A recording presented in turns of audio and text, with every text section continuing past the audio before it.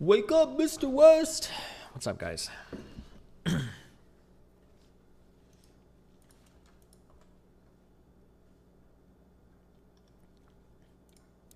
case you guys didn't catch my sick reference, that was the opening skit to a Kanye West album. Little known indie rapper. Little known indie producer rapper.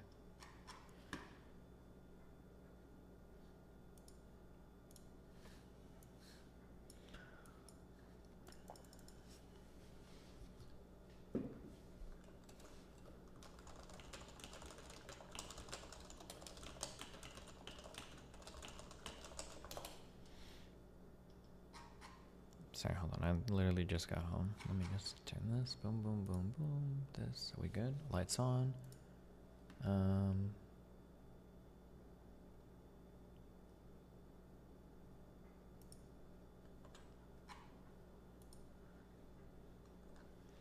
would you respond to these kinds of arguments? Hold on. Forsen is doing it. Alright, what is Forsen doing? I think it's this down. Chest. It is not this down. It is the other down. He has eyes and rods. It's this down.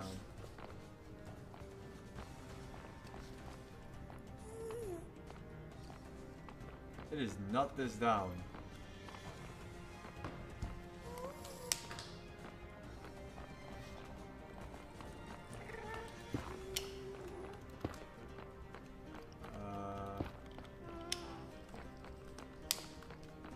So far all I'm getting is that it is not this down.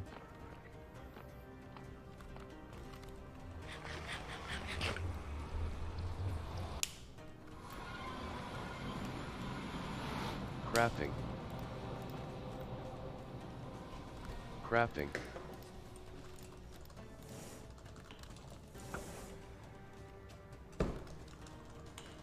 $108.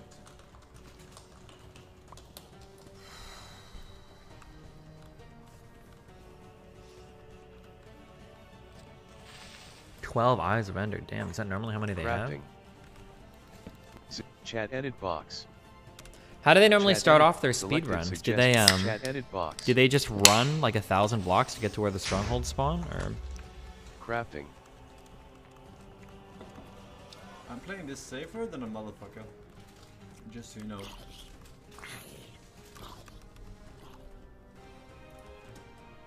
Kami's mad about you again. I think this guy's gonna be blocked on Twitter. Yeah, he does. I'm sure this is going to be a good faith. I'm sure this is going to be a good faith teardown of something I've said on stream before, not just something clipped out of like a 7-second context and used to attack me. Let's see. I think I already clicked that James O'Keefe tweet. But... Wow, Destiny's conception of BreadTube as a hive of theory-loving, economics-obsessed class reductionists is absolutely fascinating. Oh. Yeah, I think I'm close there.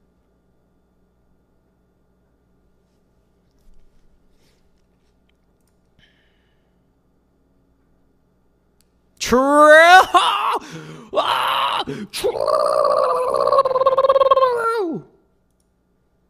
You gnome fuck! Oh my god.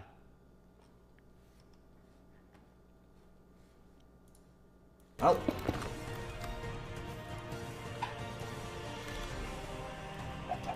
Did we travel? Oh, we also traveled pre-nether, right? We traveled quite far. Might be the wrong direction though. I don't know.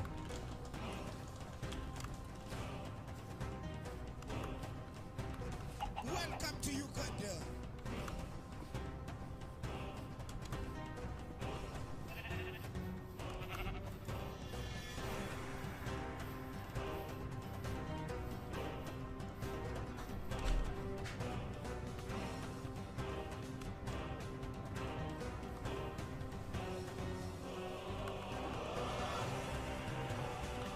What's happening, boys? Boy! Boy! Is he about to crush PVC, guys?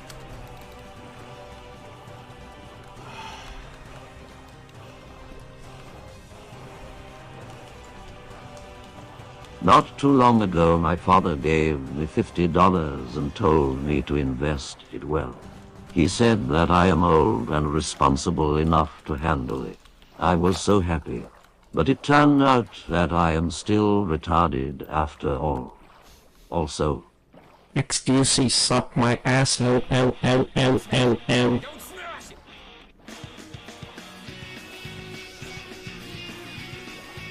Does he upload like his own voices or something? I wonder how he has all these crazy voices. I mean,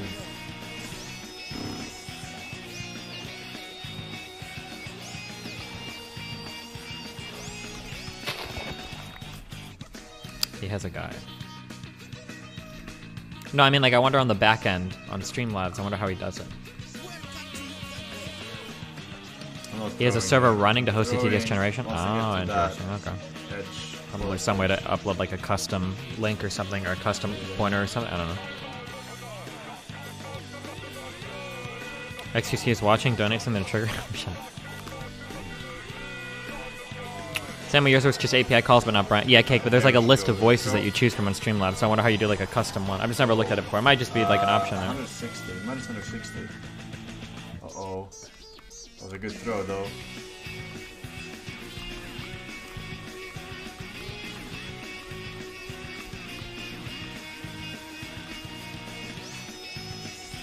I have to think here. How off course was I, really? XQC's pulse is... Oh, does he have a pulse thing? Crafting. Holy shit, he's actually really nervous or insanely unhealthy.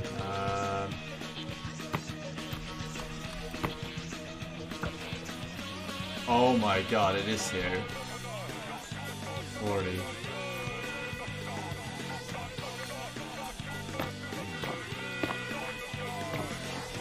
What is like a... For like a normal, not in shape, not out of shape adult male, what is your normal resting rate? Like 60, 70? I'm very 60 to 100? 100 sounds really, really, really high for a resting heart rate. I wonder what my resting is. There's no way it's 100. That's insane. Can I have that back? 4. 100's got to be like on the upper end of like really, really overweight or something. But man, okay, I could be wrong. I could actually be totally wrong. I don't know. 4. Who was Please let Was me it- not choke on the. Who was the guy? It was like Trainwrecks or somebody said they had a really low normal resting heart rate, and it was like 38 or something. It was incredibly low. It was really weird. I don't remember if that was Train that said that or something.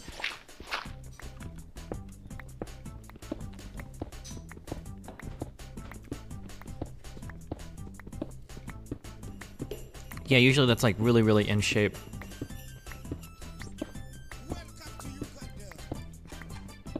Yeah, okay. Limey does? Limey does? Limey? Is it Limey?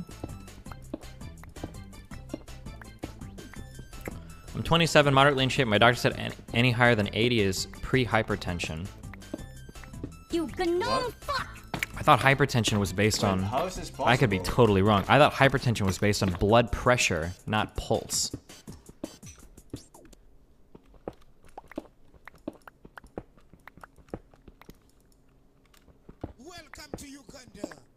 How is this possible? It's the upper end of what we call tachycardia. It starts at 100 BPM. Source med student.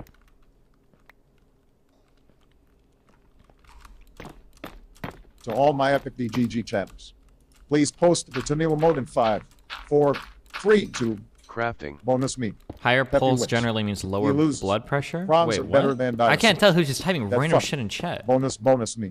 Watch out for the dark. I know your triad, blood Monfest, vessels get Columbus larger when your Square, pulse London is Square. up, so your blood pressure goes down. Oh, that could be true. Okay, I don't know who's typing This random is shit so or not. crazy.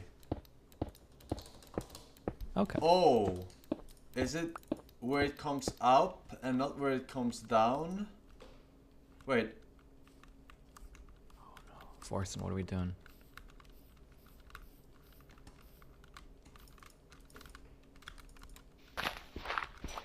Oh, it's where it comes up and not where it comes down. Is that it?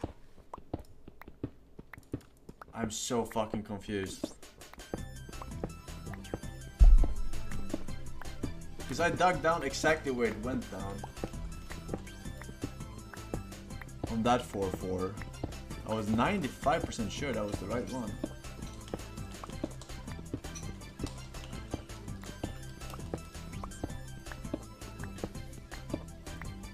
Crafting. This is so annoying. Crafting.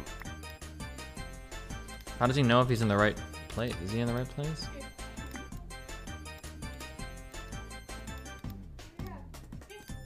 Oh. Crafting. Oh my god. Crafting. Is this where the eye was sending him?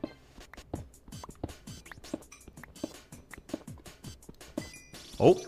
Zoomers LULW has made the advancement I spy. I was beginning to get word again. Alright, always 5 rooms from that staircase. So it has to be here, coming up. It has to. Chad, remember, if Orson Oh, no, that throws wasn't this it. run, he is just unlucky. Oh no, it is Unlucky this. RNG. Unlucky brain damage. Crafting. Why do I always lose to HQCL? Zool my bomb, Zool my bomb. Holy Zool my bomb, shit. Zool my bomb, Zool my Alright, bomb, I need Zool my everyone bomb, to Zool my bomb. Oh, come on. Oh my Everyone god. relax here. This is the Crafting. run. Crafting. Does he have enough beds? He's good, right? He's got all the shit he needs? Crafting.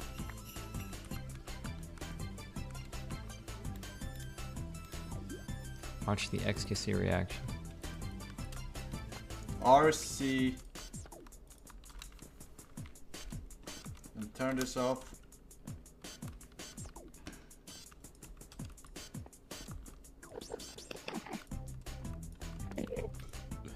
Don't fucking look at me! Ah! They're trying to look at me again. You see what I'm dealing with? I'm gonna put this on. Narrator. Off. Narrator. That one. Narrates all.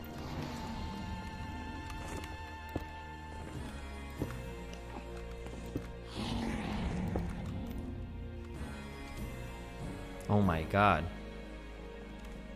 There's the dragon. Is he gonna do it, boys? Spushing! Crafting.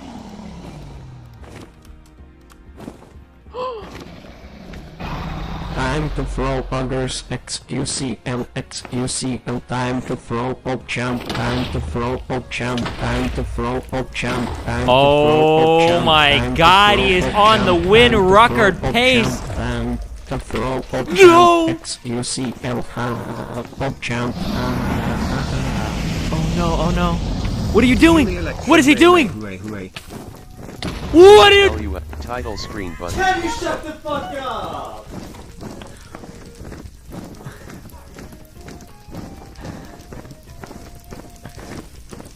That would have been... Has anybody gotten sub 30 yet? That would have been like an insane...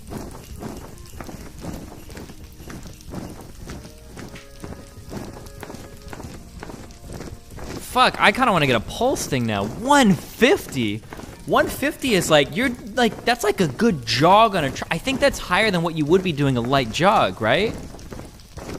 This is like pretty high. I think the maximum safe blood pressure is 220 minus your age. So like if you're like a 20-year-old male and you are like, this is like pushed to the fucking limit, I think 200 is like the max that you're supposed to be at for your pulse. So that's like, that's crazy. Damn. I feel like I must get a really high pulse when I play like League. I must get super mad. Or debating maybe?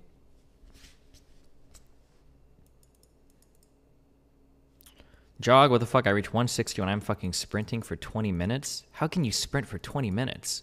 What does sprinting mean to you? You gnome fuck!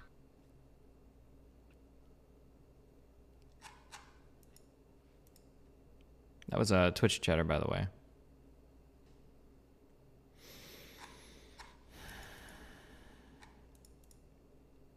He's built different.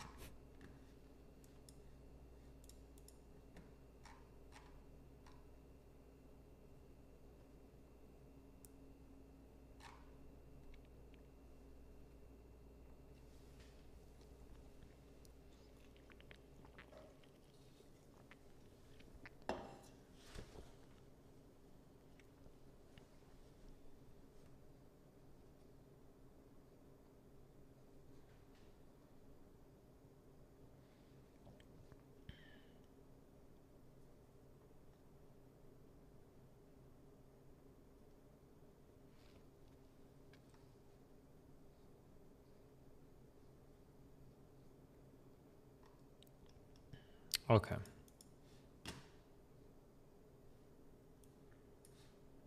What do we have here? They were grilling the hell out of me. How are you feeling right now? I'm kind of pissed. I feel like I just got played. And I heard him say to the supervisor that they messed up yesterday. I was like, oh, what did they mess up on? And he told the supervisor that they had postmarked one of the ballots for the 4th instead of the 3rd, because they were supposed to put them for the 3rd.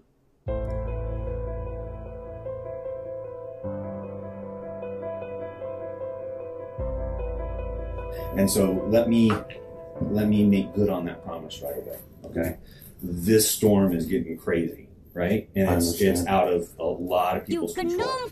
And so the reason they called me in is to try to harness that storm, try to reel it back in before it gets really crazy. Okay, I understand. Because we have senators involved, we have the Department of Justice involved, we have Trump's lawyers team's gotten a hold of me. I'm not. Well, I am actually. I am trying to twist you a little bit because in that, believe it or not, your mind will kick in. Okay. We like to control our mind, and when we do that, we can convince ourselves of a memory. But when you're under a little bit of stress, which is what I'm doing to you purposely, your mind can be a little bit clearer. And we're going to do a different exercise too to make your mind a little bit clearer. Okay? Good to go. So, but this is all on purpose. Okay? Roger. I'm not scaring you, but I am scaring you here. It seems like they were trying to make me distrust y'all. And at the same time, it kind of affected, but at the same time, I was like, no, these guys have had my back since the get-go. So that's why I continued. Do you think these federal agents have your back? At this point, no. Hell Do you no. think these federal agents are really interested in investigating fraud?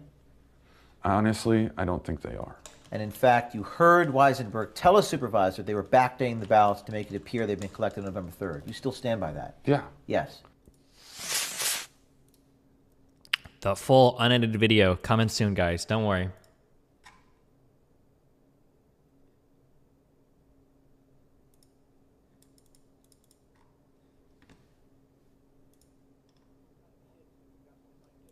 What is this? Hold on.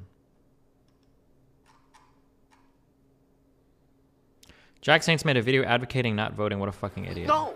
Hey, you're doing that thing again where you take everything I say out of context. That rated by one of... Maybe, I don't know. This guy's a fucking idiot. I don't care about him. He literally has me... Where do we stand on this? So, I need to rebrand away from being a debater because it makes people too scared to talk to me. For good reasons. They should be scared because a lot of these people are fucking stupid. I don't think everybody should have to debate, but it's a little bit annoying if you're going to put me on blast on Twitter, but you won't actually defend any of your shit and you have me blocked. So it's kind of funny that he like talks to the shit on Twitter, but he literally has my Twitter account blocked, and that guy would never have a conversation with it because he knows he's full of shit. I guess that's the thing that irritates me at the end of the day. I can understand somebody being like, oh, I'm not a great talker, blah, blah, blah, blah. It's like, dude, you do fucking video essays on YouTube. You're sitting here tweeting out bullshit all the time. Like, you should be able to have a conversation, motherfucker. But, yeah.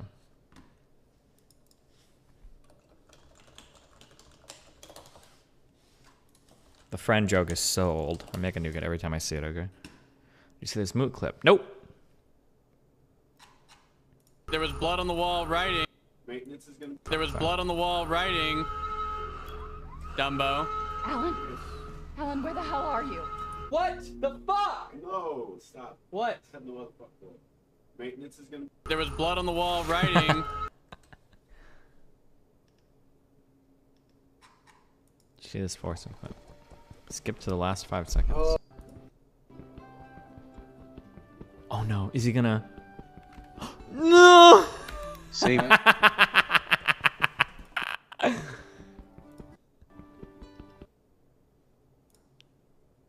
Here's what you make of the fact of the house seats that you... Oh, hold on.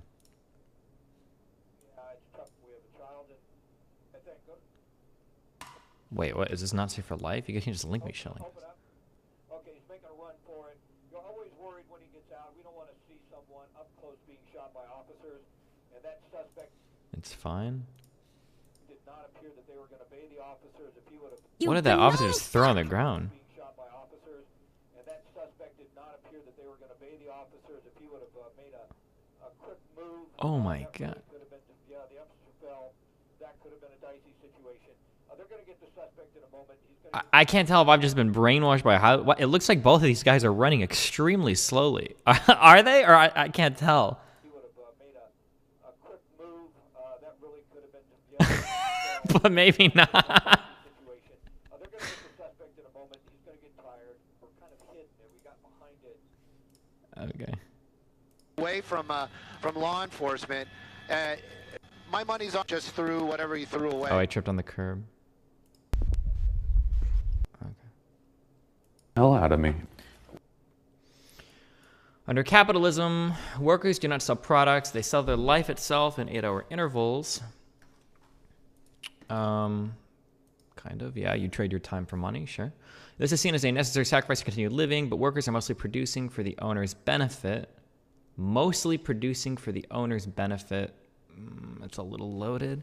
Consider a burger that costs $1 to produce but is sold for $3. If it takes 3 minutes to make, 67 cents is produced each minute. In contrast, the worker receives just $1.67 per minute at $10 an hour. Or I'm sorry, 0.16. Consider a burger that costs $1 to produce but is sold for $3. If it takes 3 minutes to make, 67 cents is produced each minute. In contrast, the worker receives just 0.167 cents per minute at $10 an hour. Were the worker given the full value of the labor, they would only have to work a 2-hour shift. Well, this ignores all of the capital required to create the burger as well, which I know we like to do. When we talk about lefty bullshit, we ignore capital completely, but okay. But instead, workers labor the extra 6 to pay for the owner's yacht. Not, do you really think what is the average income of a McDonald's franchise owner? I want to say it's, is it like $150K a year? Average income, McDonald's franchise owner. I want to say it's $150K a year. No way. Is it really this low? So the average income, well, no, this is just what they make from owning a franchise, I guess. Okay. So the average income of the average amount of money made by owning an individual McDonald's franchise is $66,000 per year. How much do you think a yacht, $150K a year is enough to buy a yacht? Wait, what? You say so much stupid shit. I'm just going to ignore you. Because I think you're being sarcastic most of the time, but I'd rather just not read anything if you type.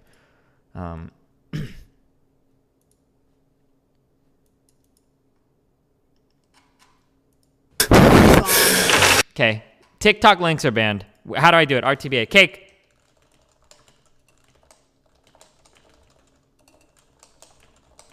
Until they have a volume control on the website, we're banning TikTok links, okay? It's too early for this bullshit.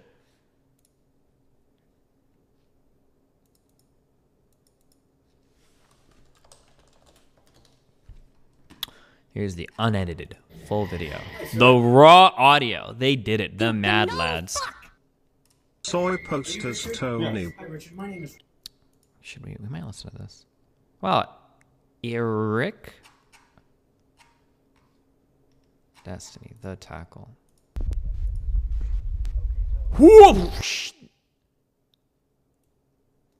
He's running from the cops. I was gonna say, doesn't this seem really excessive? But I mean, like, he's running from the cops, so I guess fuck him, right? But like, I feel like you could so easily break an arm at least. That's some concrete there, damn. I guess, yeah, if you're running from the cops, I guess you get fucked.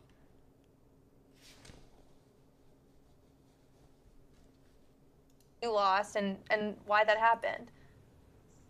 Well, it happened simply because we were not able to discipline ourselves according to voter sentiment. We keep making that mistake, this foolishness about you got to be this progressive or that progressive. That phrase, defund the police, cost Jamie Harrison tremendously. Now, I'm not saying it was the only problem. Okay. I'm glad he said that. I was going to say, there is no fucking way that any election will ever come down to one issue. There's no way that that one thing costs your seat. It's going to be a combination of things. But I'm really glad that he said that. I'm really glad he qualified that. Hope you have a good day with the lady friend buddy. Bonus meme too. Love you, You sound buddy. kind of mad, Congressman. It sounds like you're I blaming am. the more progressive members of your party for holding folks accountable or to a standard that doesn't work in their district. Do you blame the progressive members? No, I don't blame progressive members. I want everybody in my caucus to be as practical as I am. That's the I wish I had an article, but something about I guess something about black people in general is that the black vote. I wish I could find this, but black people are some of the most strategic voters in the United States when it comes to like supporting certain candidates or supporting certain issues. So it's not as surprising to hear somebody like Clyburn come out and say this. I wish I could remember. I don't remember if it was a Slate or a Vox article, but the black people tend to vote like in very strategic ways. So it's something that you have to keep in mind when it comes to like appealing to certain groups of people and everything. But the difference here. How are you going to look at me and say I'm not progressive? This foolishness about you more progressive than I am, that's poppycock, and I'm not going to listen to it. If you could have a caucus meeting right now and you would, or tell folks what they should do differently, given the losses that we have, what would you say to them? Stop sloganeering. Dan didn't vote due to defund the police, would cuck his cops content. Sloganeering kills people. Sloganeering destroys movements. Stop sloganeering. And let's go about the business of representing people and building hopes and aspirations for people. It seems to me, Congressman, while you all might be celebrating Joe Biden's victory in defeating Donald Trump, the party, the Democratic Party, seems more fractured than ever. We're not more fractured than ever. You know, a party's not fractured by a tweet that goes out or by the expression of one person. Were you ever worried throughout this campaign and this process that those progressive ideas and slogans would hurt Joe Biden's chances at winning the presidency? Joe Biden has some very progressive ideas. The slogans, defunding the police, socialism, represent policies. It's an easy way for Dems to try to sell, or anyone, to try to sell their message. that is not true. Abolish the police was one of the worst fucking slogans of all fucking time. It was so unbelievably fucking confusing what the fuck that meant. And even in every debate that I've had to explain, what does abolish the police mean? It doesn't mean get rid of all the police. It might not even mean reduce funding to the police. It means increase funding to social services that can cover issues that police currently have to because of a lack of funding of other social services. That's what it means. And half the time, it doesn't even make sense. Like, people say, we need to defund the police, okay? We need to increase their training, and we need to get body cams on everybody. Well, hold on. You want to increase training for the cops, and you want all the infrastructure necessary to set up body cams. How the fuck are you going to decrease their funding at the same time? That's going to need way more money. You're talking about an increase of funding there. Like, it's such a horrible, misleading, stupid fucking slogan. How do you say that in as few words? Reform the police. Like, I don't know, anything besides abolish or defund the police. Both of these things are incredibly fucking confusing things. Also, what do I need to put on my tool to get the excavator thing on it?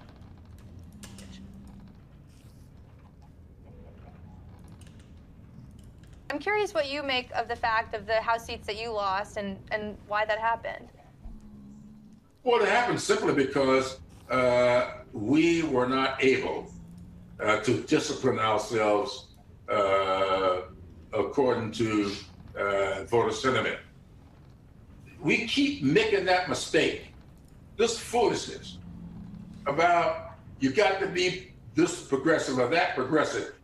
That phrase, defund the police, cost Jamie Harrison. Wait, did we restart? Oh wait, we did. I'm not saying it was the only. Okay. Does AOC actually have an intelligent response to this, or is this just her stupid threat about like, well, I looked at the fucking campaigns and a lot of them didn't tweet enough? This is a call from communities that unfolded in real time. Activists don't focus group. BLM is not the DNC. It's a polls. Do you think Black Lives Matter is guilty to a similar degree of being vague? Not usually. I think that their message gets hijacked a lot, but I think BLM is like pretty specifically focused on police brutality against African Americans. I think they like pretty focused on that. This is a call from communities unfolding in real time. Activists don't focus group. BLM is not the DNC. It's a poll's job to own their message. By the way, it was effective. New York City is shifting to mental health workers at some 9/11 calls, and policies changed faster than an election cycle. This is all pretty fucking vague, but okay. The idea that politicians control activist messages doesn't make sense. They don't work for us. Our job is to listen, develop our message, own it when it lead it. Civil rights movements didn't pull well at the time either. MLK was disliked. Does that mean it wasn't effective? This idea that like politicians can't have any influence over activist messaging, I disagree. I think politicians amplified the fuck out of defund.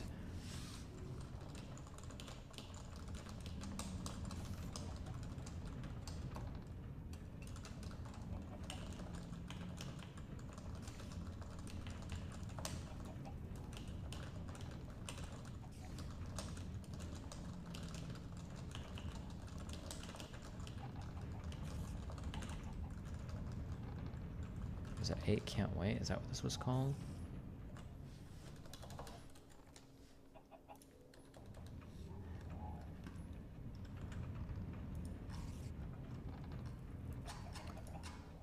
Why do you think conservative sloganeering like build the wall, all lives matter, doesn't hurt their side? Well, all lives matter is a protest to a protest. I don't think that all sloganeering is bad. Just don't do it in a shitty way. Just abolish the police. It's just such a when the majority of people in the United States are in favor of the police, having the hashtag abolish the police is just not a good fucking, it's not a good slogan.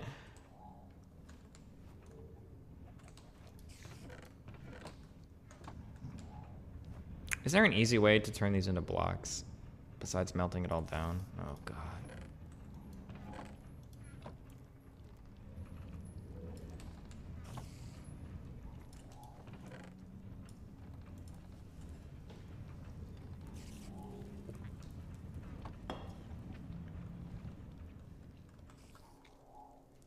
The majority weren't in favor of Build the Wall, didn't seem to hurt Republicans. Is that true, though? Do we know that Build the Wall didn't hurt Republicans? Didn't hurt them with certain voter groups or whatever? Because we had a huge blue wave in 2018. I don't know if it's... Did I make my thing yet? Oh, did I fuck this up again? I keep growing these dumbass blue crystals, and I don't want to grow any more blue crystals.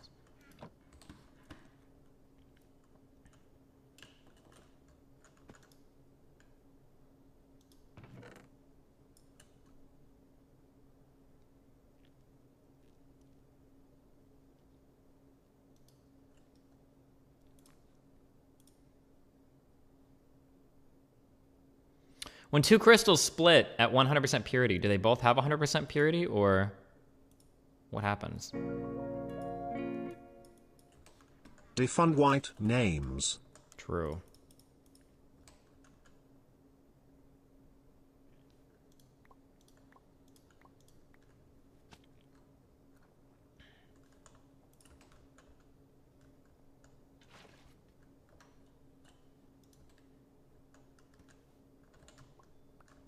Yeah, also, I think more people are going to be in favor of, like, enforcing the border laws than abolishing the police.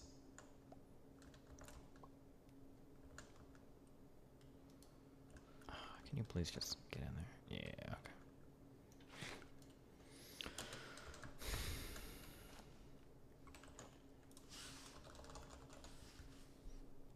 Combined with a flint, upgrades your tool to the materials mining level. Nightly sharpening kit. How do I, if I want to repair my nightly tool, I'd probably just have to combine it with ingots, huh? Is it okay for Dems to pin their losses on the more progressive Dems? No, but it's the easiest thing within their control.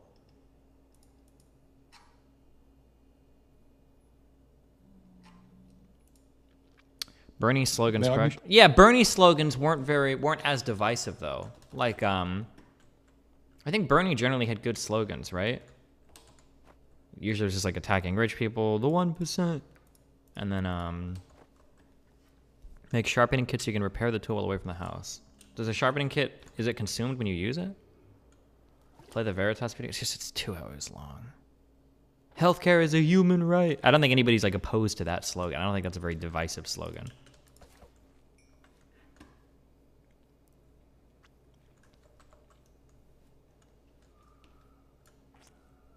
It's consumed when you... Yeah, fuck it. LOL, they set up a debate and Destiny backed out last minute. Wait, what? Who are you talking about?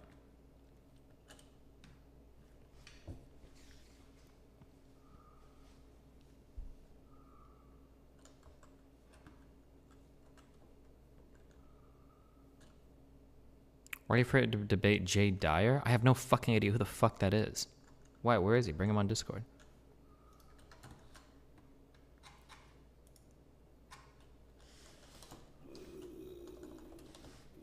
That was immediately the response to do from the police is that non-Twitter rose dumb fucks we turned off by it. Even my progressive mom didn't like the concept of the slogan. Yeah. I don't think any, I think Bergen's, or not Bergen. I think Bernie's slogans were generally pretty good.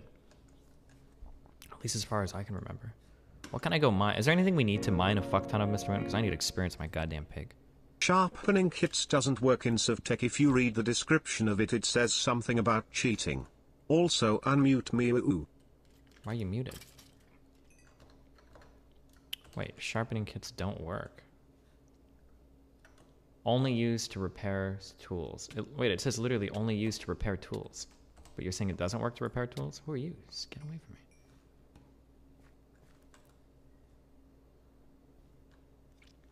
We need cobalt. How do we get to the end? Or the nether, sorry. Destiny Subway, Jay is a pre-supper? Oh, God, no. Oh, no, you're right. Never mind. Whoever said it before is right. I'm a coward. Yep, you got it. You were totally right. I am. I'm too scared of that. I can't think of very many things more boring than debating presuppositionalism. Holy shit. I would almost rather do the research for race realism. What a worthless fuck topic with zero implications or prescriptive measures like for our real lives than fucking presuppositionalism. Called it. Yep, you got it. I'm scared.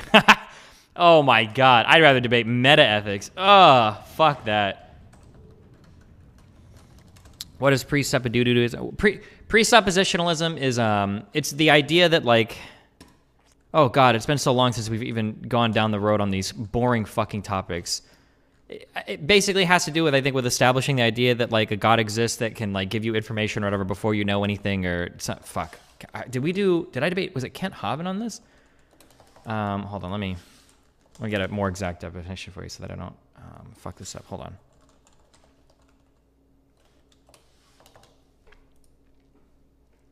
I think it's the idea of establishing epistemology, like with something comes before it. Yeah. Oh, Darth Dawkins does all the presuppositionalist arguments too. Yeah. Presuppositionalism is a school of Christian apologetics that believes the Christian faith is the only basis for rational thought. It presupposes that the Bible is a divine revelation and attempts to expose flaws in other worldviews. Basically, the way that this works is like, so if you've listened to my arguments with the guy who has brain damage from mold, the teacher guy, or Darth Dawkins, who is also somehow probably similarly brain damaged, basically what they'll do is, oh, well, it'll start off very friendly. They'll go, do you think you can know things? And I'll be like, yeah, I think so. It's like, huh, how do you know things? Well, I don't know, like, you know, we test things and stuff, I guess. I'm like, I like science. Oh, you like science. Funny you say that. How do you know when you test things? How do you know that those things are actually real? I don't know. I mean, I guess I see them and stuff, and it like seems like, I don't know, logically, like, I don't know, like I believe in like deduction and stuff. Oh, funny you say that. How do you know deduction is real if you've never tested it yourself? I'm not sure. Well, do you think that you can believe something without having any evidence whatsoever for it? No, I don't think so. I think like scientifically we get evidence. Interesting. Well, what evidence do you have for deduction or causality? Well, I guess I don't really have evidence for that. Oh, but sir, you said you required evidence for your beliefs. Well, yeah, but I guess those seem kind of... No, you said you required evidence for your beliefs, and you have no evidence for deduction and causality. You based your entire worldview around those things. Well, yeah, I guess maybe... So my question to you, sir, is what proof do you have for things like causality or deduction? How can you prove your foundational logic to me? Oh, well, there's your problem. I know because it's been divinely revealed to me. This is presuppositionalist arguments, and it is fucking cancerous as fuck. And it is such a boring fucking argument to run down. It is so fucking horrible. Oh my God, it is so boring. If you've ever debated, if you've ever seen Darth Dawkins making the rounds in Discord servers or any shit like that. Mooten, how do I get to the nether? How do I get to the nether? Go to the second floor portal room. Okay. Why do I have so many messages? I didn't do my messages. Oh God. Oh God. How does he know it's being revealed to him? Does he have proof? Well, that's usually where most Christian apologetics will break down. Is because usually then the way to make Darth Dawkins malfunction, if you've ever seen a movie, you say, oh, well, how do you know what's being revealed to you isn't being revealed to you from a demon instead of God? And then they usually say, well, I read the Bible and the Bible is divine truth. It's like, oh, well, but how do you know that the Bible is not just a trick that a demon is playing on you? Well, that's not possible. And then he'll usually block you and then move on. But that's, I think, for Darth Dawkins, that's usually the defeater for his argument. Is you say, oh, well, so you're telling me that I can't trust any of my senses or anything because all of that is, could be whatever, blah, blah, blah, or like causality and logic and all that. I can't believe any of that without having like a justification for it. Well, how do you know that what's being revealed to you isn't being revealed to you by a trickster demon? And they don't have a response to that ever, and then they just usually shut down. But the whole everything related to presuppositionalism, it's such a waste of time. Anybody that spends anybody that spends any amount of time trying to legitimize or argue in favor of or against either of those things is just, why are there monsters in here, Moon? What the fuck is going on in here? Where is our nether? Wait, where the fuck is our nether portal? Oh wait, this is another portal. I'm done. Never mind. Okay. Do you know the video is of the guy who asked Dawkins if God knew what a blowjob felt like? Oh, not JVC. Wait, it was JVC, right? I'm thinking of PVC. Why do we have the spawner here, Mooten? Holy fucking shit. What is this place?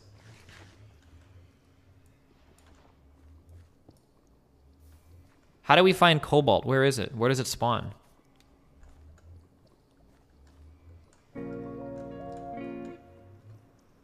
What does presubstantialism commies say about Doom Guy?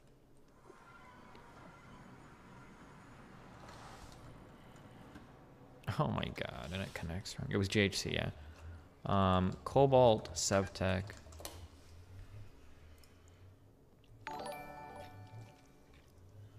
Sup Destiny would love to know your thoughts on this article. What?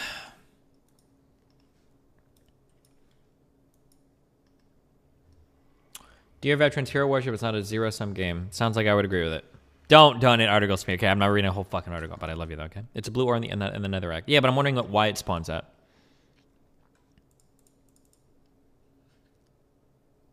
Today in court, a Pennsylvania judge asked a lawyer for Trump point blank whether he was alleging fraud. Oh, I saw this tweet. I understand I'm asking a specific question and I'm looking for a specific answer. You claim that there is any fraud in connection with the 592 disputed ballots. To my knowledge, at present, no. Are you claiming that there is any undue or improper influence upon the electorate with respect to these 592 ballots? To my knowledge, at present, no. You gnome fuck! Hell yeah, Melina's coming back. Coom always wins. Good one. Did I really understand you right earlier that you implied divisive slogans are bad? If so, then what about MLK or suffragists or abolitionists? I would have to look at the polling around the time of what they did for their shit. But I don't know 100% the ins and out of like how Congress was playing out back then. Guys, you're asking questions, but you don't want any answers. God is a liar, sir. You follow a lie. Oh, this is the brain damaged guy. Let me answer now. Repent or perish, sinner. Repent or perish, sinner. You're going to hell. Hey, guys, calm down. This is presuppositionalism 101.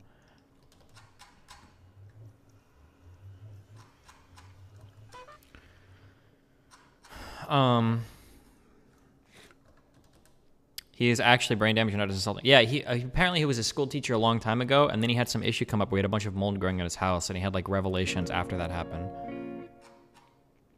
Jalfrezi is the best curry before you give a shit food take on curries. I don't even know what you just said. Hold on. Mooten, where the fuck does cobalt spawn? Cobalt. Locate and mine cobalt found throughout the nether. Oh, it's not a particular y-axis? Is that the dinosaur guy? I think so, yeah.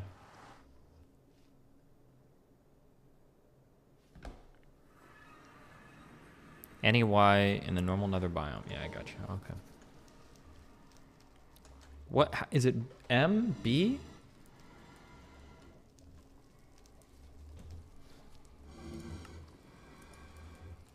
Somebody said there was a shortcut to make a waypoint, but there are none. It doesn't work. Okay.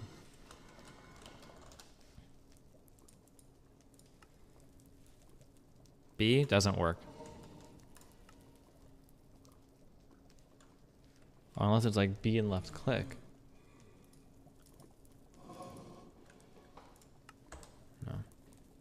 Should be B if not inside the map. B opens my backpack. What are you doing here, dude? Moon, do we really need this dumbass spawner here?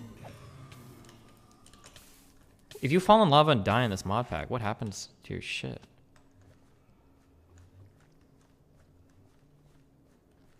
Did you already look in the keybinds? Nope, don't care. You can bring it into the base if you like. Fiery quartz ore.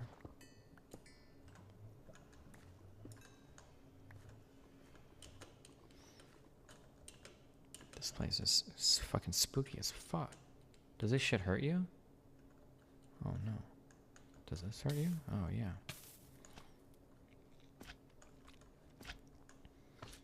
How hard is it to find cobalt?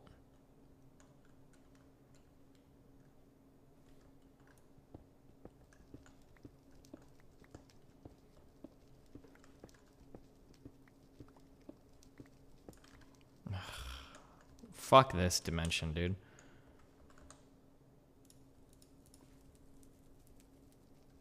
Doesn't your magic pickaxe find ores? Oh shit, Mahai Nuber, you're right. What the fuck? Where did...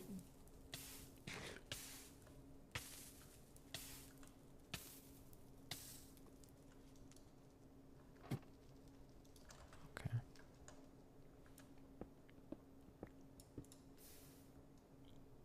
Cobalt is on the surface. You don't have to dig. Oh, I'm just digging towards whatever my... Oh, fuck.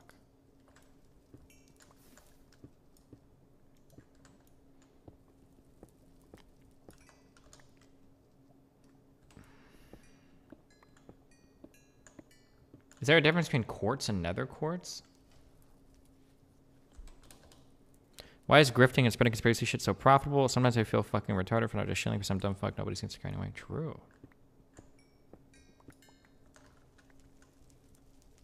You can just run into direction, destiny, or walk along walls. Is cobalt really never in the ground? Oh fuck, this mine's faster here. You need to find a biome that looks like the vanilla nether. It will only spawn there. I'm sorry, I just don't trust most of you.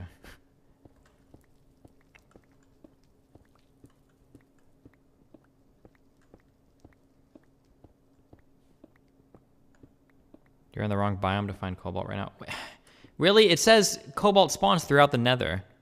I need Le Kebab or Andalin to tell me. I don't trust any of you other motherfuckers because you guys will just type random as fuck shit.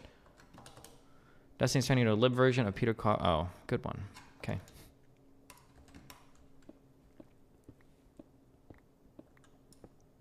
Basalt.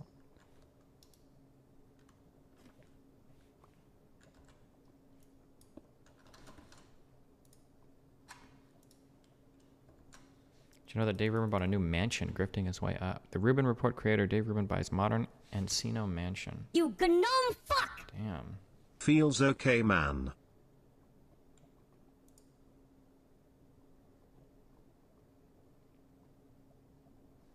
$6,500 square feet with 6 bedrooms and 7.5 bathrooms.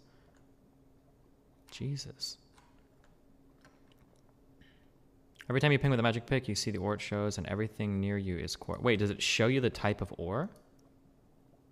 Oh, I wasn't even paying attention to the actual thing itself.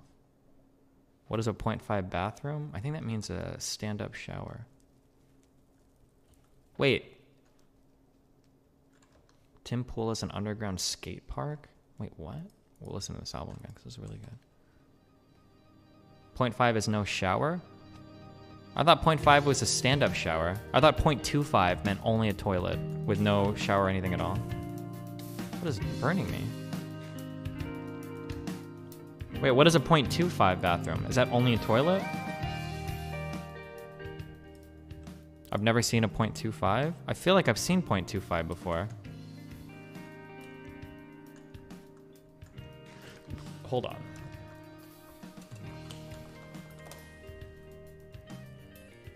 A 1/4 bathroom has either a sink, shower, toilet, or bathtub.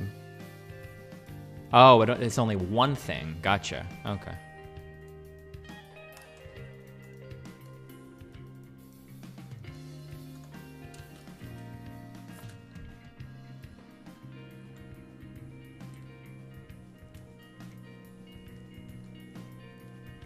You gnome fuck! So these are all, that's all quartz in there that I'm seeing? I really want to test this on non-quartz ore so that I can see if that's actually how this works. What? We should have made a nether portal farther away. I don't want to be on top of... I don't know if the Scrub King or PH have looked for cobalt yet.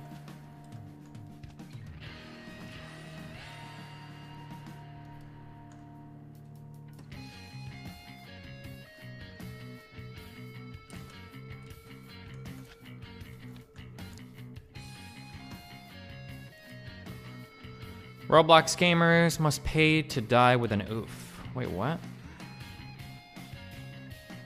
The oof sound that famously accompanies the death of characters will temporarily be removed following a copyright dispute. Jesus.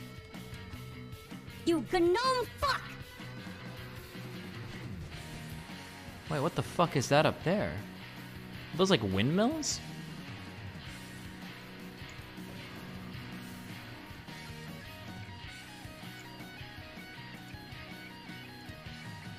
In our homes. We're on the not remaining in our homes. We're on the streets now. Yeah! And we're in front of the state capitals, and we're not leaving until the state legislatures allocate their electoral votes for President Trump for another 4 years. Yeah! Not remaining in our homes. We're on the streets now. And we're in front of the state capitals, and we're not.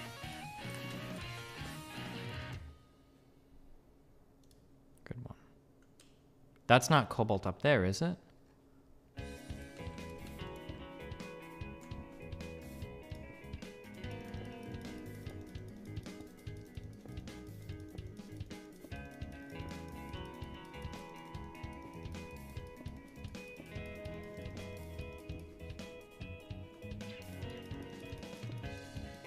You don't have Optifine installed? I don't know what the fuck that is. So this does look like quartz.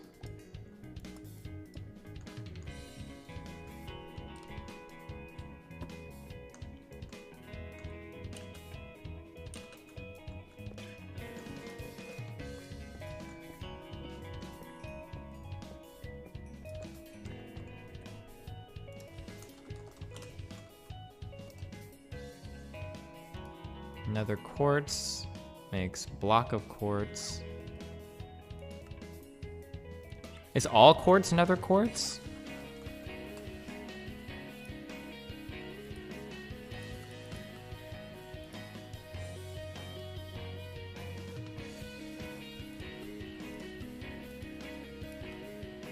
Oh shit. Okay, so this is good. Cool. I can get infinite stardust bullshit at least.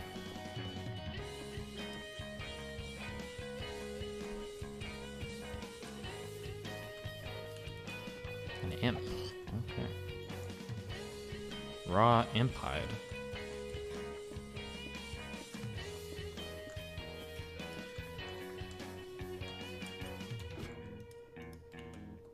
Oh no, it's not showing you, it's just mushrooms.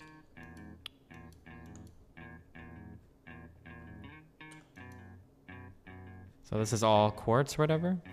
Did you see Twitch's DMCA thing? Yeah, they emailed all the people, I guess.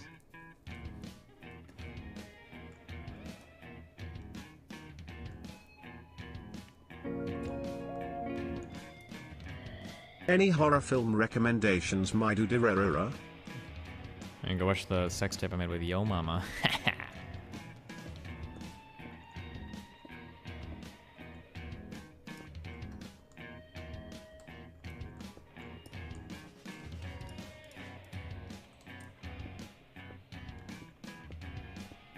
Oh, I thought those were windmills. Those are like spinning death traps.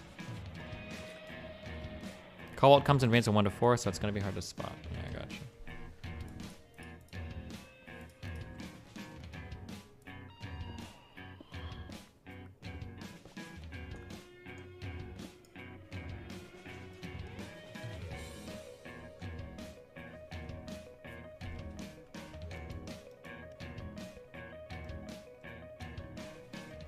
Everything I see is quartz. You gnome fuck!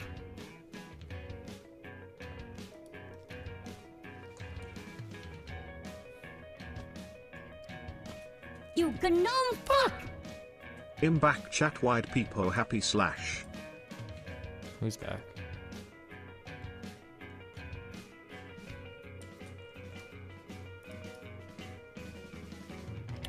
You're looking at ballots. Is this what our country has come to? Them all. I just want to document. Ballots?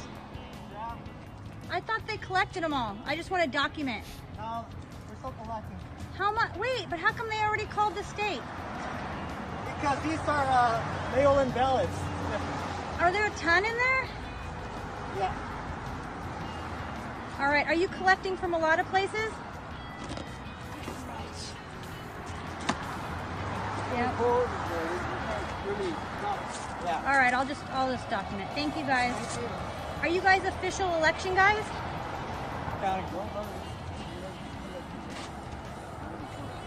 All right. And let me just ask you one thing. Where do you guys take them? Election center. That's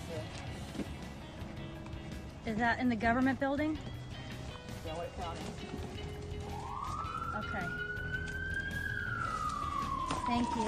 Thank you. Are there a lot more in there? 6 feet, please. Okay. No way. Thank you guys. I just want to see because they called our state so quickly. I know. I am. Oh, what the fuck is this? You don't have a mask either. Oh yeah. Sorry.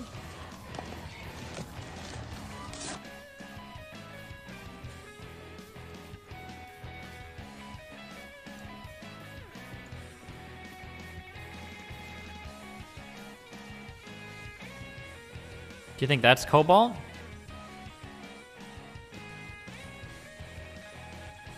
Who would have guessed? True.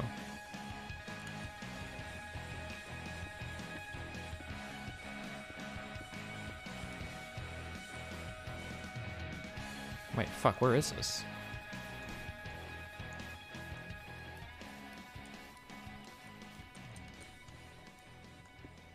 Ah, cobalt ore.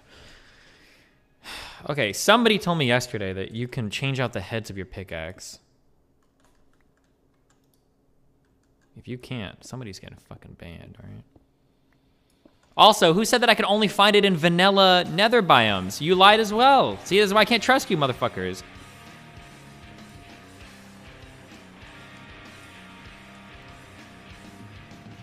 There's more cobalt.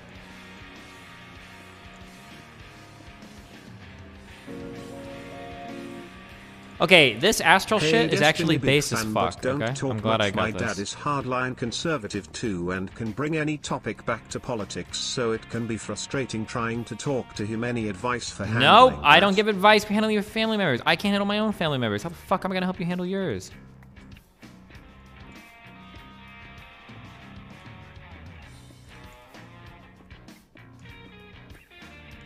The G word was dropped. Oh, am I a Gusano again? I think I get Destiny's huge ego from all the good shit he has done in the past, but when he started to get criticized, he saw it as a direct attack. Also, he was raised by Gusanos like Pac-Man. Well, both my parents are Cuban now. Interesting.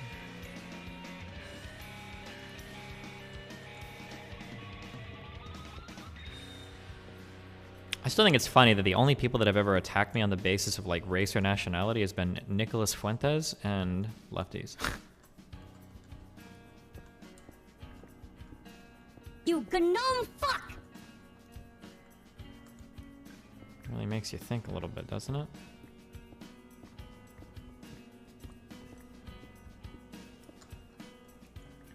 If I change out my pickaxe head, is it going to maintain the level that it is? Because this is level... Well, it's still level 1, I guess, but I've got experience on it. And will it maintain all my enchantments? Oh, we've got no's and yeses.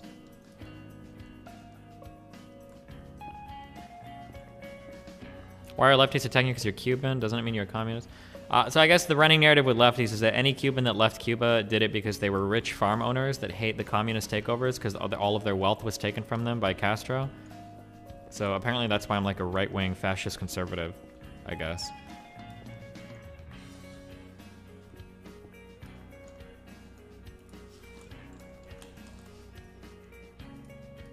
Does this one cobalt block? Please tell me this makes like a whole ingot. Yeah, it does, okay.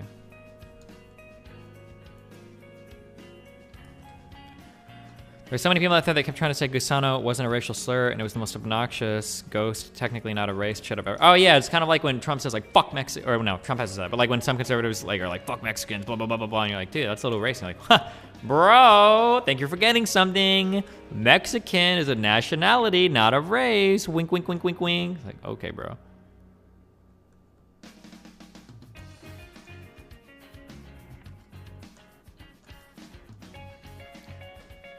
Narrator, narrates all. No! Narrator, narrates chat. Narrator, off. I'm sorry but chat is not 6 feet apart. DGG is not safe.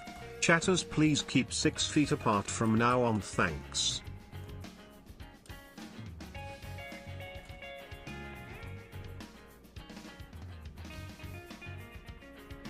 Is this true, chat?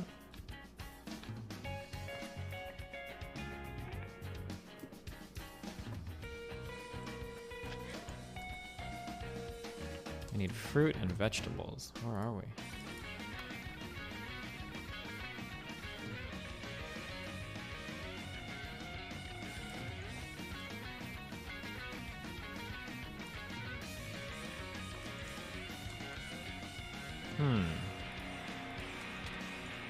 What the fuck?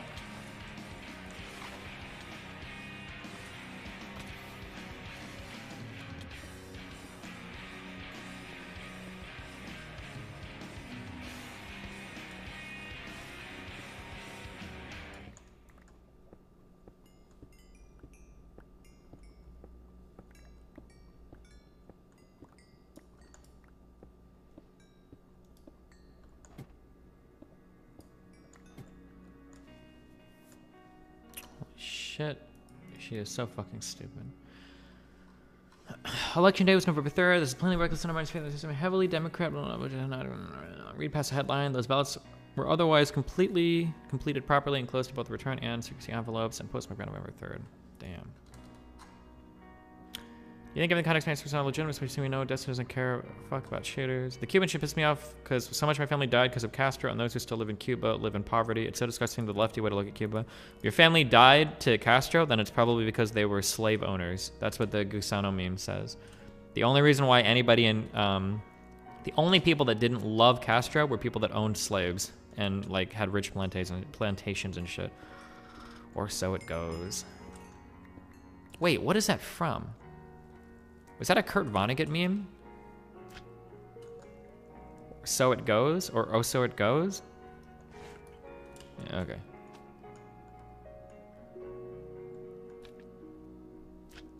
Ooh, we're fine, okay.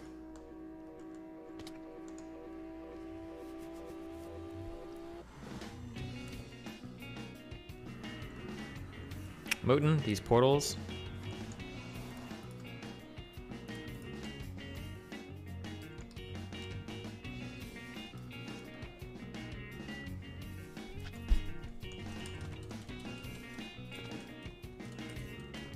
Is there like Excavator 1, Excavator 2, Excavator 3, or...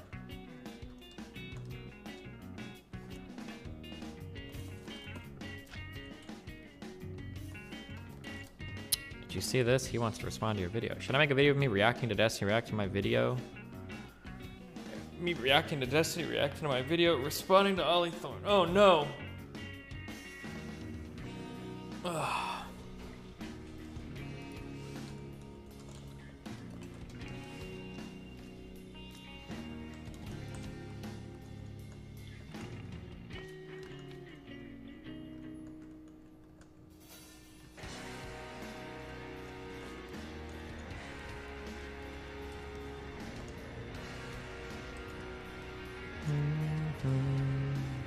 Moon, why do we have so much shit in our fucking smeltery?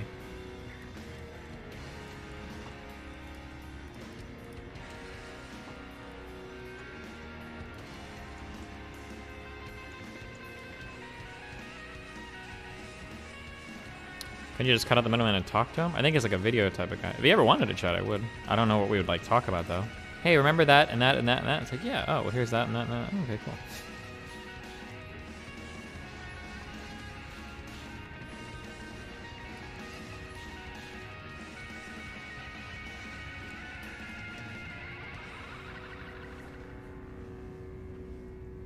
Make a pickaxe head of cobalt. Yeah, I'm working on it. Hold on. I'm trying to clean up our smelter. We got so much random shit in here.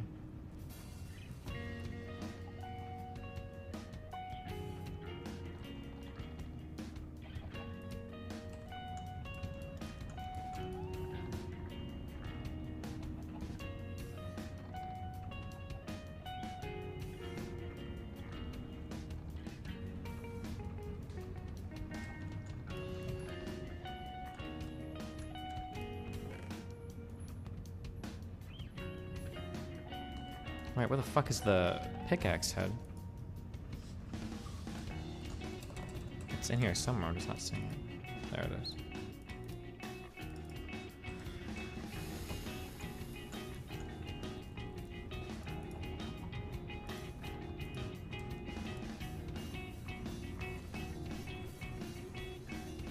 Are the hoppers under the casting table? I have no idea what those hoppers... I don't even know what those do, or if those do anything. I have no idea.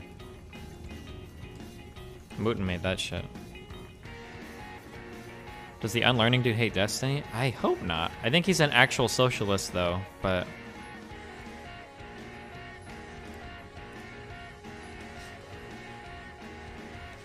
Oh, and it maintains the experience and everything. Oh wait, but it's like half broken. Should I repair this with night metal and then switch out the head to something different?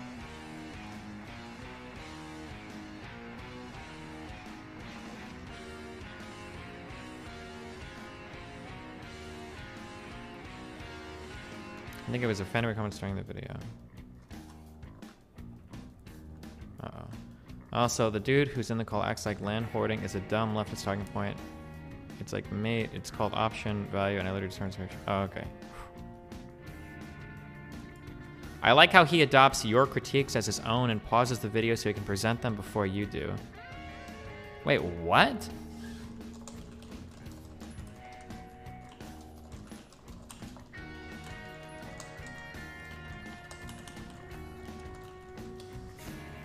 Okay.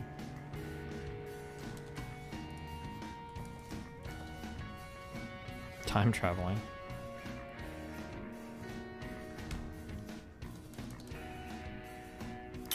Do you know the prog rock band and So I Watch You From Afar? Nope. Okay, wait. So I should repair this first.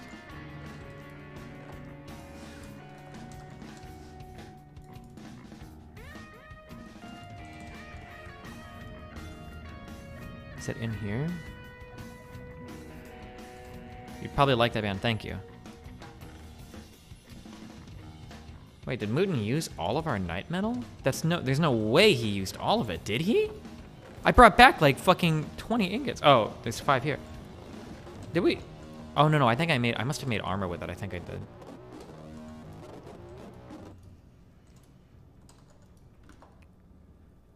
Okay, pickaxe goes here, boom, boom. How many is this gonna take? Can I do it with one? No, fuck, might as well use both of them. This mining level is cobalt. It's slightly faster. This mining level is also only cobalt though. What's the big upgrade? It doesn't even seem to be that good. Unless it gets like some new capability or whatever.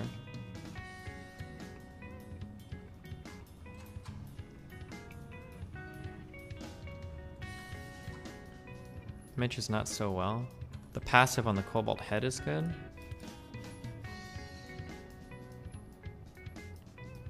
Momentum. I wonder what momentum does. Let's see. I know I have a Tinker's book somewhere in here.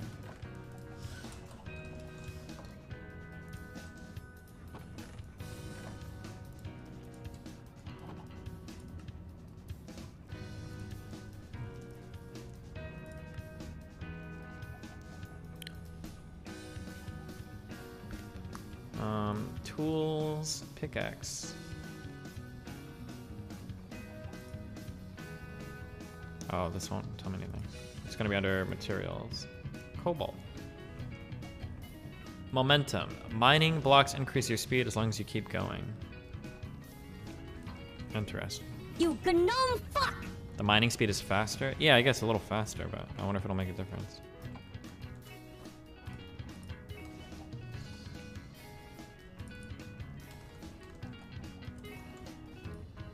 God damn it. I don't know where to put all this shit.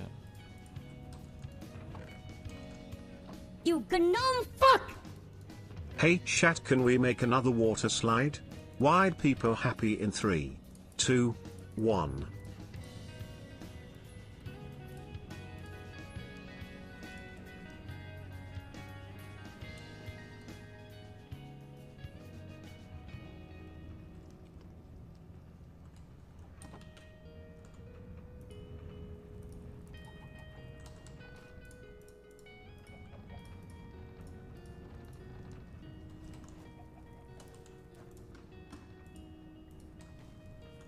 Okay, we needed fruit and vegetables?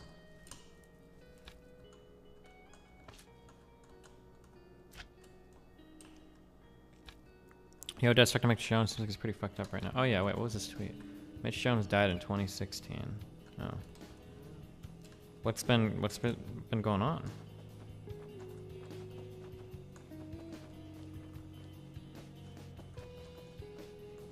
Is there a better fruit or an easier fruit to harvest than these berries? Look at his page, he's posting a bunch of doomer shit. Oh, damn. Holy shit. I didn't follow it too closely because I just don't know who's involved. Did you see? Apparently some like FPS player committed suicide yesterday or the day before. And I guess like his family got onto his account and his family posted. They were like, hey, just letting you guys know, he was not depressed and he definitely didn't kill himself. But apparently, like, everybody else is saying he's dead, and a bunch of people are, like, ultra ass mad about the family posting it. I don't know if it was his cousin, they said, or somebody on the account. Was it F? I think it might have been F3, yeah. Felony? Yeah. Okay, is that his name? Mitch turned on his alt yesterday and vented a cry for an hour, was saying he's in pain and everything is shit. Jenna got affiliate. Finally got 3 very steady followers. It's my first time reaching affiliate. Be proud of me. Oh, nice. Destiny freaks out when a leftist makes a good point. From YouTube chat. Really? Do you want to come on and chat? About leftists making good points, my dude?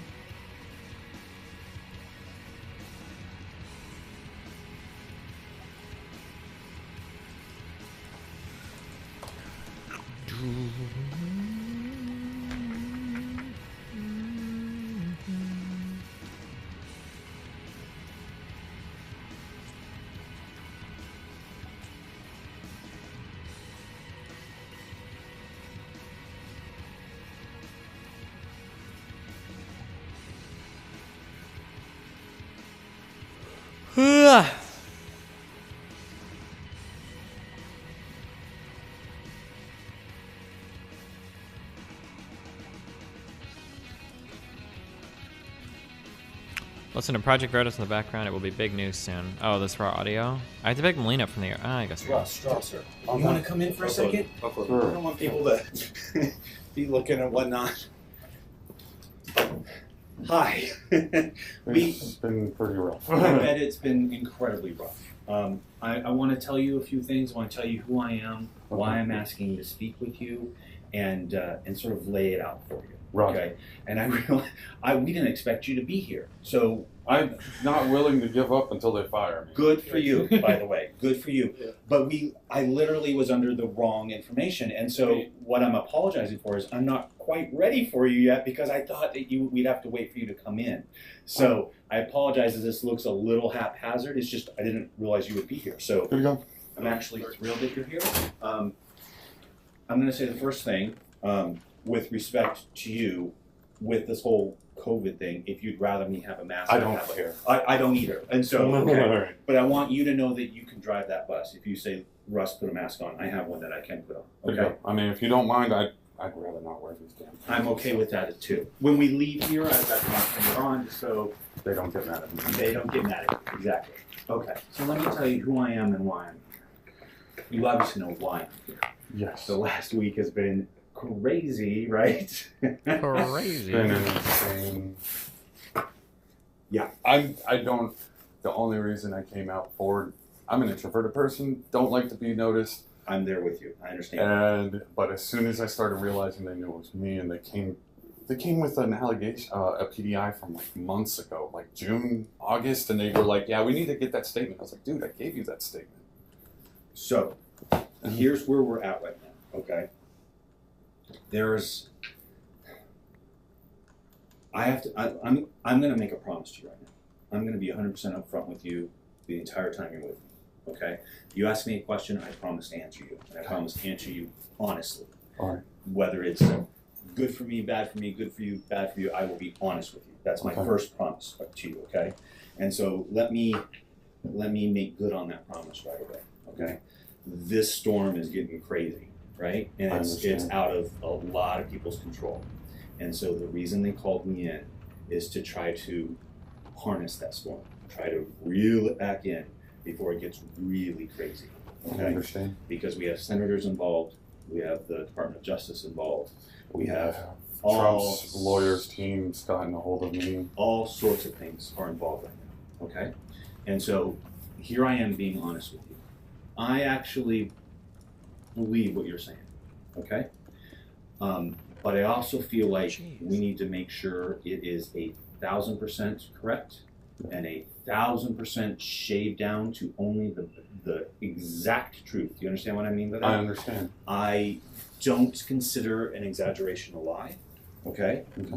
But when it's out of our hands, it can turn that way very quickly. And so what? So they did edit it? Wait, has it been edited? I'm sorry, I wasn't paying super close. Why do you think it was edited? I want to do in the best way that I can protect you is to leave today with the absolute truth, the barest truth that nobody can chip away at. Does that make sense? And does that seem fair? They said it was far as long, but the bit is That's where I'm trousers. at. Oh, Okay? interesting. Okay. The first thing we're going to do is we're going to chat. Can you give a quick summary of what we're listening to? So Project Veritas supposedly identified a guy that says that he was asked to like post-date ballots or something, which would be illegal. That like they'd received ballots too late, but he was like dating them, or not post-date, predate, I guess, ballots. So they'd received ballots late, but he was told to lie and make it so the ballots looked like they'd come in earlier. And this is him going to the Inspector General of the USPS, I guess, where they're doing an investigation to figure out if this has happened.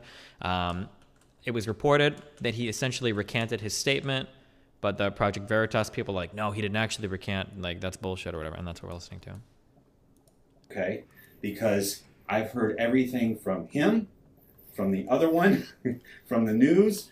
I've heard things from everybody. I haven't heard anything from you. Okay? You and I are going to sit down and we're going to chat. You have full authority to tell me anything you want to tell me, from get lost to whatever else. I'm literally going to be here in your corner, okay? But we have to start from the same page. Just as like an aside, guys, no one is ever in your corner when it comes to shit like this, okay? That guy is not in this dude's corner. His goal is to figure out if anything right or wrong, or if any improper activity happened, and if it didn't happen, he's here to figure out if this guy lied about it. That's the investigator's goal here. They'll always tell you that they're on your side or whatever. They're not on your side. I would never do a conversation like this without like a fucking lawyer present or some shit. But all right. I'm not on the side of like the Project Veritas guy or any dumb shit or voter fraud or anything like that. I'm just saying that in general, typically you don't want to talk to some guy that's doing an investigation like this. Like, if you have the option to have a lawyer present without getting fired, do that. But yeah. If I can say it that way, okay? One option I have for you that is going to just be put aside for now, but one option I have so that we have more in your corner is a polygraph. Okay? I'm putting that aside right now. I want you to understand that. If you and I decide to go down that road, I will at length talk about it with you. I've been polygraphed before. That's okay. That's good. Okay? I am a polygraph examiner. And it was when I went to apply for the police department. If you're just wondering, when I was in Texas. That's all right. It wasn't because I was in trouble. No. Listen. The way I am a polygraph examiner, and the way I view the polygraph is it's more used to get people out of trouble than into trouble. Yeah. You understand what I mean by that? And so my question when you said that wasn't, what did you do? My question was, did it help you? When an investigator is talking to you, Okay, I just want to be ultra razor clear. I'm sorry, because it's gonna sound like I'm coming out in favor of like Project Veritas and against the investigator guy, but I'm just general advice, okay? His goal is to make you seem as friendly as possible. Whenever a cop or whenever somebody like this is talking to you, they're always trying to say like, oh, just tell me what happened. Like, all I can do is help. Like, all I can do is make this better for you. Like, if you just tell me what's going on, like, I can help this. I can help you. Like, that's always their goal, because they want you to say as much as possible, but that's never true. If you're being talked to by a cop who's saying shit like, all I can do is help you, and you're not in trouble, the only thing he can do is get you in trouble. That's all they can do. If they had enough to get you in trouble, you would already be in trouble, okay? Cops don't go to you and ask you to incriminate yourself because they can already incriminate you. They do it because they're trying to get something out of you, right? Just saying. And you just said, we'll talk about it if we have to. We don't have to bring up past unless you want to, okay? Yeah, it was just the part of the interview thing that joined the police department. Okay. So this, I'm gonna do a couple things with you right now. Okay? I'm gonna bring you into this next room with me. It's a mess right now because I haven't done setting up. But if you will give me the respect to allow me to set up in front of you instead of just sending you off to get you again, then I will give you the respect to give you as much time as you need to discuss whatever you want to, and we'll get, like I said, my goal today is to get the absolute narrowest truth that nobody can chip away at. Okay. Because you more than I know how this is just going and going and going, right? Yeah. Okay. Let's go back to this room. If you need to use a restroom, we have one. There's going to be a lot of equipment right now, so please go ahead and have a seat. Oh, R-Dye. Wait, is this better than Cobalt? I'm doing over here. Did I see this? Oh, we did see this. You spoke to the agent before, right? No, it's Yes, not sir. better than Remember my Cobalt? name? Oh. Chris? I'm not good with names. No, it's alright, it's Chris. I'm Chris. All right. Do you mind if I call you Richard? Is there something? Alex. Alex. Everybody calls. I mean, everybody knows my first name, but I actually go by my middle name, which is whatever. Okay. Well, that came out of Is it- nowhere for me. Yeah. I wish I would have called you that on Friday. Well, I mean, everybody's gonna know me by my first name, and it's kind of funny because my grandfather's also Richard Hopkins, and he goes by Skip. So he was a cop here in Erie. I have a cousin that goes by Bubba, so nothing surprises me. Is it all right if I call you Alex? That's fine. Go ahead. I will call you, whatever you want me to. This feels like it feels like this is like 101, like get the guy to be friends with you, share some personal stories, like, bro, like we could go down this route. I could give you the poly, but we don't want to do that. Like nobody wants to do that. Like let's just chat, like get it all out. We'll clear your name and be done with this. Like Call you. But if Alex works for you, I will call you Alex. Alex, when you spoke with Agent Klein last week, Friday, did you fill out any forms? No, I don't think we did. Okay. So I have a few forms that we have to fill out. Right. Okay. And I made a promise to you to be upfront with you, right? So one way, again, I will prove that to you is before I ask you to fill out any form, you and I will go through the entire form together. So there's not one word that I'm like glossing over or anything. You're going to know exactly what's on the form. The main form I have to fill out, basically, if you're watching TV, it's your rights. Yeah. Right? And what your rights mean on TV is, oh, you're being arrested. That's not what rights are. I understand that. What your rights are, they basically say you're an American citizen. Mm-hmm. And if you're an American citizen, you have inherent rights. And one of those rights that the courts have decided is if somebody presents themselves as a person of authority and they want to speak to an American citizen, that American citizen needs to know that he doesn't have to say anything if he doesn't want to say anything. That American citizen has to know that if he wants to get up and walk, he's allowed to get up and walk. And that's what the rights are.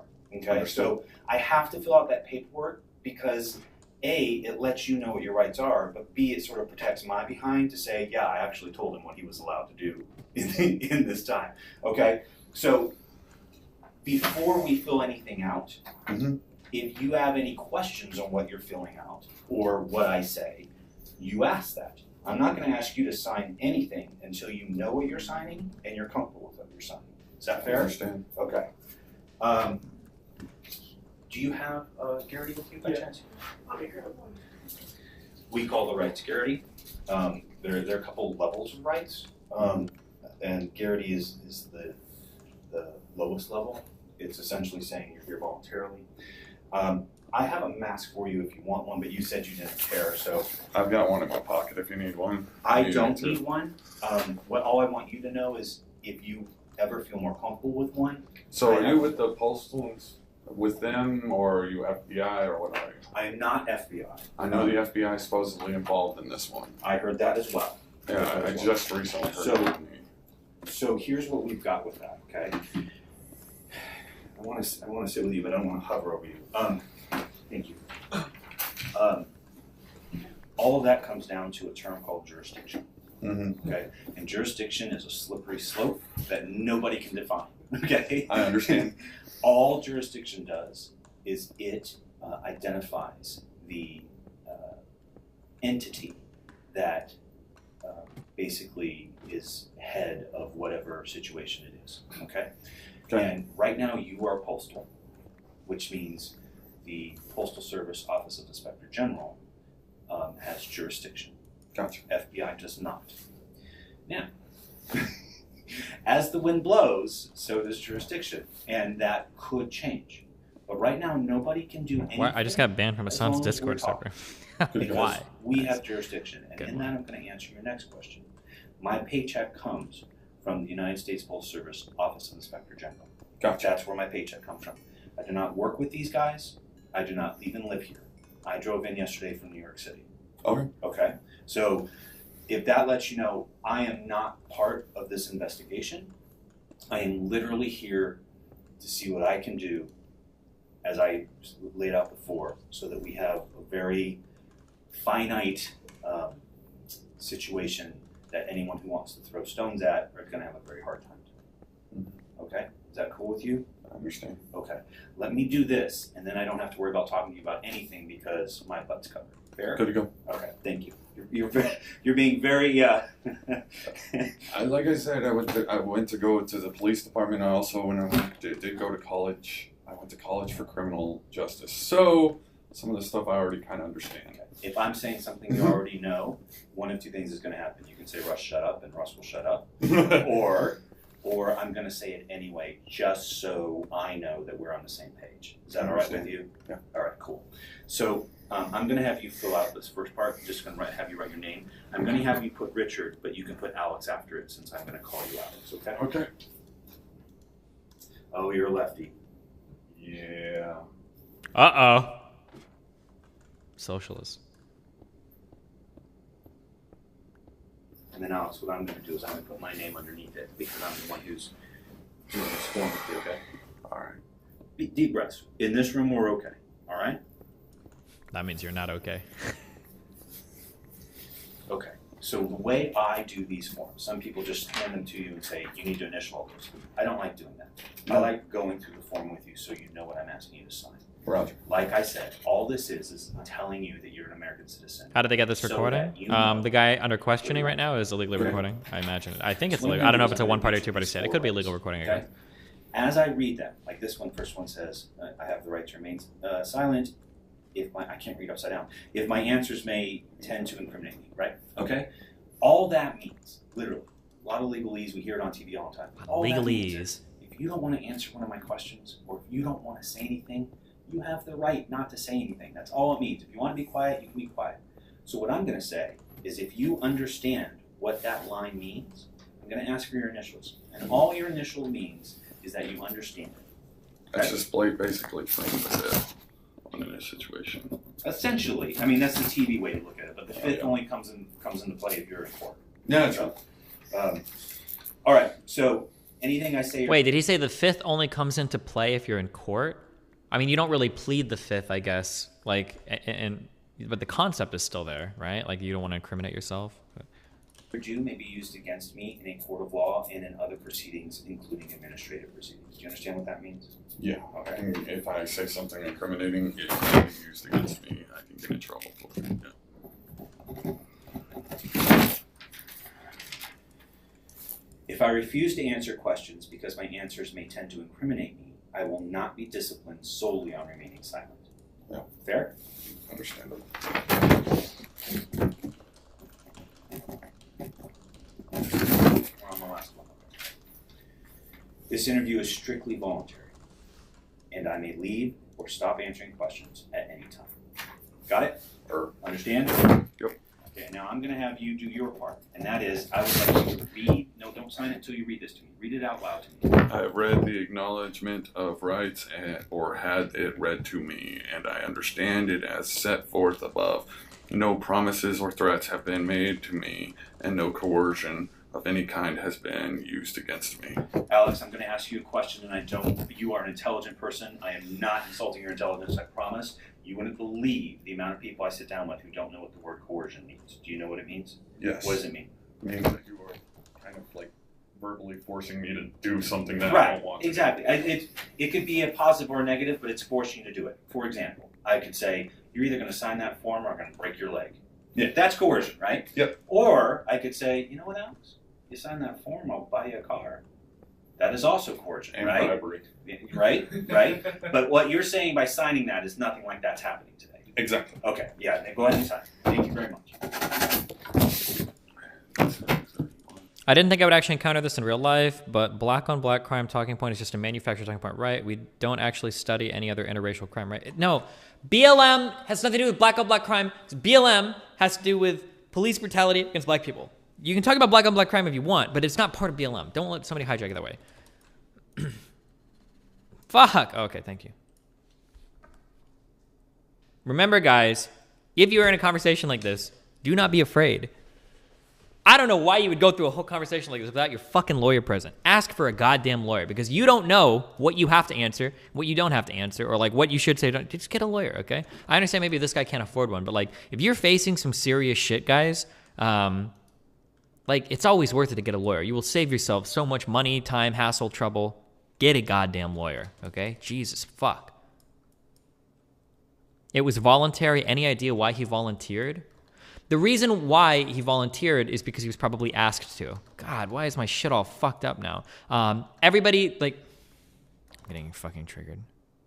I don't know what's triggering more right now, Synergy or Chrome. Why is Minecraft always on top? Did I hit an option?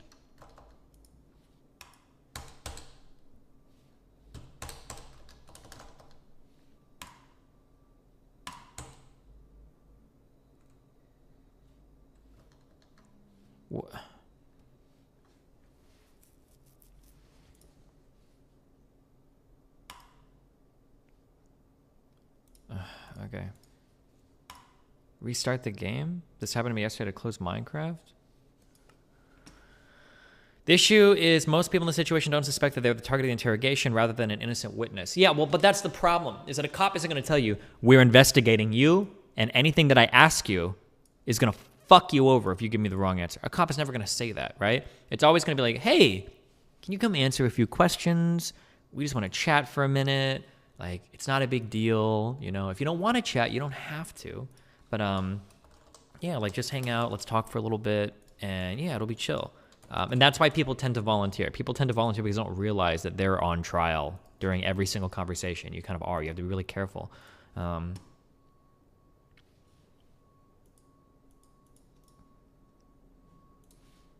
right, sorry.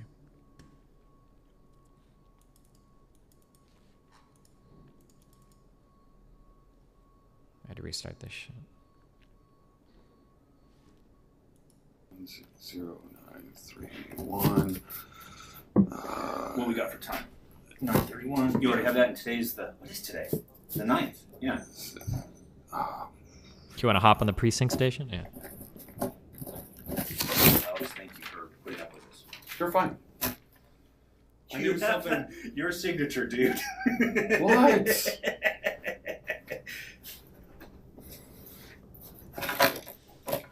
I have the worst handwriting ever, so. I would say I want to give you a run for your money, but you win. Sorry, you win. Also, these guys are not your friends, okay? Do not ever... They'll buddy-buddy with you, they'll be chummy-chummy with you because they want to make you relaxed so that you're willing to say more dumb shit to incriminate yourself, okay? These guys are always just trying to find something to incriminate you. That's what these conversations are about, okay? You have to be aware of this. Holy fuck. At 9:32? Yep. 0932. I understand you were a Marine. Yes. I'm guessing this is a one-party consent state? I'm not sure. I don't know. Maybe, maybe not. Thank you for your service. Sir. I was Air Force, so I got to fly over you. But oh, you were a pilot. I was not. But at the same time, if you're talking voluntarily to a federal agent and lying to him, aren't you fucking yourself? I don't know if you can make. I don't know if you can perjure yourself if you're not like under oath, if you're not signing something. I'm not 100% sure on that. Usually you're better off just not saying anything or not answering and saying you don't feel comfortable answering. Fuck. Dude, I just skip all this bullshit. Anytime the FBI would come to my house, I would usually tell them like, hey, we can chat for a little bit if you want. If I don't feel comfortable answering anything though, I'm going to call a lawyer just to let you know that I like it, blah, blah, blah. And then you skip all this bullshit because holy fuck, having somebody trying to buddy up to you for a fucking hour just so that they can ask you the hard questions is... It's a criminal offense to lie to a federal agent. That comes from Haxer and chat. I don't know if that's true or not. I'm just repeating what I said. Pilot. I did intel. Oh, Is this guy getting baited then? He doesn't know what these guys want. Yeah, he's hardcore getting baited. Well, it sounds like he is. Maybe he's actually like super smart and he knows he is. But it sounds like, yeah, like, oh yeah, like I'm not here to do anything bad. Like, well, you're not in trouble, man. I believe you. I believe most of what you're saying. I just want to figure out exactly what our claims are so that we know 100% what we're talking about. But I believe you, dude. You know, this probably happened. Yeah, of course. Can you deny questioning from the FBI? Of course, 1,000,000%. The FBI asks you questions, you don't answer it, say, hey, you know what? I'm not comfortable answering that. If you want to continue to ask me, you can, but I want my lawyer present. Yeah, 100,000,000%. You might get arrested in certain circumstances depending on what's going on, but that's better than, it's better incriminating yourself. Surely he knows he's being recorded. He was asked to read out loud. Oh, well, the investigator is probably making a recording because I imagine they have to have this recording on hand. Can anyone force you to talk? Not without a lawyer present, unless you're like immigration or something.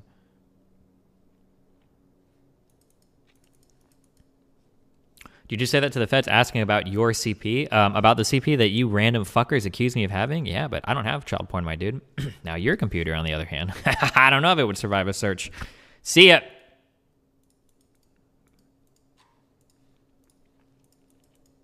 They can force you to testify with immunity? You must have to go through a lawyer first, though, no? Maybe. If you're being put through any of that crazy shit, though, like, you'll know about it. But if you just have a random dude talking to you... Destiny, can you please clarify, do you think the investigator is doing something immoral or just his job? The investigator is doing his job. His job is to figure out everything you know and maybe incriminate you. Like, yeah. That's the goal of the investigator right now. The investigator is doing a really good job. But, like, you should, like, be aware of your rights and don't be afraid to exercise them because they're going to exercise what they can do to the maximum all the time.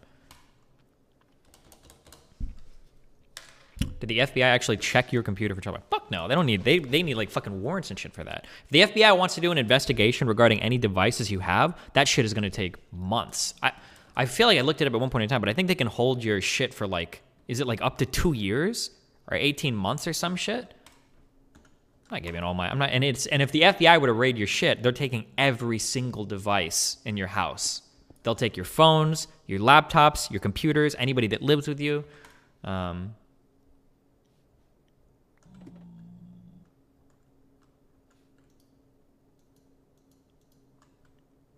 Okay, yeah. Yeah, fuck all that shit. Your smart fridge? Maybe. Yeah, I was a 5952 navigational aids technician. Yeah? How long were you in? 5 years in the Corps, and then I did 4 more in the Army Guard. Good on you. Good on you, man. Actually, you know Harvey? Yeah, Moot's oven? The Harvey hurricane? Mm-hmm. I was down there. Were you really? How would you deal with a copy of your arrest here? Just go to the precinct, don't say anything, wait for a lawyer. Yeah, we went down there and we were like doing rescue ops and everything, cleaning up. Yeah, that's no joke, man. That is no joke. They said it was the largest Texas deployment ever since World War II. Okay. I have one other question to ask you, and that is because there's so much confusion going on with your state and the Postal Service state and Lindsey Graham's state and all that stuff. Okay. You said that you had been contacted by the Trump campaign lawyers. Yes. Have you been contacted by any other legal entity? No. Have you contacted any legal entity? No, just through Veritas. Veritas says that in case there's anything that happens, they have lawyers on retention for me. Okay. But you have not spoken to a lawyer? Outside of just doing the affidavit, the Juviet, yeah. Pepe the Frog is the victor. Or whatever it is. When I did my affidavit, they wanted to make sure it was... Let me ask you a question this way, Okay. And there's a reason I'm asking that, because I'm protecting your rights. Jurat, that's the word. Okay. When you did that affidavit with them, Mm-hmm. is it safe to say that those lawyers were representing them, and you were just part of that?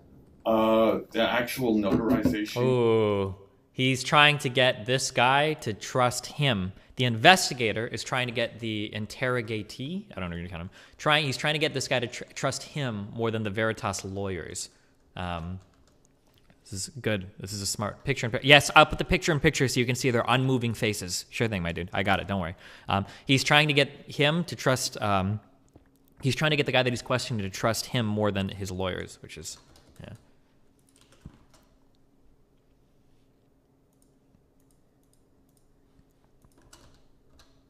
It was actually here in Erie. It's for the subtitles? Are you hearing impaired? Everything you should be... Listen up. Ready? Big hot take. We've given this in the past. You motherfuckers need to stop watching shit with subtitles. You need to learn how to use your ears again, okay? There is a surprising number of people that just can't understand the English language anymore if they don't have subtitles in front of them, okay? You should be able to understand everything that's being said so far. Nothing has been unclear. Everything is pretty easy to follow along, okay?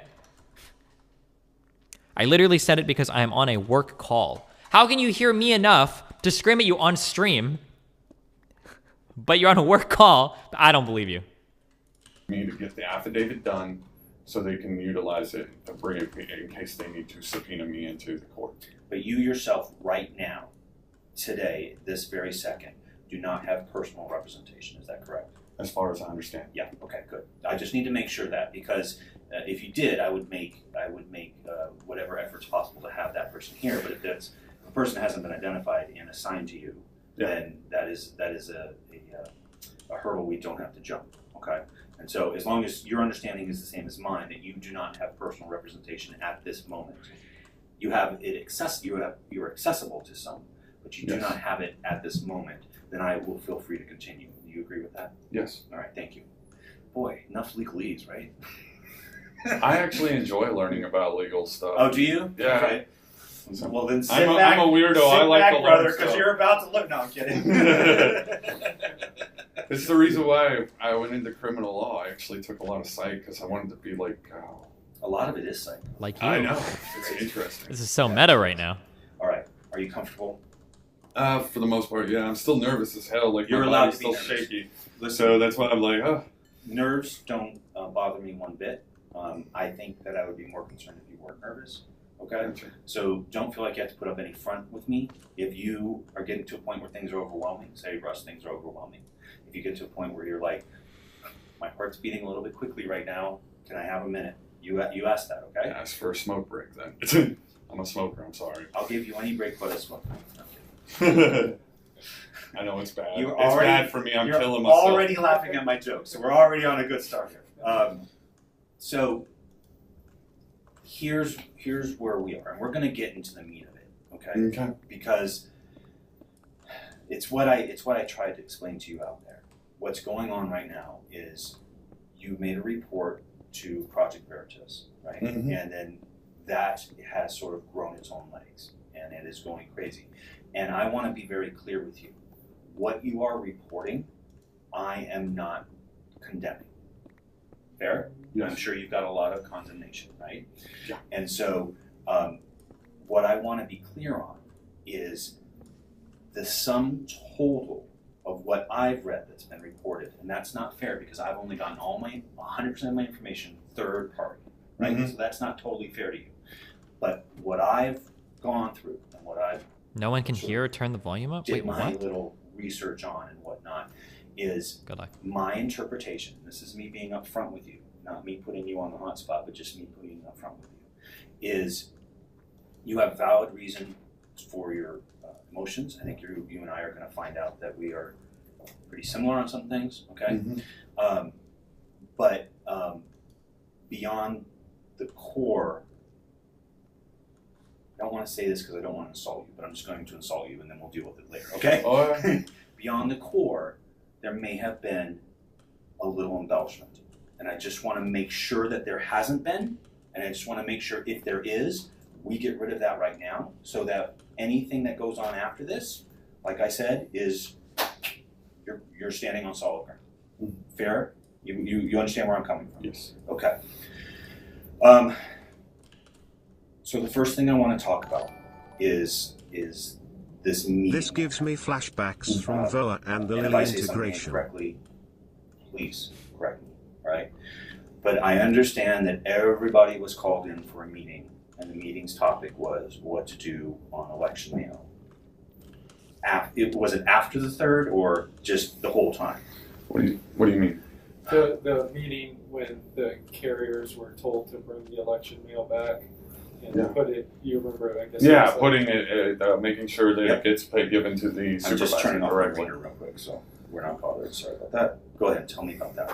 So all I know, well, it was like basically safety stand down. So if they go from, Stephanie went from each and every day, basically telling them, hey, make sure you pick up all those ballots.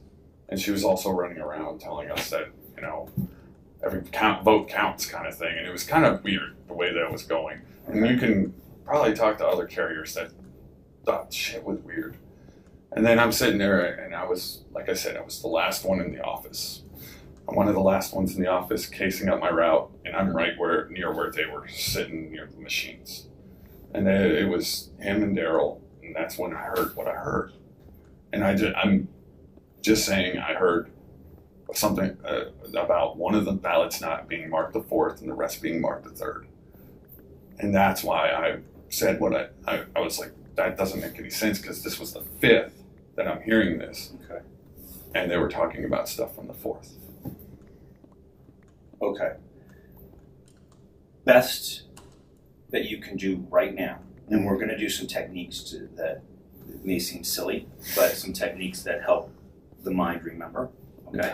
But best you can do right now, and listen, dude, I know that you have been thinking this nonstop for like 5 days now. I get it. Okay. But right now, at a starting point, tell me exactly, not interpretation, exactly what you heard. And if you heard some words clearly and some words not, that's fine with me. But right now, let's get exactly what you heard. Okay. Look at me for a second. That's what I'm trying to think. We're good, right? Yeah, yeah. All right. We're I just want you to know we're good. Okay. All right. The one I know for sure, like I said, I just happened to peek out at the end of it. They saw me, so they walked away afterwards. So we're gonna rewind 30 or 90 seconds before that. Okay. I'm sitting there casing, and I overhear something about the 4th ballots that were picked up on the 4th. So you heard the words 4th ballots, or the ballots picked up on the 4th. Ballots picked up on the 4th. That's what you heard? Yes. Okay. And then? And then I heard them say that one of them was marked the 4th and the rest were the 3rd. That's the only words that I can remember specifically out of that conversation. As soon as I heard that, I popped my head out because it freaked me out. I looked to see who it was. I saw the 2 of them. And then Rob actually looked directly at me and then they walked away. Okay. Wait, what? Okay. I'm gonna tell me if this will make you uncomfortable. I want to do a field trip real quick. Okay. Do you mind if I walk with you to your casing station? Do you mind if we do that? Sure. Can we do that right now? Is that going to make you feel uncomfortable at all? So you learn this if you're dealing with people with Alzheimer's. These are good strategies. So the way that the memory works is we have a bunch of neurons that form these little connections to each other that are all associated with different forms of sense data. So when you try to when you try to recall a memory, you're trying to like activate little clusters of neurons that like stimulate your mind in a way that you can kind of remember the sense data that you'd received before, basically. So they're linked together like this. A lot of people view the mind as like a computer that kind of like recalls information saved to a disk as a bunch of bytes or whatever. That's not how the mind works at all. We have a bunch of vague associations that form these little clusters of neurons. One of the reasons why this is valuable is like if you have somebody with Alzheimer's and their memory is starting to lapse, one of the ways that you can help people with Alzheimer's not feel as confused or lost or depressed is you can try stimulating other senses that might activate those little clusters of neurons that help them recall memories better. So for instance, if you've ever had an experience sometimes where you walk into a room and you smell something, that might just jog completely randomly, like, oh shit, this smells like my, you know, like when grandma used to bake, and now I can remember like this whole room and house that before I thought I'd lost that memory completely, but because I jogged that memory via like smelling something, oh shit, like I recall so much more information than I had before. With people with Alzheimer's, they especially say that like sweets or like cookies or whatever, I don't know why it's that in particular, can jog memories too. That like if you taste something, this reminds me of this particular thing. Or if you hear music, you can hear like an old song that might remind you of like a school dance, and then you remember a bunch of things that way. There's a lot of, even if part of your hippocampus, I think, is what gets choked off and dies when you have Alzheimer's, even if you're losing certain neurons that might help you access some like cluster of memory or whatever, there are other ways that you can get to it sometimes by like jogging other types of senses that might be associated with those memories. So what he's trying to do right now is effectively that, like, hey, let's go walk through your room, and let's just go look at some things, and maybe that'll jog your memory better. If you've heard me, I do this as a conversational tactic sometimes when I talk to people. I say tactic, but like if you've ever heard me do this on stream, sometimes I'll be talking to somebody and they'll say, they'll be like, they'll say something, and then I'll go to say something, like, oh, go ahead, and then I'll talk, and then when they go to talk, they'll be like, fuck, I forgot what I was gonna say. Usually what I'll do is I'll just start saying like, oh, I was talking about that, then I said that, then I said that, then I said that. More often than not, if I just say something previously that they'd heard while they were thinking of what they were gonna say, they'll be like, oh yeah, I remember what we're gonna say, even if it's not related at all. Does that, you've probably heard me do this at least once on stream before, where somebody's like, oh, I forgot what I was gonna say, and then I'll immediately just say like, oh, well, I talked about this and that and that and blah, blah, and then usually the person will remember.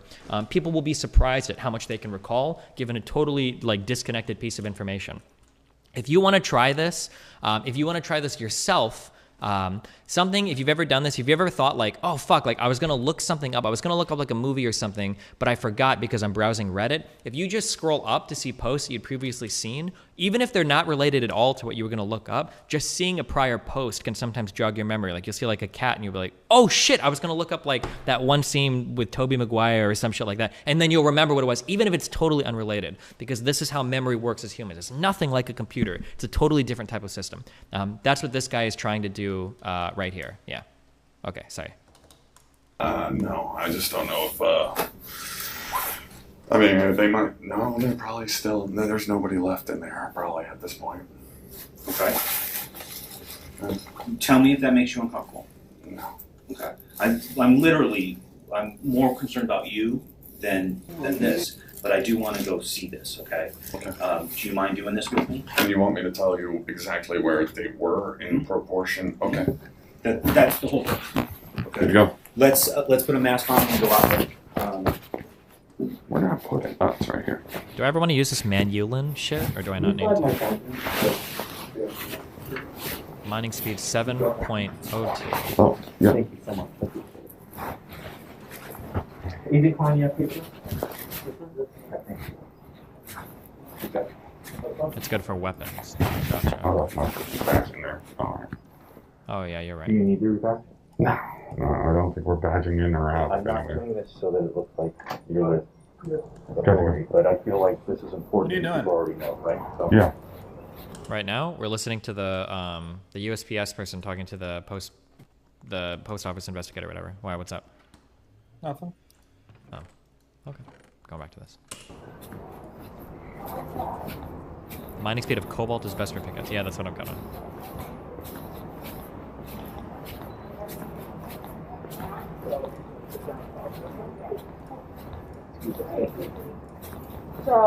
Sorry. Excuse me.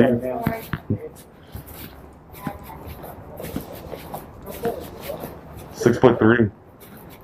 So on a normal day, that's not elections, that's not craziness. What's your timetable? Like when do you get out? This whole freaking since COVID hit, it's been like 10 to 12 hours. Okay. Every day. When are you normally done facing? About 9-10. Okay. And this is the case I was at. Okay. And because I'm a And this CCA. is your normal casing?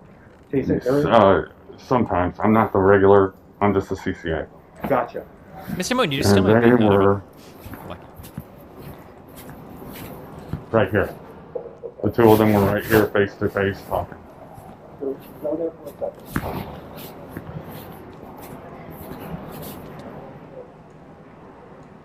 What's that? Okay. Can you hear me now? Yeah. Okay. Can you hear me now? Yeah. Yes. Okay. I'm trying to gauge how loudly they had to be talking. So how loudly would you say they were talking? Like an average conversation like you and me. Yeah. Like this? So, and this is not me being slippery, okay? But what we just did there, and I spoke like this, the first time I said anything, you could not hear me, okay? Barely, yeah. So that's why I'm saying when we're going to specific words, I want to know exactly what words you know you heard versus you didn't hear. Okay. Because someone else is going to come here and say, that distance in this dead air, you would not be able to hear what you heard. You understand what I'm saying? Okay. When you poked your head around, what happened at that point? Rob looked over and saw me. So his back was to you. Yes. And who was here? Wait, no. Flip. That's okay. Daryl, Rob was right there. Daryl was here. Rob was here. Daryl was there. And Daryl turned and looked at you? Or? No, Rob did. So he didn't have to turn. Yeah, he just had to look. He just looked at you. And at that point, what happened? They walked away. This way? Is his office this way? Yeah, it's actually in the back area. Okay. I don't want to put you on display anymore. We can go back. This is just sort of what I wanted to get from my head. Cool? All right. All right.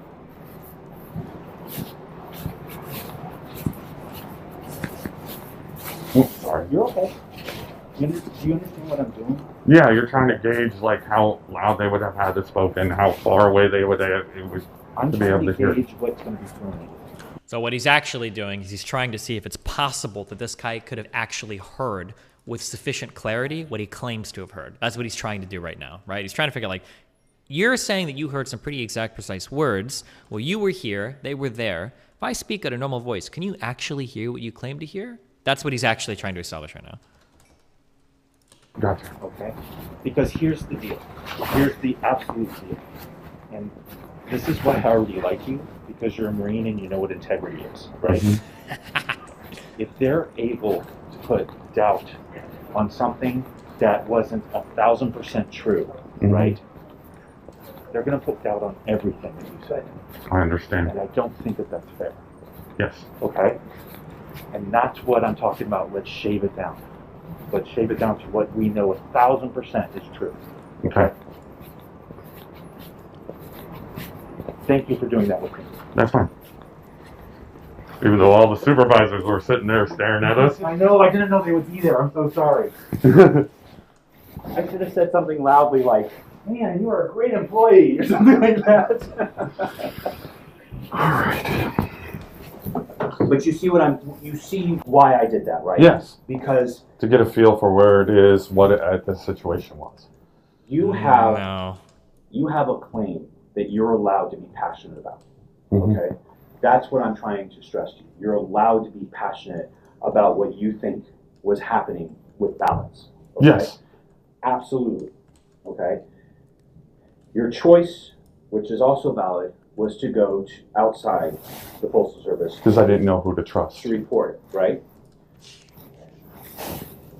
This claim, which I think is an important claim, starts to go down to an integrity question. Yes. You already have major integrity points because you and I both served this country, which means I know you love this country.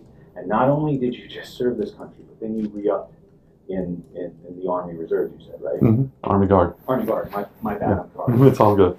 But that shows service. That shows kind of what's going on in here, okay? And I'm going to talk about me for a second, so the spotlight's not always on you. All right. But if you're anything like me, Alex, you know, I serve this country because I love this country. Exactly. I serve this country because this country is the best country in the world, right? Exactly. I serve this country because this country actually shows us how things should be done. You agree with all that? Yeah. And I believe in protecting all that. You agree with that? Yes. Right. And I believe in protecting the vote. I mean, absolutely. That's where I'm going. I am the weird person. And I'll say it's weird because none of my family understands me. I don't care who wins. But I'm the weird person. I don't care about jury duty. I actually, when I'm called up for jury duty, I go and I do it. And I don't because, I do that because, to me, fabric of what makes this country so important. And if I have to give up a day to sit in a room and listen to a because bunch it's of my craziness. civic duty means something to me. You know what I mean? Yes, sir. And so because that means something to me, I completely understand. How hard or how easy it is it to actually recognize when these tactics are used against you? If you know what to look for, it's really easy. But if you're just like a normal human being, which most people are, just like normal people or whatever, then it's very easy to just be total. There's a reason why police officers use these tactics, is because it's very easy to catch somebody without having any idea what's going on. Feeling like if jury duty is the fabric of this country, what makes that fabric is the democracy. And the democracy doesn't. Are you not hearing too in his tone that the postal guy is purposely going along with the interrogator? He could be. It's hard. That's impossible to say. It's possible that like maybe the postal service guy is actually like pretty smart and he knows what's up. It's possible. It seems unlikely, but it's possible. But I don't know. Exist without the vote. That's how important the vote is, right? Mm-hmm. I don't care who wins or loses. All right. Personally, I care who wins or loses. Right? Russ cares who wins or loses. But when I go out my front door and I put on my either back then it was my Air Force cap or now it's my special agent jacket, then I am an agent of this great country, right? Yes, sir. And so I don't care who wins. I want it to be done correctly. Exactly. And if somebody's going to try to wiggle around that or nudge it or grease it in any way, I take great exception to that. And that's how I feel also. And that's what I'm glad to hear. That's what I'm getting from you. That's the vibe I'm getting from you. And what I can say is, if you are like me on that, I understand. I understand where you're coming from. And I don't want to take that from you. I don't want to extinguish that light at all. Yes, sir. I am with you 1,000% on that. But what I need to be clear on, I need to be absolutely clear on before we leave here, is exactly what the basis was for this. Okay? Mm-hmm. Because if it's those specific words, which were across the room in dead air when they were speaking in normal tone, I need to make sure that is that what this entire allegation is based on, or is it more their actions? Because what I understand, and if you don't know anything about this, you tell me, mm-hmm. but what I understand and what actually makes me question what's going on in this building is he actually was having ballots collected. Yes. Is that true? Yes, he was having us collect the ballots up till the 6th. Okay. That was one of the things in that safety meeting before we left, is we were collecting the 4th, the 5th, and the 6th. Okay. So let me rewind again, and then we're going to come right back to this. I'm leading the conversation. I'm seeing parallels between this and the therapists I've heard speak. Well, yeah, because the goal of either side, a therapist and an interrogator, is to make you trust them. That trust has to be there before any meaningful conversation can take place. The difference is that a therapist is trying to help you. They're trying to disarm you, because normally we're defensive about our feelings. Normally we can be, especially if we feel like we're talking to somebody who's trying to tell us we're wrong. Normally we're very defensive, but you want to make somebody not defensive. So the goal is to like be your friend, to like build some camaraderie. You want to build some rapport there. A therapist is going to be very similar to an interrogator, but ideally an interrogator or a therapist is trying to help you. An interrogator is trying to pin something on you. That's the difference. What you overheard Mm-hmm. for a second. We'll come back to that. But I want to focus on this safety meeting, because what I'm really interested in is him. It was Stephanie that was giving us the safety. Thank you for doing that. But is it Rob who? I'm pretty certain. No. Tell me. Stephanie said we were to give the ballots to our supervisor, the closing supervisor, at the end of the day. Who is your closing supervisor? At that time, it was Chris. Chris, okay. And just for my benefit, who is Steph?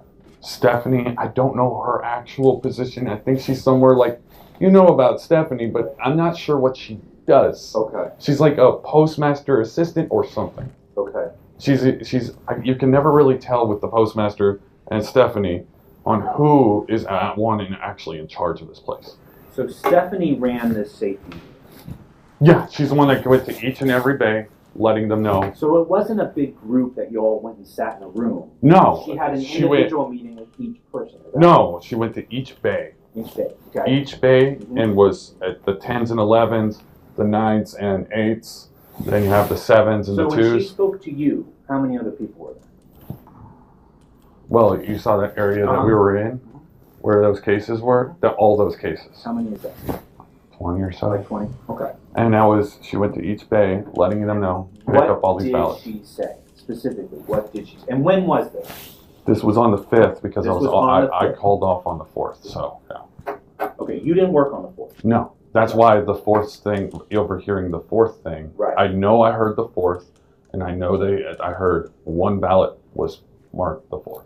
That's the only thing I can be very specific at this point right now because it's been. Yep. You're making me question myself at this point. You know what I'm supposed to do. Okay. That's my purpose here. Okay. I'm not. Well, I am actually. I am trying to twist you a little bit because in that, believe it or not, your mind will kick in. Okay. We like to control our mind, and when we do that, we can convince ourselves of a memory. But when you're under a little bit of stress, which is what I'm doing to you purposely, your mind can be a little bit clearer. And we're going to do a different exercise too to make your mind a little bit clearer. Okay? Good to go. So, but this is all on purpose. Roger. So, on the 5th, Stephanie comes by your bed. Yes. And what does she say? She says that we need to collect all. As word for word as you can do it. Okay. Oh man. As you can. This is not. Make sure to collect all the ballots that you find on the street. Every vote counts. It's very specific on that part. On the 5th, she's saying. Yes. Okay. Anything else? She would run around and saying, "Make sure to get them ballots," and that was like a big deal. She was running around. So when cops are talking to you here or when you're being interrogated, one thing that people are trying to do is people are trying to establish some sort of timeline. They're trying to get you to admit to some particular story. And when I say admit, I don't mean that negatively, but to establish some timeline. And then when they come back and they question you, they're looking for inconsistencies. And the idea is that the idea is that how long am I going to float here?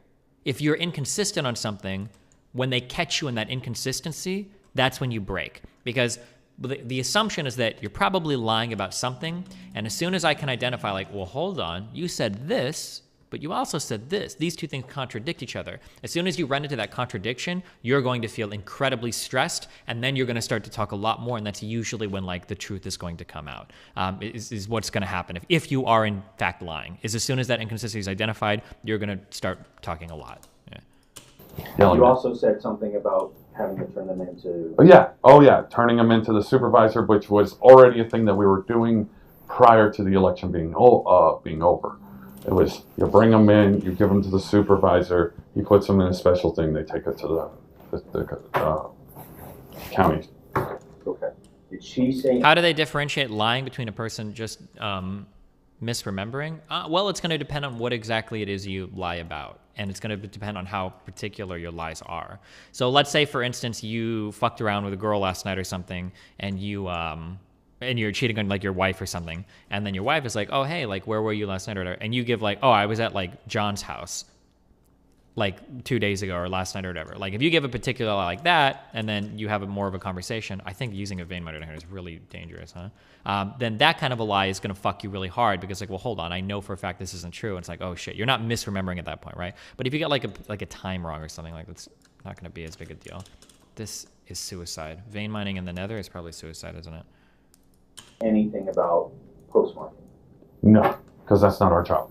Okay. That is not our problem. Somebody else does that. Have you ever postmarked anything? No, I won't even know how to do it. Okay. So then she comes and does rah, go get the ballots. Go get those ballots. Right? Mm-hmm. You're finishing your casing. Mm-hmm. Of the 20 people, I'm just using 20. It could have been 11. It could have been 29. There was maybe 2 other people there, and they were behind me. Okay. So there were probably 3 of you left. Right? In that bay specifically. In that bay specifically. What would you guess actually happened in the situation? Do you think he's misremembering how things went down? Well, so there's 3 things that have happened. Either he's lying intentionally, or he genuinely misheard things, or this actually happened and ballots were being illegally pre-marked, postmarked.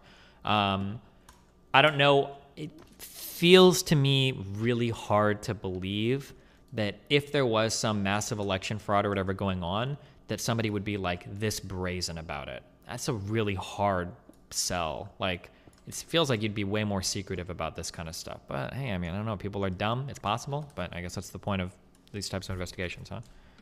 You are finishing your case. Mm-hmm. Now we're going to do it again.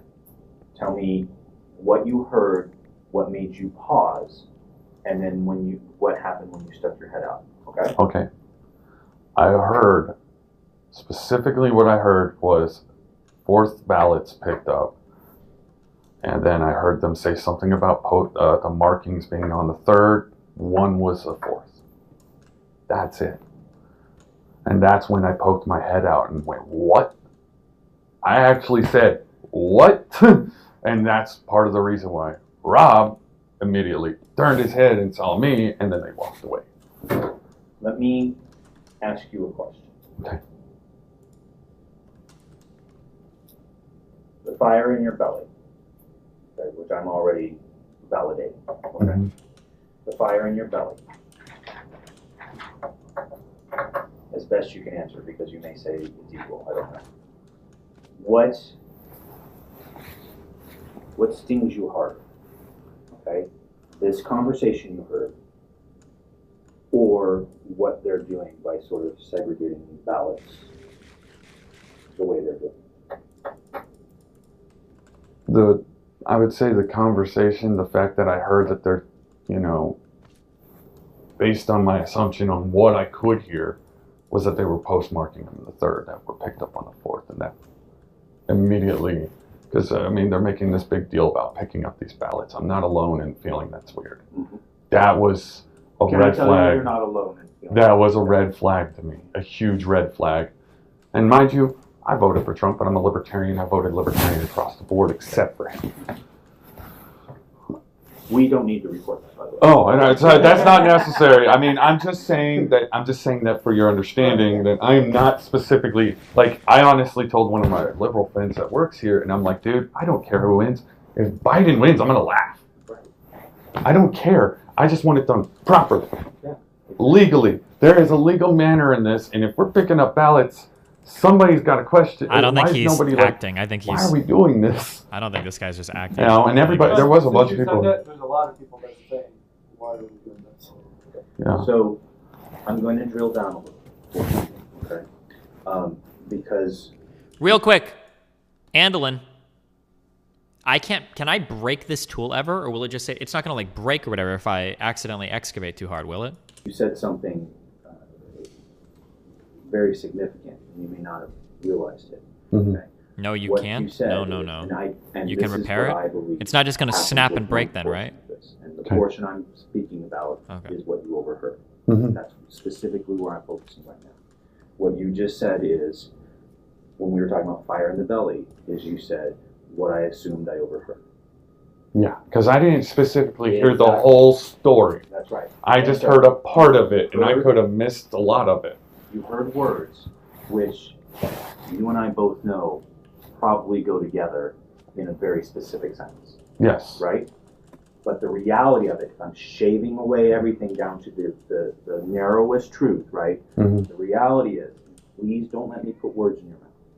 The reality is, you heard words and you assumed what they were saying. My mind probably added the rest. I understand that. No, I understand how hearsay and listening. You have to know it seems so basic, Alex. He's getting really agitated. I don't think he's faking it. And that's why I was this. really mad when I heard that people were giving Rob death threats, because that's fucked. Yeah.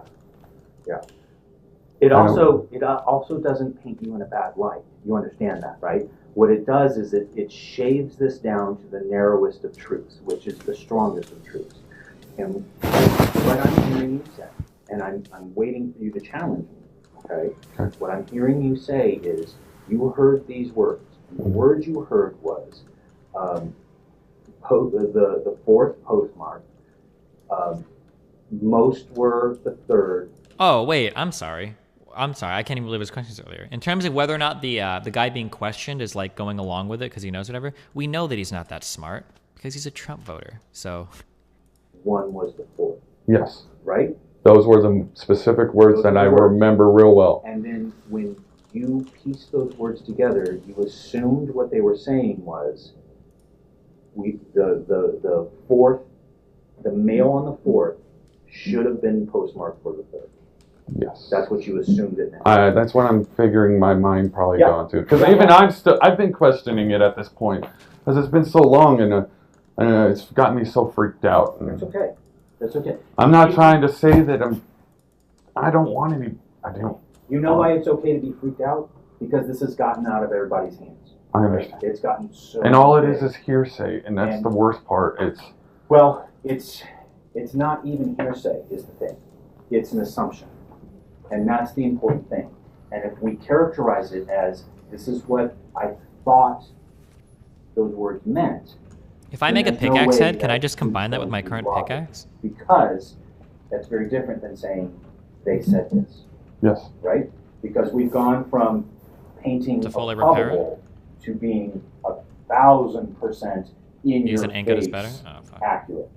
Right? See where I'm going with that? And that's all I'm doing with that conversation. Is because we know it's hard to hear there. I'm not saying you didn't. I believe you did. Okay? Mm-hmm. I believe you can hear there because your ears acclimate. But there's a lot of dead air there. Mm-hmm. Which means if you would have said, I heard this word for word and you would have given me a paragraph, I would have doubted you. Yes. Because I don't think that's possible. It's not feasible. When I said something in this tone to you, you didn't hear what I said. Yes. Right? So, Veritas cocked themselves by releasing this? Nope, because chances are less than 1% of the people that even click on this video are actually going to listen to the entire thing. Most people will just run with the Project Veritas narrative. I doubt very many people are going to actually listen through this whole thing. We've gone from... Much less, people also probably aren't going to understand what's going on here either, right? They're going to take quotes out of context and be like, oh, this is evidence of that, whatever, because they don't actually understand what this investigator is doing. But they're Trump supporters. You can't expect much. What's improbable. Do you not have a crusher? You can dupe ores? Accuracy. Wait, using a crusher? And Wait, what? The accuracy of the situation is you heard something that concerned you, and if And added with all the stuff that was being brought. What you assumed it means, it is problematic. Yes. Is that fair to say? Oh, shit. Yes. Okay. Okay. I think we have a crusher. I mean, added with how they were treating these ballots, I was picking up these ballots with what I had heard and the assumption based Do we have an arc furnace? Putting two to two. The smelter already doubles two and two together.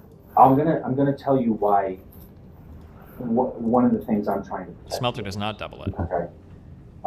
There is money. Tinker's already doubles? No, it doesn't. One cobalt ore makes one ingot. What are you talking Go about? fund me. I can't even touch it. That's okay, but your name is associated with it. Yeah. Okay. And if I'm not scaring you, but I am scaring you. Okay. If we are not 1,000% accurate with our honesty, and it can be argued that money was gained by, I'm going to say assumptions, they're going to say deceptions, that is, you could be held accountable for. Understood. And I am not going to allow that. Okay. That is why we're going to the exact words and the exact accuracy, because I'm not going to let you be put in that situation. Okay? Most people, and this is, let me tell you how you're impressing me on this, because most people would see dollar signs and be like, I'll say whatever the hell you want me to say. Yes. Okay? And what you just proved to me, that's not you. And I have to tell you, I respect you immensely. So thank you for being upfront with me. Mm-hmm. All right. I feel like the truth needed to get out. That's all. I wanted this investigation to happen. That's why I even came out the first time. I wanted to be anonymous. I didn't want to come out, but... You didn't want to be the face of this. No. Am I correct with that? But if what you assumed was true, your pride in this country can't let you not act. Is that also fair? Yes. Okay. Okay. What would you say? I'm making, just so you know, I'm making this up. This is not reality right now. I'm making this up. This is a hypothetical. What would you say if it came out that Rob did not say that? He used those words, but he was actually saying something else. I would feel fucking horrible. Would you believe that? Would you believe it's possible? Maybe, yeah. Okay. It's possible. Okay. What I'm doing right now is I'm gauging your percentage. So what the investigator's done through here is, so our initial claim was, I heard them say that they were illegally marking ballots in order to get illegitimate ballots counted basically as votes for, like, it'll be for Biden, right? Because of the mail-in ballot shit. And what the investigators got him to walk this back to is, okay, I heard them say some things. I didn't hear everything, okay? It's not like enough, there's not like enough clarity and with how far they were and everything. It's possible that maybe I heard them mention ballots on the 4th or whatever, and maybe it was like a different context. Maybe they didn't actually say it, right? That's what the investigators got him to walk. So he's essentially recanted, basically. But they're going to say it wasn't a recant, but like that's what he's got him to walk this back to. Yeah. On how. Like, I know I'm not perfect. Exactly. Dude, I'm not perfect. Do you know how many people are perfect in this It doesn't building? exist. Nobody. Nobody's perfect. I have messed up. And it happens.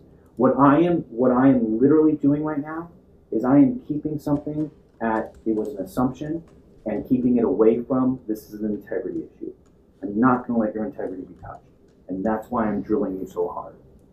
You with me on that? I understand. And then just to reiterate, the investigator doesn't give a fuck about this guy's integrity. He's just trying to figure out what the fuck actually happened. That's the goal of he doesn't care about the guy's integrity. But he'll say that to make the guy trust him so that he'll continue to be more and more honest about what he'd heard. On that? Yes. All right, thank you, man. Thank you. You need a break? You need a breath? I could use a smoke. Okay. I am okay if you want to take a smoke break. I'm going to ask you a favor, though. Do you mind not talking to anybody while you do that? I understand. Are you okay? Can I make that directive with you? Yes. Okay. If you promise me not to talk to me, I'm including texts and phones, okay? If you promise that, please go take a smoke break. All right. Okay? So the investigator probably feels like right now he's kind of like cracked this guy's head like pretty good, and he doesn't want him to talk to somebody else that might remind him like, hey dude, you're fucking up. Don't talk about this shit. What the fuck? He probably doesn't want him to get like set back on track because he's basically got like full access to this guy's mind at the moment. He doesn't want to lose that. How did Project Veritas get this recording? The guy being interrogated probably illegally recorded it. You need anything from me? No. Were you okay so far, you and me? Yeah. Okay. I mean, do you want one of these guys to go with me so that they... I'm happy for that, but if you tell me that you don't need that, let me ask you something. Because there's actually a two-sided coin. Would it keep people off your back if somebody was sort of in your vicinity? Probably. Okay. I don't know if people are with me or against me. I just feel like I'm in a situation where I'm freaked out half the time being here. Yeah. Yeah. All right, let's go this way. Okay. Yeah, door's right here. Door's right here. Wow, that one. Good to go.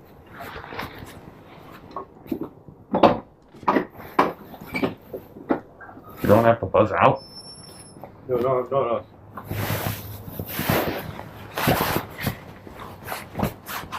don't have a lighter up over there. I got one.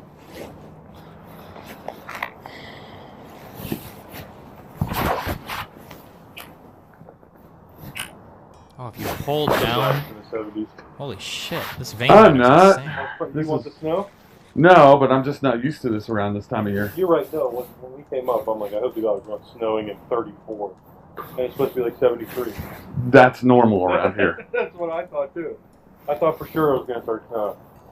So, I'm just glad that it's not, but unfortunately, I think I looked at the weather. It's supposed to get cold this week at some point, Wednesday or Thursday. Which it should have. I get that, but I'm glad it's not hailing sideways. It's wrong side. You ever tried to vape or you just smoke? I just smoke. I've attempted vaping, but I'm just a smoker, man. What? So, let me. If the vape get you the same, or no? Is that why you went back to smoking? It's just not the same sort of feeling, I guess you could say.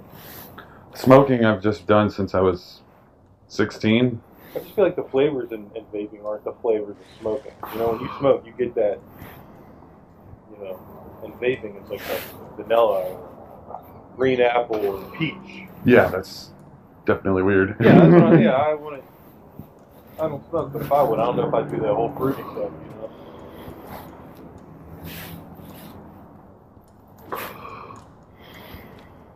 you know? Like if Fedorko said he knew you. One of the carriers in here. Fedorko, he's like, oh, I know that guy. Know us? Yeah. He mentioned you like doing a class or something. Ah. You good? Yeah. Hey, just stay right there for a second. Make sure it works well. I'm just waiting on PnhX130 real quick, so. Okay. You're on me? Yeah. Just. We need to close this door, right? Yeah, is that closed? Man, they're getting this guy. Okay. Dude. I know. Old school as Look hell. how old school that is. And that was part of the things that gave me away was I was wearing the vest. The really big problem here, okay, and we'll key in on this because this is the big problem with alternative media, is alternative media has no credibility. When people fuck up, you can call CNN fake news or WAPO fake news and New York Times fake news if you want, but when people fuck up there, heads roll. Like when there was like some minor misreporting related to like the Trump collusion Russia stuff about like ballots being changed or whatever for the Russia shit a long time ago. I should remember this specific example, but like there was like some minor like date reporting mishap and editors were fired over that shit or like permanently reassigned. Like that's one of the nice things at the very least, love them or hate them. The mainstream media, if they fuck up, the people that fuck up will be held accountable. The problem with alternative media sources like this is that if you were the Washington Post, everything that this interrogator is doing right now, you would have already done. You would have walked through this. There is no fucking way you're going to let a key witness on a story just talk to an investigator and everything turns out to be not true. It is your job as an investigative journalist to have done all this work prior. Project Veritas never, ever does this. Ever. Project Veritas will take you at your word, and then they will fucking run with that story. They don't give a fuck about you. They don't give a fuck about what happens to you. And everything you say might be wrong because they do not do their due diligence when it comes to this type of stuff. If you want a really good example of this, Project Veritas tried to send a fake witness to the Washington Post claiming that they had been raped by Roy Moore, and they had a full recording of the conversation, and the Washington Post sniffed that shit out immediately. The lady talked to her for a little bit, caught her in a few contradictions in her story, and then eventually said like, hey, I'm sorry, but you're not credible. Like, I think you're making all this shit up. And she caught her, and she sent her on her way. Very easy. Like, this is your homework. If you are a reporter, you should be doing this automatically. You're basically, if you're a reporter, you're like a fucking, you're like an investigator, you're like a policeman, you're like a fucking judge. You have so much work that you do as a reporter where you should already be on top of this stuff. And it's pretty obvious if you pay attention to this that like Project Veritas did none of this. Because the guy has basically walked back his entire story completely, even though James O'Keefe, I don't know if that's me to say, with the old school symbol. Didn't do any work. No. I'm the only one that wears it. Oh, I'm sorry. Do you mind if I talk to you for 1 second? Sure. Yeah, I've seen it before. I've never worn it. They definitely ask leading questions and twist the narrative, getting the person to shift their story. Yeah, but the reason why, ideally, if your story is true, people asking you different types of questions probably aren't going to shift the way that you've answered very much. Maybe in a few ways if you trip up or something, but their goal isn't to get you to trip up and fuck up in that like, oh, we got to do something to do. The goal is that like, I think you've lied, and I think if I ask you if I talk around this topic enough, eventually I'm going to catch you slip up and being inconsistent in your story. That's like what they're trying to do, yeah. There's one guy in our office that wears it. Like, even that looks different than that, you know? Yeah. Yeah, one of these just wasn't the stories this can tell. I don't understand what Veritas gains from this. It seems to work against their narrative. Are they just banking on people not listening to their own content? People won't listen to it. You will listen to me on this stream. You will listen to me. It will happen. On this stream, God damn it, my crystal split again. On this stream, I will be debating conservatives in the future that will reference this very recording that have not listened to it. You will hear that happen on this stream. It will. So yeah, they are banking on people not listening to it because people don't. Hanging stuff on your nose is just crazy.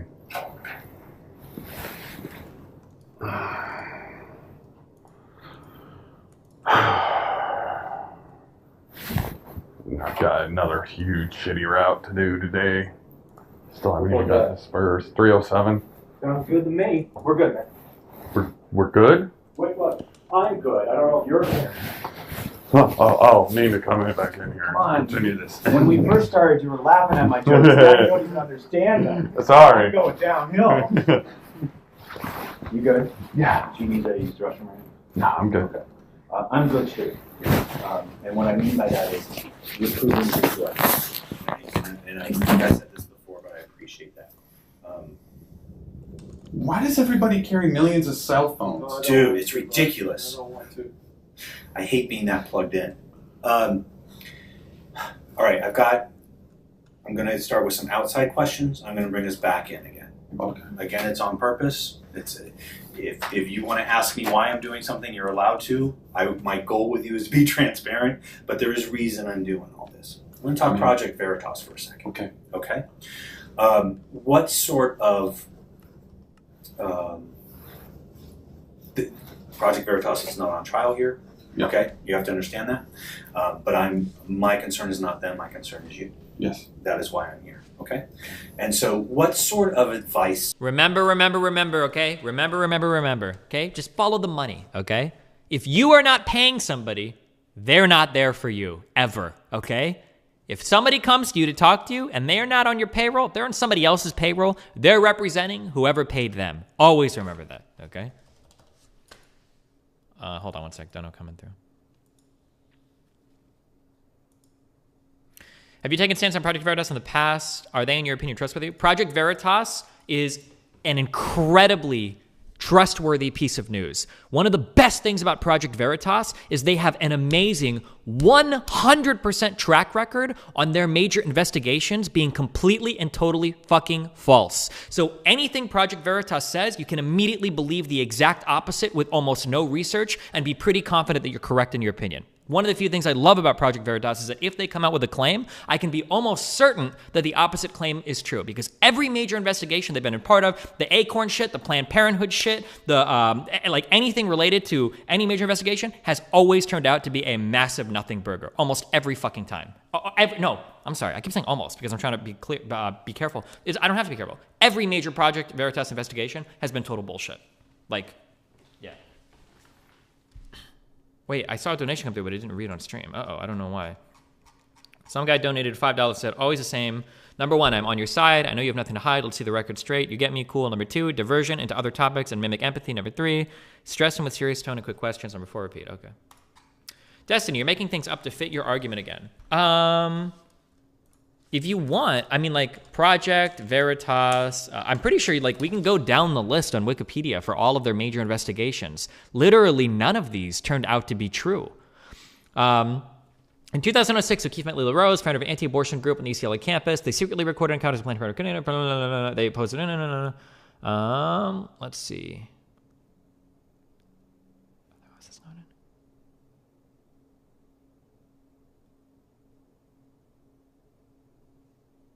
Planned Parenthood of California filed a cease and desist order against Lila Rose, charging that she was violating state laws against the recordings. The order recorded. I don't know if they did an independent.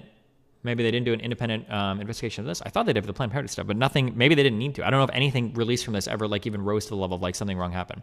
For the Acorn videos, videos recorded. Oh wait, these might just be the what happened rather than the outcomes of any of these things.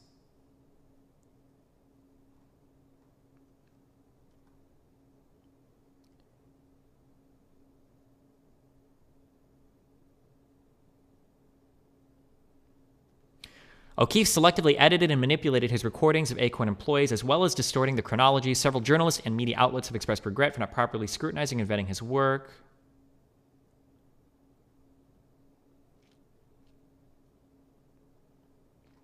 Oh, this is about the Acorn thing. After the videos were released in the fall of 2009, Congress voted to freeze federal funding to Acorn. The Census Bureau and the IRS terminated their contract relationships with Acorn. By December 2009, an external investigation of Acorn was published, which cleared the organization of any illegality while commenting that its poor management practices contributed to unprofessional actions by some low-level employees. In March 2010, Acorn announced it would dissolve due to loss of funding from government and especially private sources. So when this was investigated externally, none of the Acorn claims were true.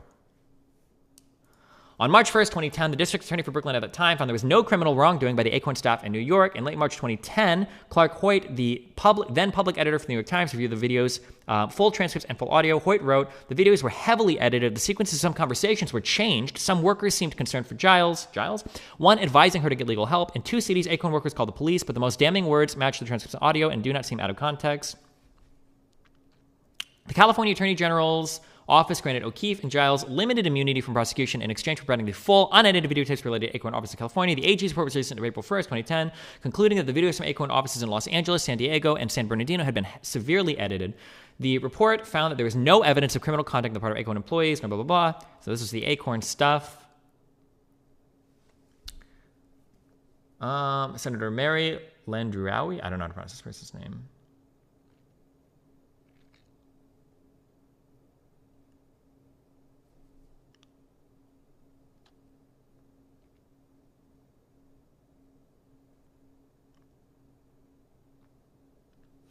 O'Keefe and colleagues were arrested in the Hale Boggs Federal Complex in New Orleans in January 2010 and charged with entering federal property under false pretenses with the intent of committing a felony at the office of the United States Senator Mary Landrieu, a Democrat. His 3 fellow activists who were dressed as telephone repairmen when apprehended included Robert Flanagan, the son of William Flanagan, acting U.S. Attorney of the Eastern District of Louisiana. The 4 men were charged with malicious intent to damage the phone system. O'Keefe stated that he had entered Landrieu's office to investigate complaints that she was ignoring phone calls from constituents during the debate over President Barack Obama's health care bill.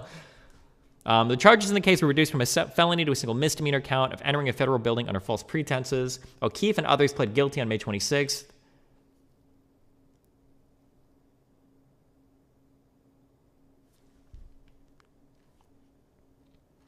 I'm trying to think of what other big one.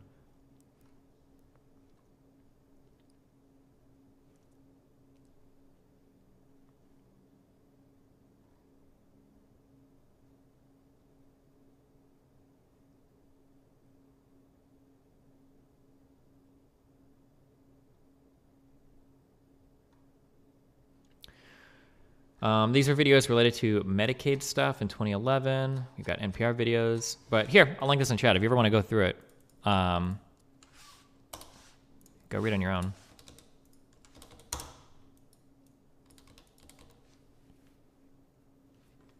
But they're not like none of the huge, like Veritas always acts like they've broken open like all these huge stories or whatever. But generally, their track record is very, very, very poor.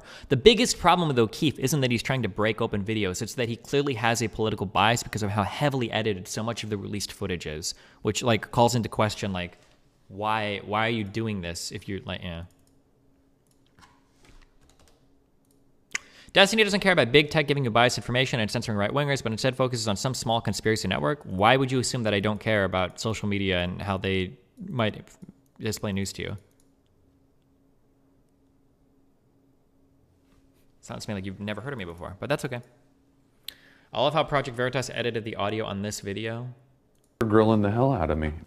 How are you feeling right now? I'm kind of pissed. I feel... Oh, okay. Well, here, let's finish reading this first. Or reacting to this? Listening to this. Fuck, hold on. Do you think this video could be edited? This sounds like a full video. It doesn't sound like anything has been edited here, but... you keep... I'm just gonna... Yeah, I want to get a fucking drink. Sorry, fuck.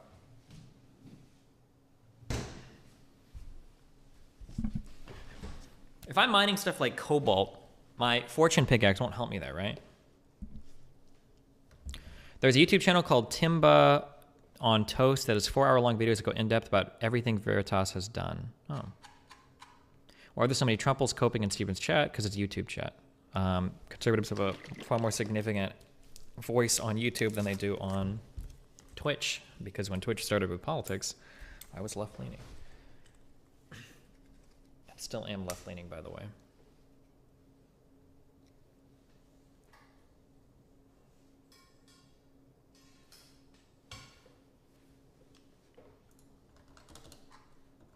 All right. Have they been giving you? What sort of... If any media company tries to get a hold of me, to let them know, and they will vet them to see if they were going to write a bad story about me or whatnot, so... They kind of go through the whole rigmarole of they've got teams working on stuff like that. They tell me not to talk to anybody really Like you. about it. You know, There are going to be a lot of people wanting to talk to you. I know. And unless they know about it, they're basically, like I said, they're trying to help me in case of legal ramifications and stuff. They're not. They just want a they got story. my back, I guess you could say. Okay. I'm going to say something, and this does not reflect my feelings on them one way or the other. Okay. It behooves them to have your back. Yes. Because you're giving them an exclusive. Yes. Okay. So when they say they're vetting and do everything through them, if that makes you feel comfortable, yes, do that.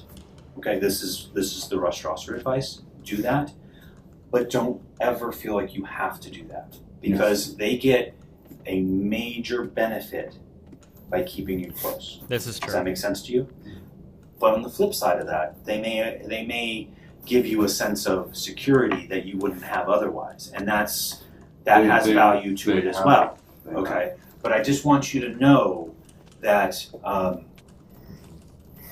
some of their goodwill towards you is self-motivated. Yes. As is this investigators, but he won't say that, of course.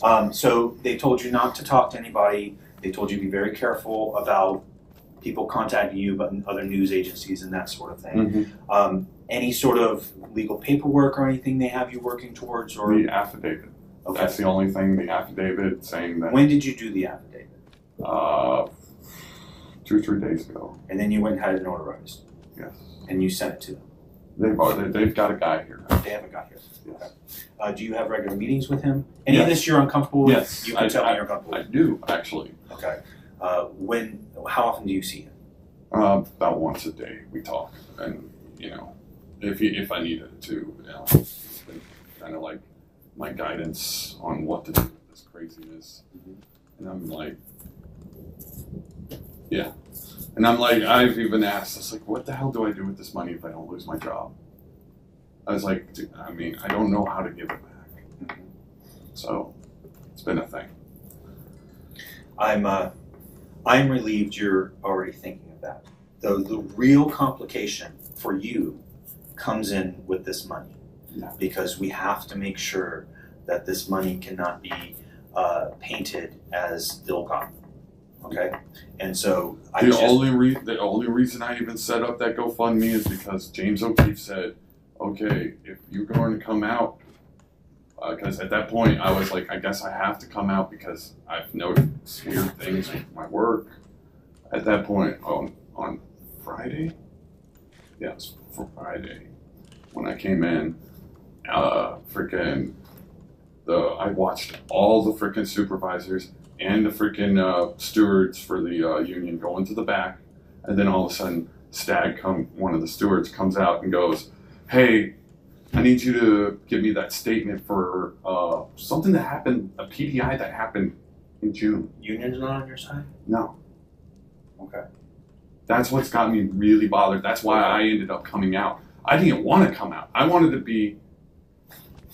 I just wanted the words to get out there so you guys would show up and that'd be it. You don't feel like you have any support? No. I just missed that real quick about the GoFundMe. You said that they told you. Yeah, once I came out, they were like, as soon as they wanted me to set up the GoFundMe, as soon as I came, they dropped the video. That way, when shit goes down, because like I said, they were bringing up old PDIs and whatnot in the office. But to be very clear, this is not a Project Veritas GoFundMe. This is for me. You set it up, and this is people giving you money. Yes. Yeah. It's not money they're collecting that they will earmark for you. Yeah. This is you're doing that, right? Yes. They showed me how to set it up, and I was the one clicking Okay. the buttons. They told me to do it though. Were they going to get any portion of the GoFundMe? No, not at all. It was for in the case that I lost my job or something with haywire, and I needed to get that hell out of here. A lot is on your shoulders. Put one more little speck on your shoulder because I want you to be aware. I want you to have information and not have everybody telling you. Okay? This is not me condemning Project Veritas. I want you to be really clear on that. Okay? If you are comfortable with them, that is good for you. But they have also set this up so that if there is anything that goes on with this money, where they claim that it was ill-gotten or that you're on the hook for it. You understand, you're on the hook for this. Their hands are totally off of this. They told you what to do, but they made you do it. So I want you to be, this is me to you, I want you to be exceedingly clear that everything is okay before you do anything with that money. I don't even plan on it. I can't even touch it. GoFundMe's got it on review, and never, from the moment it started, if they put it on review, it said you will not be able to withdraw.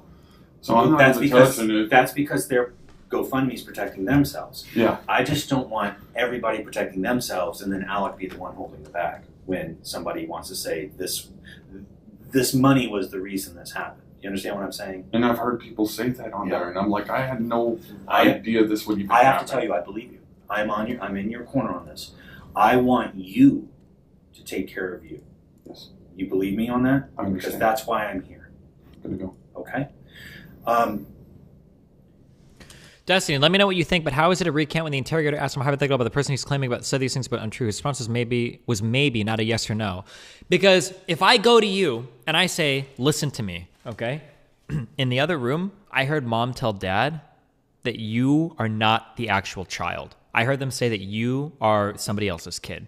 And then the two siblings talking, right? And the sibling like, holy shit, really?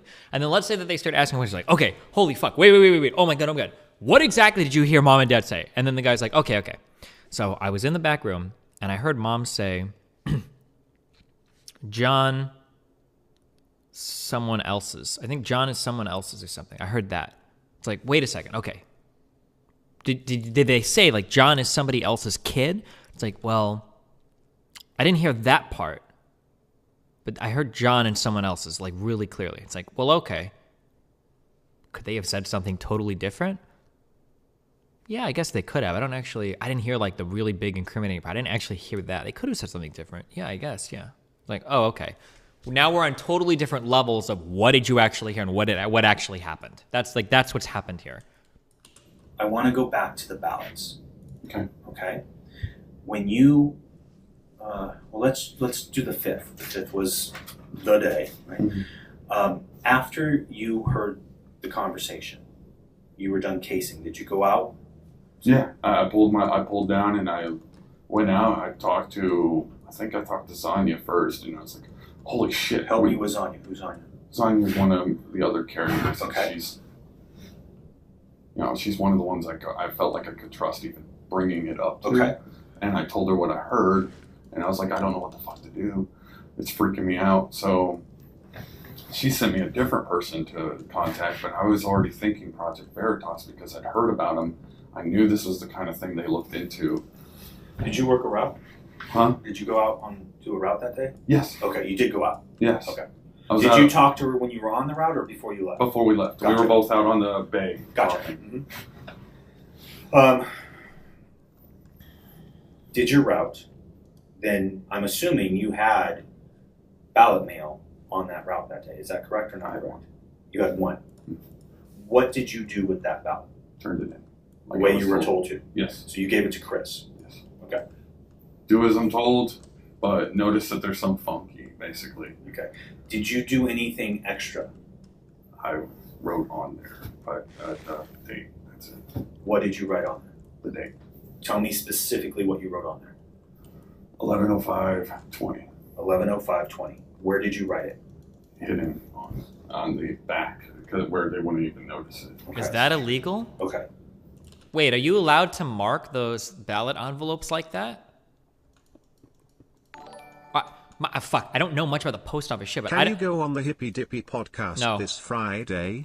With Dan? No. Bonus meme, chat get ready to 5 4 3 2 1 I thought that for like the post office people, I thought they didn't do anything with like postmarking or any of that shit like in office. I've seen several people in chat type that, so that's where I'm getting that from. Maybe that's not true, but it's strange to me to think that like somebody picking up or delivering mail can mark a piece of mail like that you could write on it like that. I could be totally wrong. I'm not sure. I'm just curious about that. It seems strange to me.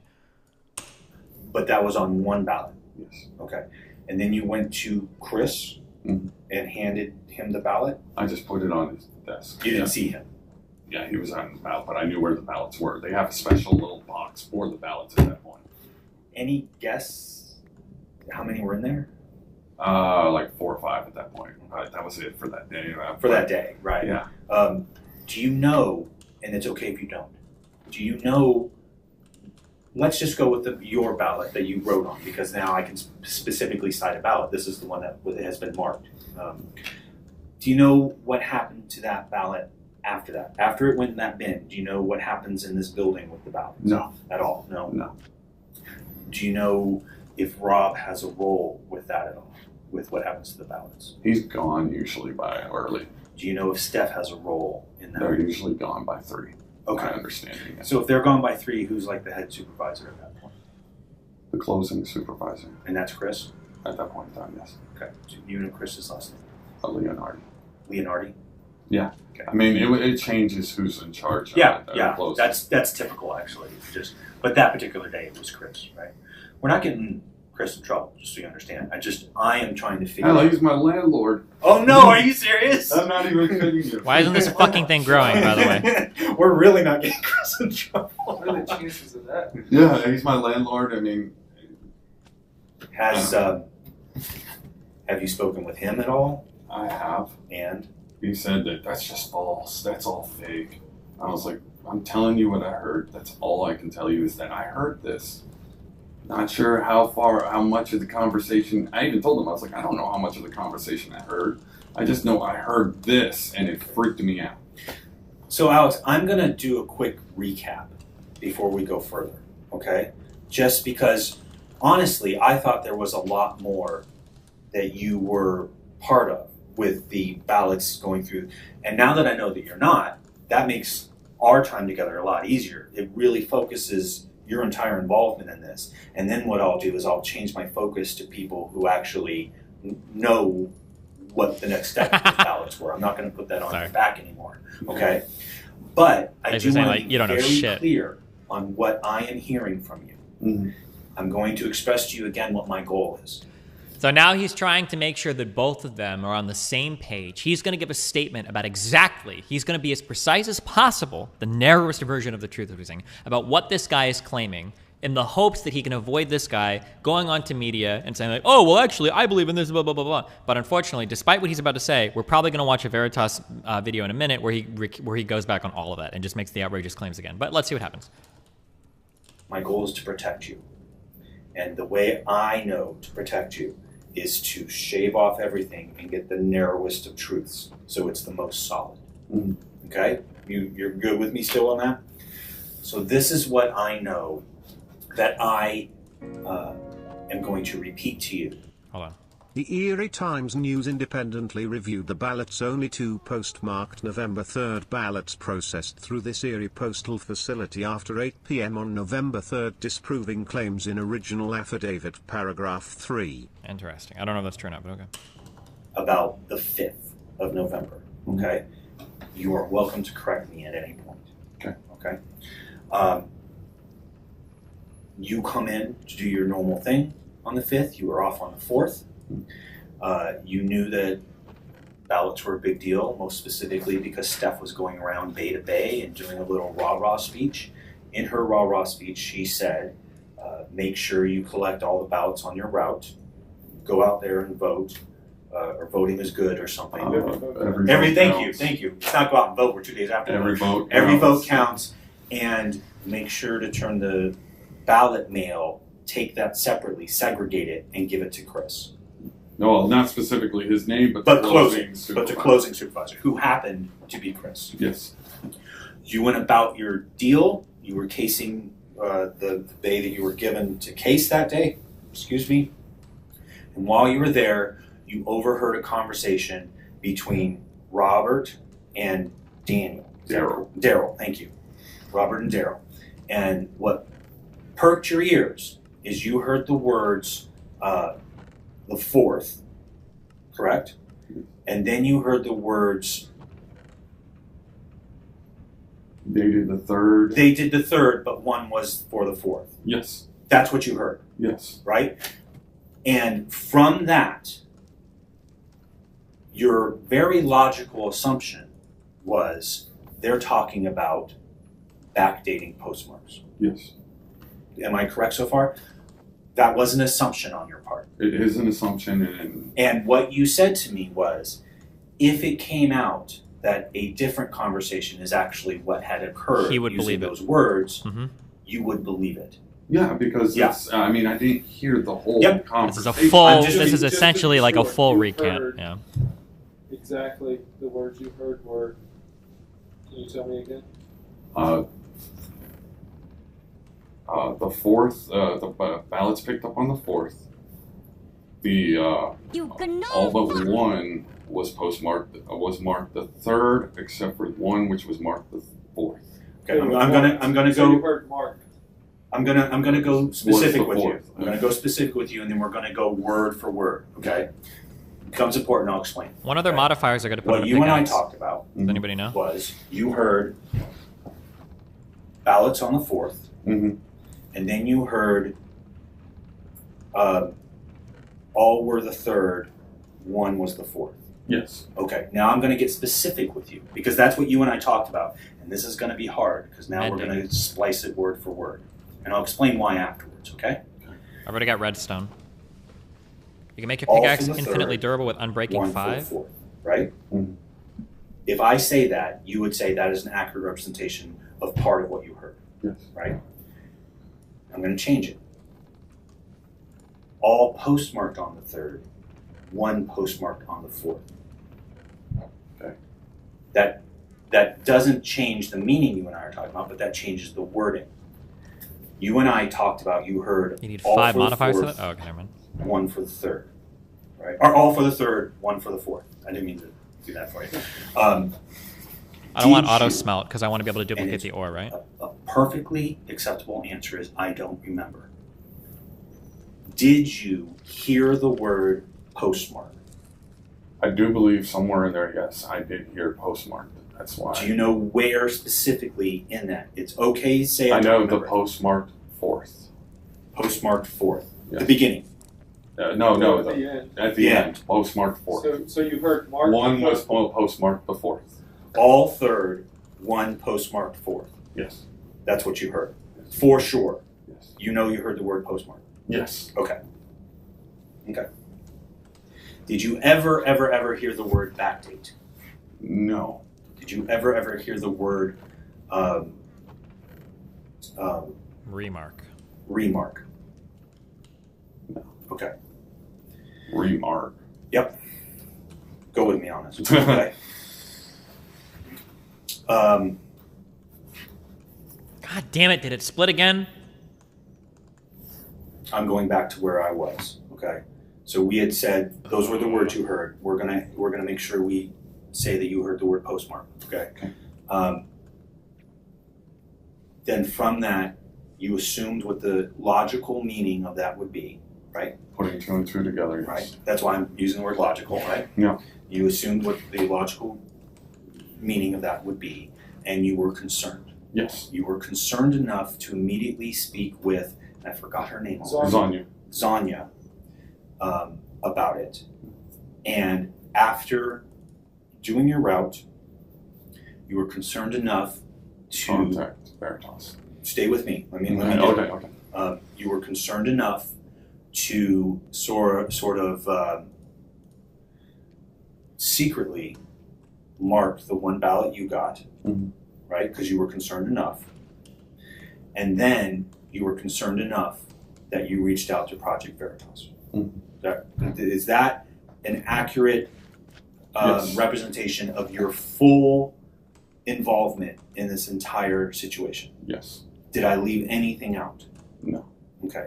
Because once you contacted Project Veritas, this thing grew its own legs and started running. Yes. Am I right with that? And then you've sort of been on reaction mode ever since. Yes. Right. Okay. What I'm relieved about is that was where your involvement stopped, because I didn't know if you had to follow the ballots, whatever this building was doing with the ballots, if you were more involved in that. No. But you were not. Your sole involvement was a very concerning conversation, and then you tried to protect one ballot by marking it where people wouldn't know you marked it. Right? And you marked it by 11:05:20. Right? That's your outwardly involvement. That is it. that is it, right? Because everything else was you were listening to Steph, or you were maybe consoling in Zanya. I'm not going to get her name right. Is it Zanya? Okay. Like Tanya with a Z. Yeah, exactly. I was saying Sonya with a Z. So, my goal here is to protect you. And the best way to protect you is by getting this down in paper. Okay? And so, Before we go, I have one other thing that I wanted to try to touch upon, if you could help me out. And that was the affidavit. I wanted to talk about,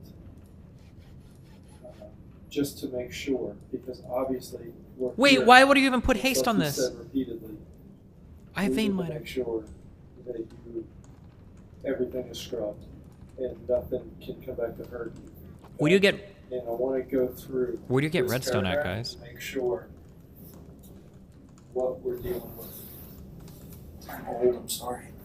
It's making me. How old are you? Beg your pardon. 49. It's the Cinnabar sample. Sure, young. I'm 32. Shut up, you. I feel old. You're talking about paragraph 3 here. Please. Okay. Twilight Forest. I'm going to read it. I'm going to read it aloud, and then we'll talk about it. Okay?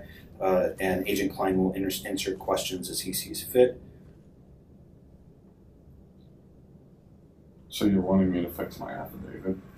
Yeah, I'm wanting to make sure that the affidavit is correct, or if it's not, I want to make sure it's fixed. Okay. Here and now. All right.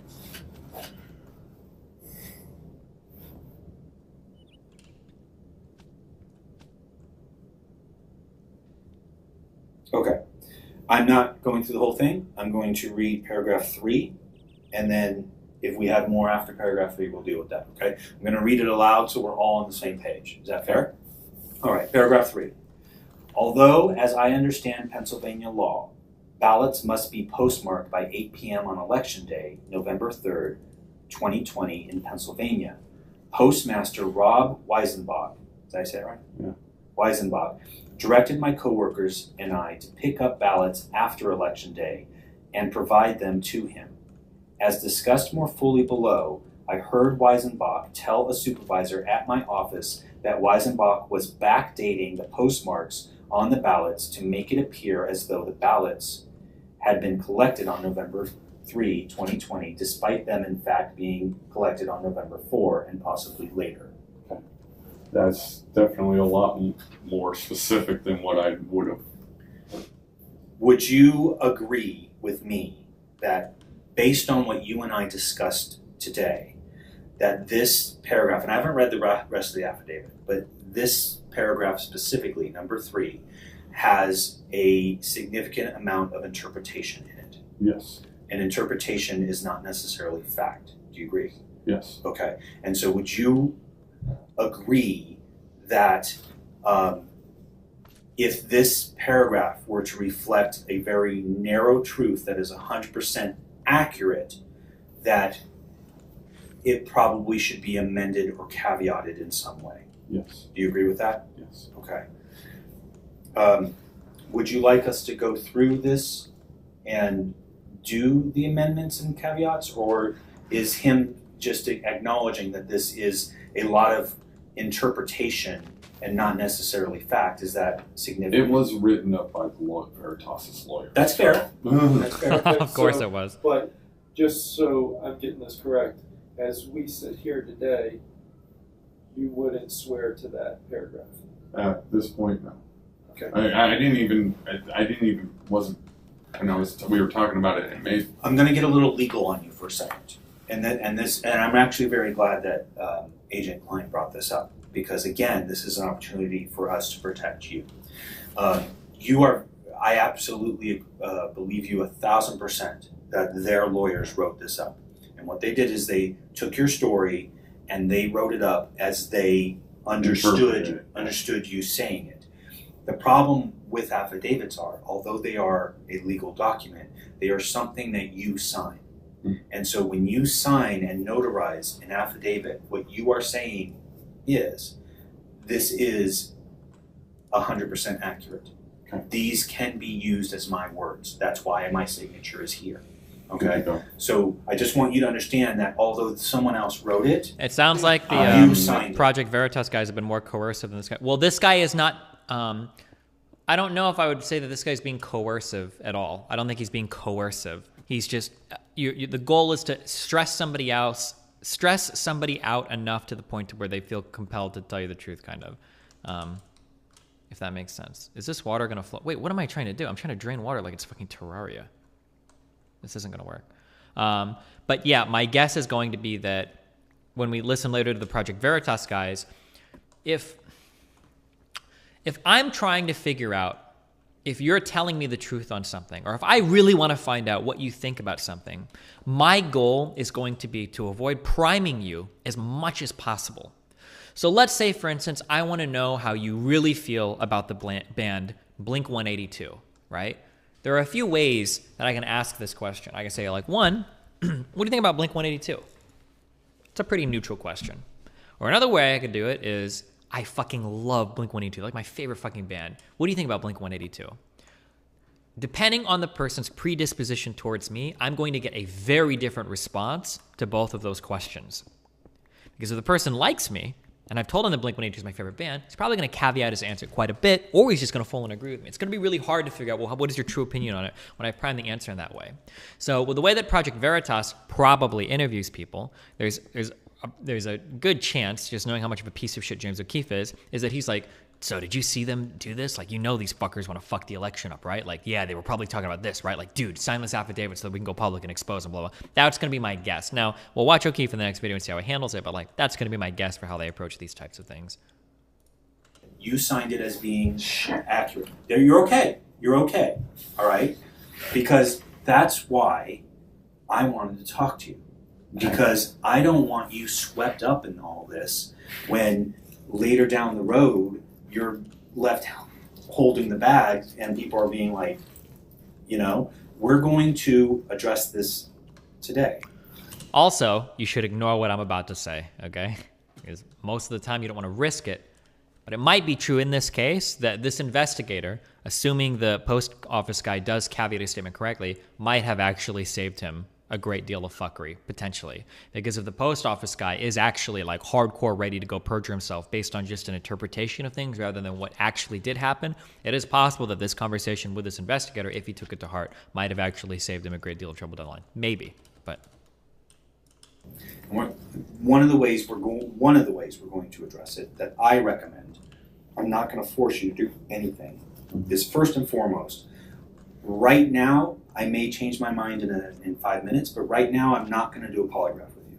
Okay. Okay? Right now, I think we are better off if we do a updated signed statement. Okay. Are you with me on that? I understand. Do you agree with me on that? Yes. Do you understand it's voluntary? Yes. Okay, but do you understand how this will save my ass? Yes. Your words, yes. Yes, but it's true at this point because yes, you're right. I want to do. I didn't even think too much on it when I was reading. Notice how the investigator now, and this is like the dream goal. Dude, I don't know who this guy is, but this guy has done a very, very, very good job at totally breaking this apart. This feels like such a textbook, like this is what they would tell you like in the academy, how to completely break down a person and get like exactly what you need, because it feels like everything has been 100% like by the book. And he's done a very good job doing anything. But now he's got it so that the other guy is almost excited to clarify or correct his statement based on what's been said during the interview, right? Like notice how the guy's not like, I need you to write down these words, but he's using things that leave the other person up to being like so much more oh fuck, I want to give a really good example during the whole Me Too shit, but I can't because it's personal. But when you're trying to get somebody to do something, rather than telling them what they should do, what it's really good to do is to carve a path out towards that and provide a virtue that they want to embody, where that virtue leads them down that path. Does that make sense? It doesn't. Let me explain this, right? Instead of saying, I need you to sign this affidavit and clarify your statements in a different way so that we know that you're not lying. Instead, it's better to say, wouldn't it be better to update this to be more reflective of like the truth? Or wouldn't it be really good if we could make sure that we're being honest or truthful or have integrity about our statements? Like, yeah, well, oh yeah, I'm honest. I have integrity. Like, I want to tell the truth. Yeah, dude, we should update the affidavit, right? Well, now that you've given them a virtue to latch onto and you've kind of like dug out the path towards where they ought to go, well, when you give them the virtue, they'll latch onto it and it's like, yeah, I want to update this. Yeah, I want to change it. Now it feels like it's almost their idea to change it, which is kind of like what we've seen happen here, right? I understand. It's a lot of lawyering. It's a lot of lawyering, and you can get swept up. Okay. I think what I'm going to do, and Agent Klein, you direct me if you think this is overkill. I think I'm going to read each of these paragraphs aloud. Okay. And I think that we are going to have Agent Klein make notes from what you say, not from what I say. From what you say probably should be amended or caveated in each paragraph. And then we'll decide what you should put in your updated statement. But at a minimum, I want to go paragraph by paragraph and we'll number them. And I want Agent Klein to write down what you feel could make it more accurate. Okay. You go with me on that? Mm-hmm. Okay. This is not backing you in a corner. I'm still here with you. Okay? Okay. Can you,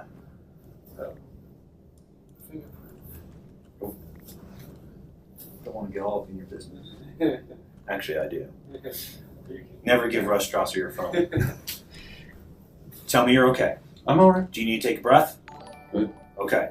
You're looking overwhelmed. He's applying extreme pressure and offering him the illusion of control over narrative tell in me a you're good okay way with out me. that preserves his character. Yeah. The preserving the character is really important, and he's got a personal tie-in too. So when he's saying like, dude, I know that you have high integrity. You were in the fucking military. And not only were you just in the military, after you got out, you signed up for the fucking guard or the reserves or whatever he said. Like, damn, I know you're of high character, right? I was in the military too. Like, right? Yeah, like he's establishing that, right? Once you've established that like this is an issue of character, you're kind of saying that, like, if you disagree with me, it's almost kind of like your character is on trial. Like, you want to be honest, don't you? Like, we both know that you're, like, a military man. You serve your country. Like, you want to be honest, right? You don't want to lie about shit. You don't want to be misrepresented, right? You should want to change, right? Yeah, it's all of this.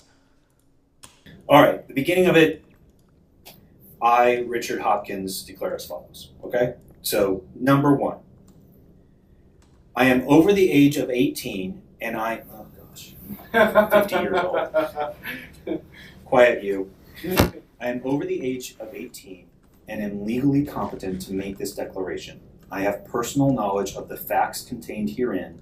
If called upon, I could and would completely testify under oath as to the facts stated herein.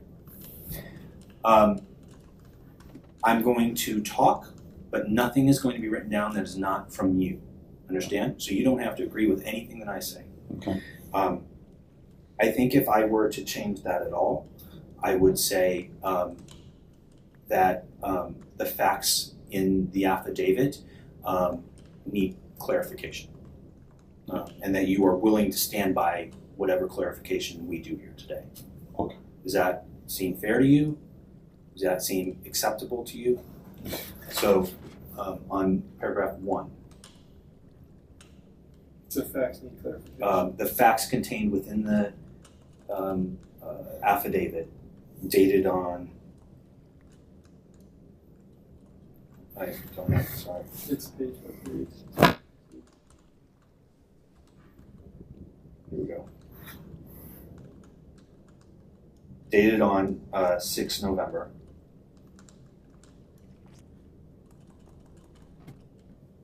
So how is being a postal inspector? Well, post office is weird, first of all, because we're the only entity that has 2 law enforcement agencies. One's the Postal Inspection Service, and one's the Office of Inspector General. And actually, they're very different. And so I don't know what it's like being an inspector, because I'm not. So we're agents, they're inspectors, so it's a little bit different, although it's getting more and more muddy because we work so much drugs now. I remember you guys were here a while, when I first started, like 3 years ago, for like a drug bust, I think. Yeah. Where they had everybody up in here. I've worked drugs for the last 3 years. I can't work the phone. I'm sorry, dude. It's all right. I'm showing my age. I know this thing's just gotten way out of hand, in my opinion. It has, and that's why we're here. Can I tell you something? That's my opinion too. If I didn't believe that you were true, if I didn't believe in who you are, we'd be having. I hope you believe we'd be having a completely different conversation. Okay, so I do believe this has gotten completely out of hand, and right now we are sort of filling in as many potholes as we can, because the smoother we can make your road, that's what's going to protect you. All these other entities and people out there that are quote unquote protecting you, I'm nervous that they're self-interested, and so that's why I'm here. That's why he's here. Okay. All right. So we did one. So the facts contained in the affidavit dated 11/6/20 need to be should be amended for accuracy. Is that fair? Should be amended for accuracy. Okay. Now, will people start coming out and saying I'm a liar because I'm saying this? So a couple things. I'm not going to go tell anybody anything unless you tell me to, because most of this is going to be what we call casework, which are documents and whatnot that all go into an investigation. And nobody can have access to our casework unless they go through a legal process to have them reviewed or released. Or unless the media gets leaks. A normal citizen has to go through a Freedom of Information Act to do that, and that takes forever. And so we're not going to go hanging you out to dry. I'm going to recommend when you have your meeting with Project Veritas today, if you haven't already, that you tell him that there is an updated statement. Okay. Okay. Tell me you're okay. I'm all right. Okay. I'm just going to keep checking in. All right. Paragraph 2. Are you capable of sending that to me so I can the changes or whatever? I can't answer that. That would be his boss, but you're doing it now. We certainly can see. Before we get finished, you will have a good answer. Okay. Because that way I can at least be able to amend it, so it's not like so that when this does come down, nobody's going to call me. The only hesitation I can see, but it might be a legit hesitation, is since this is an official federal investigation that's happening right now with you and I, and so that would be part of an actual casework that's federal, and Project Veritas is a private entity. They may, our bosses may put the brakes on that just for handing things out, but this may also be a unique situation. So that's my way to say we'll definitely bring your concerns up and we'll definitely try, but I don't know what they're going to say. Okay. Because they may say this is an investigation and we don't release case details. I don't know. I mean, I'm just saying for the amending it, so that it's, because it's currently there. It may be one of those things where you may not have a copy of the statement because that's something that this is an ongoing case, but it may be something where you tell Project Veritas. There is an updated affidavit. An updated statement. This is what the direction that it's headed, and we'll talk about that at the end. Yeah. But yeah, we'll definitely talk everything through with you. Okay. Sure. All right. Again, I'm here for you, so I want to answer any questions that you have. Okay. Okay. Let's do this first, and then we'll get to that. Fair? Good. You good? Okay. I have not done 2, correct? 2. I am an employee of the United States Postal Service. I work as a carrier in Erie, Pennsylvania post office. That's true. That's not true. 2, I would say no changes. 3 is the one that needs changes. 3, we already know needs changes. Let me read it in its entirety for the 3 of us again, and then we'll maybe go line by line or just overall say what needs to be changed. Okay, tell me you're okay. Yeah, I know you are. I just need to keep checking. You're the one with the world on your shoulders. That's why I keep checking in. That's Okay. the same part. Okay. Here we go.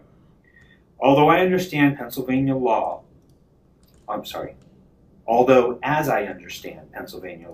ballots must be postmarked by 8 p.m. on Election Day, November 3, 2020 in Pennsylvania.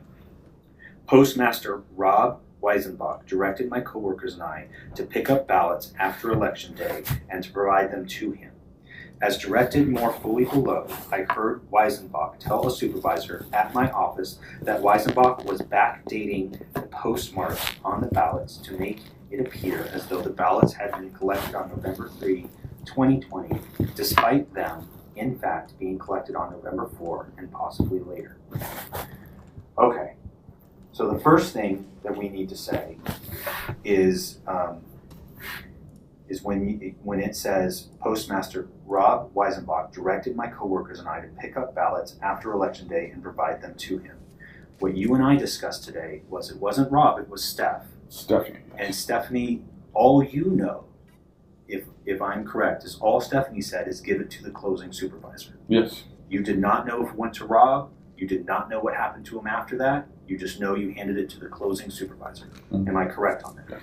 Okay, so the First Amendment needs to be that the direction. The direction came from Steph. What's your last name? I don't know. Okay, we need to find that out. You're okay. I don't know last names if they go by their first name here. And she directed the co-workers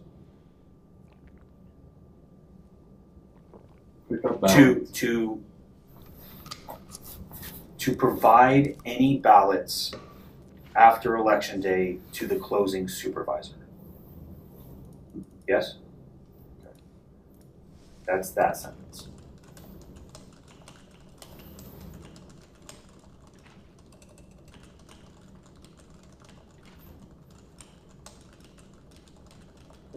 Okay, the next sentence reads, as discussed more fully below, I heard Weisenbach tell the supervisor at my office that Weisenbach was backdating the postmarks on the ballots to make it appear as though the ballots had been collected on November 3, 2020, despite them, in fact, being collected on November 4 and possibly later.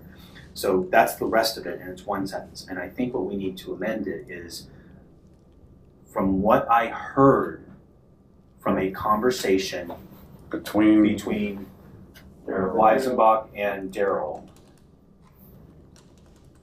my logical assumption was that he was suggesting backdating of ballots. But I want to say, too, that you never heard him say to backdate. You never heard that word, right? Specified, yes, and not specific on the backdate. It was.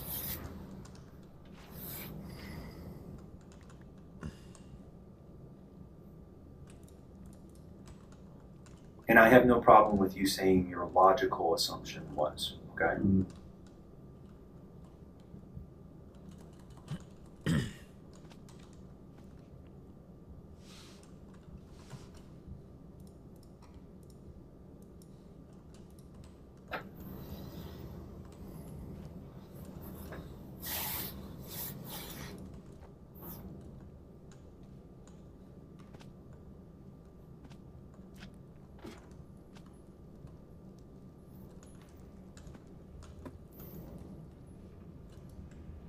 So what I wrote was.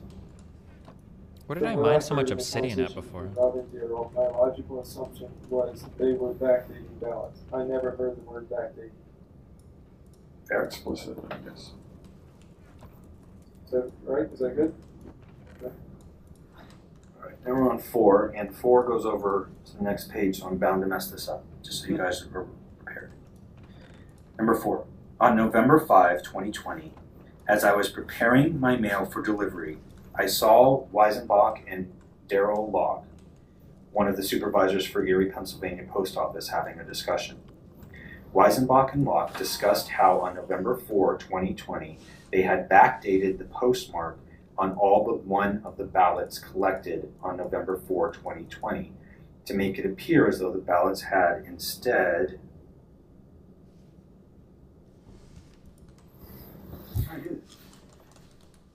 been collected on November 3, 2020. I overheard Weisenbach tell Locke that they messed up yesterday, November 4, 2020, by accidentally postmarking one ballot as having been collected November 4, 2020, when it had actually been collected. Okay. All right, I need to get specific with you because you and I never went over the words messed up. Mm-hmm. Did you hear that? Nope. Oh man.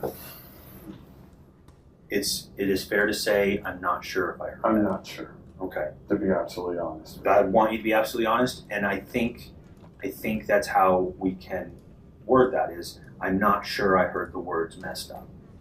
Fair? Everybody okay with that? You okay with that? All right. So we're going to start again. This is paragraph 4. On November 5, 2020, I was preparing my mail for delivery. I saw Weisenbach and Daryl, one of the supervisors, having a discussion. That's all true. Weisenbach and Locke discussed how on November 4 they had backdated the postmarks. So we need to say,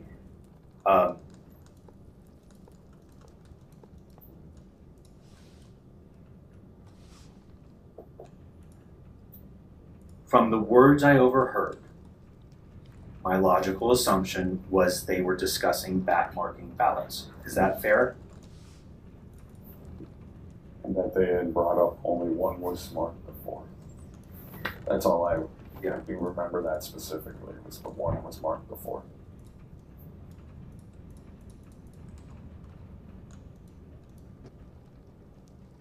Wait, why am I not getting this achievement? The words I overheard, my logical assumption. Craft and use rails to travel long distances quickly.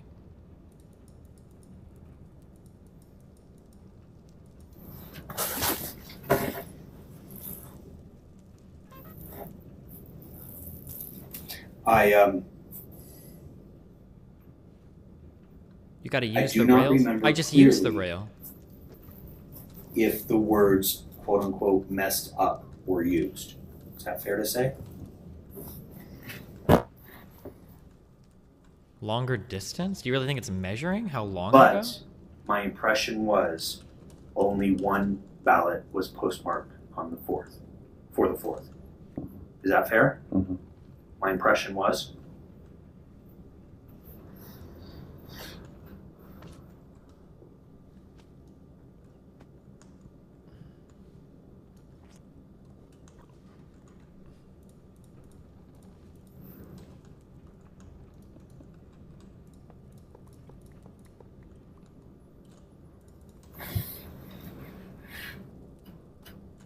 What's happening? And so I wrote, tell me if this is accurate. I do not remember clearly if the words messed up were used, but my impression was only one ballot was marked before. Yes. I want to end that by the way they ended it with this parenthesis when it had actually been collected. The date it had been collected. Yeah. No. Just to be clear on why that's important. Yeah.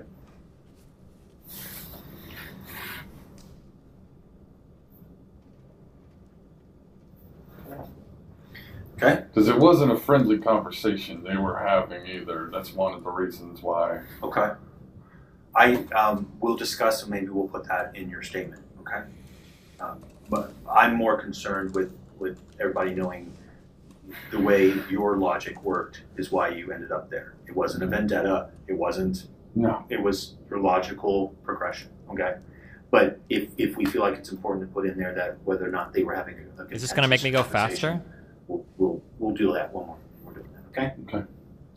All right. Number 5.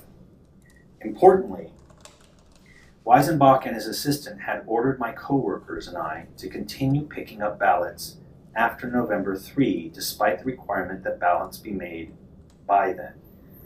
Weisenbach directed that ballots be picked up through Friday, November 6. Moreover, Weisenbach directed that all ballots picked up through November 6 were to be given to him, presumably. Not him specifically, but to. Okay, but let's go with what it says. It says were to be given. Okay, they're just like going over their statement here. I'll be right back 1 sec. And then we're gonna do the Project Veritas video next, I guess.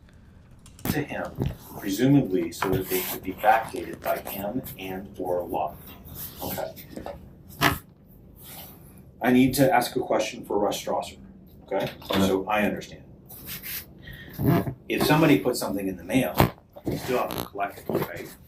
True. So I just want to understand what this paragraph is saying. See, that's the thing about these ballots. It's the validity of us picking them up. And I mean, I don't know. It's It's okay. so weird that we're picking up ballots because at this point they're no longer valid. Mm-hmm. Wouldn't it be best to inform somebody that, hey, we can't pick these up because they're no longer valid? Yay or nay? I don't know. Or the deal is instead of having that interaction with the customer, because it was their responsibility to get it in on time, just postmarking the ballot on the correct date, and then the But wouldn't it have made sense to send it to Pittsburgh at that point to be postmarked? I mean, they wanted it separated rather than being just thrown in the raw, which we were doing before a week before. That I understand what you're saying. Yeah, that I understand. Yeah, now we can get behind what you're saying. That's why this whole freaking the conversation, the way they were treating But the to have a ballots. carrier out on the street basically saying, I'm not going to take your ballot. Yeah, I understand that, but they didn't want us putting it in the raw, and that just didn't make sense to me at all. So let me read this again, and you tell me. You help me with wording on this, okay? Okay. Importantly, and this is why I really want to address this because they're already saying importantly.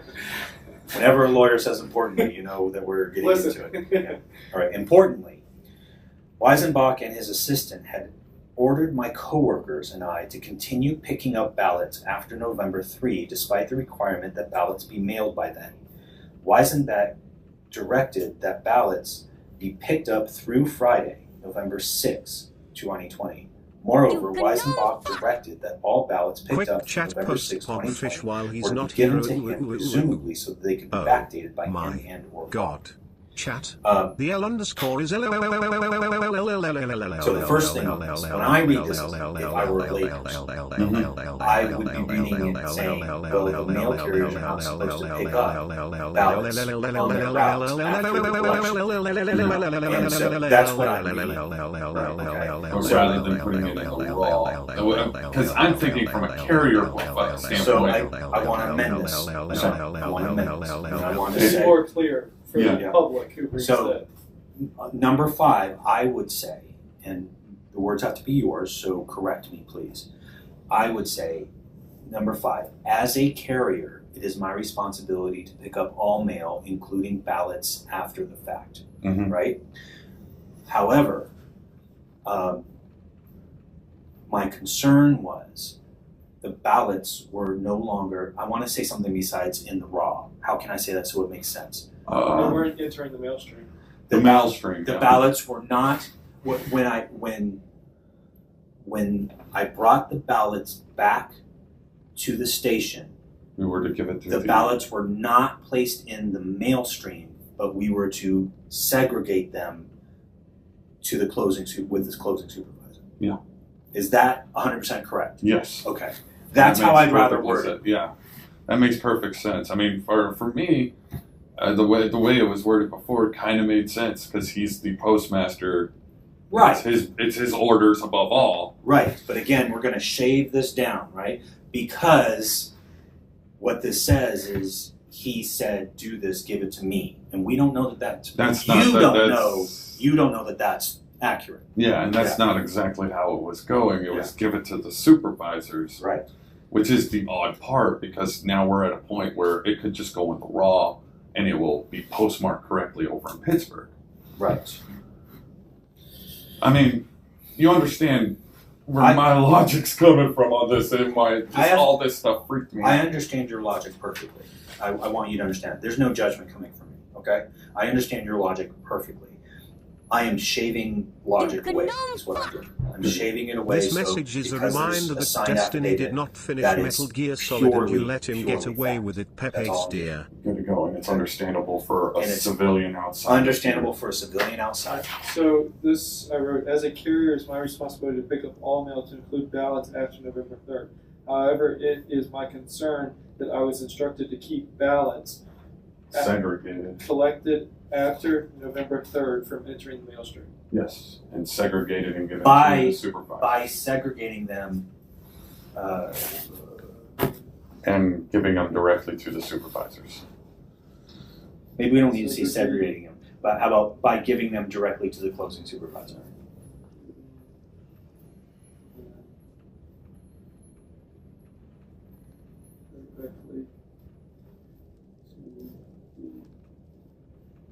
Right. And then I would go further, just to be 1,000% transparent on this. I would say I'm speaking as if I'm you.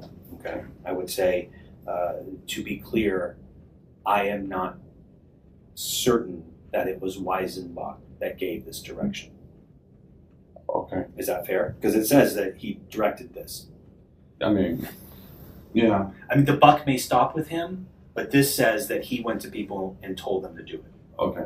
You understand? It's not specific on Weisenbach. Although it's his operation. Yes, it's we not don't know that it specifically came him, from even though it's his operation within the postal. So I just want to say, to be clear, I am not certain it was Weisenbach who made this direction, although it is his post office. Is that fair? Yes. Although he is in charge of this post office.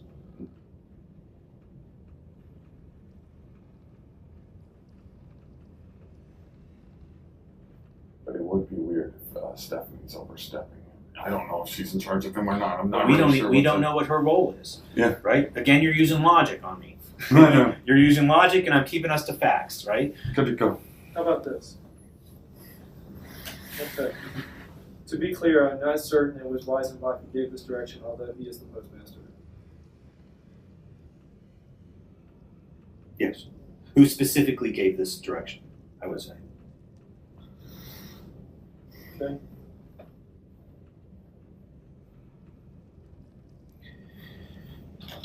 All right, number 6.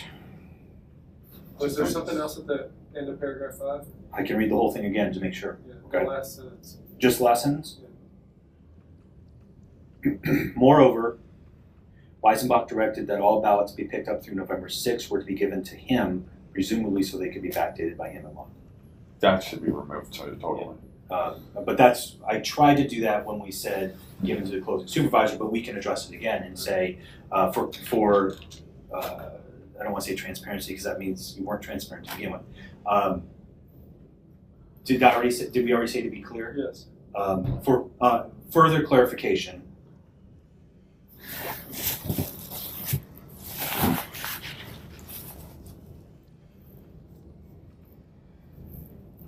do you just want to address the sentence and say the sentence that begins moreover should be removed entirely?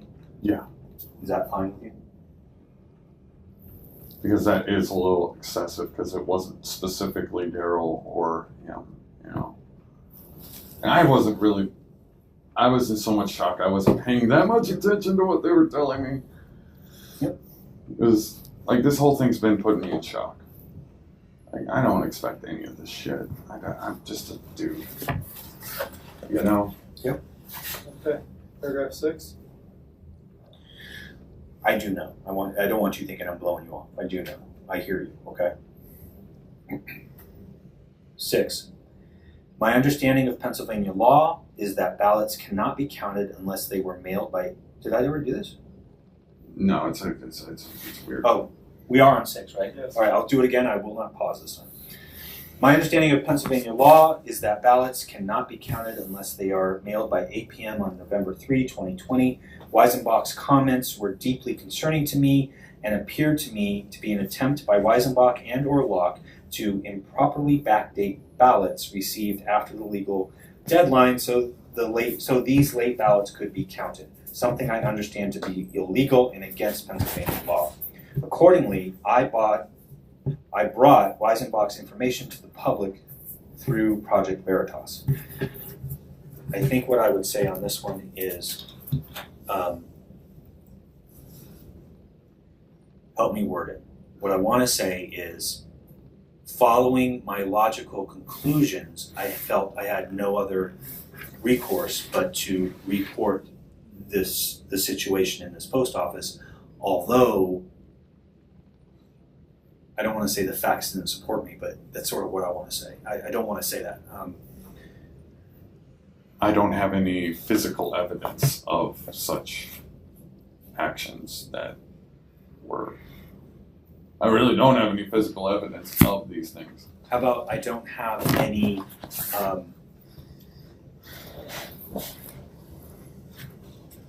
that paragraph's a tough one.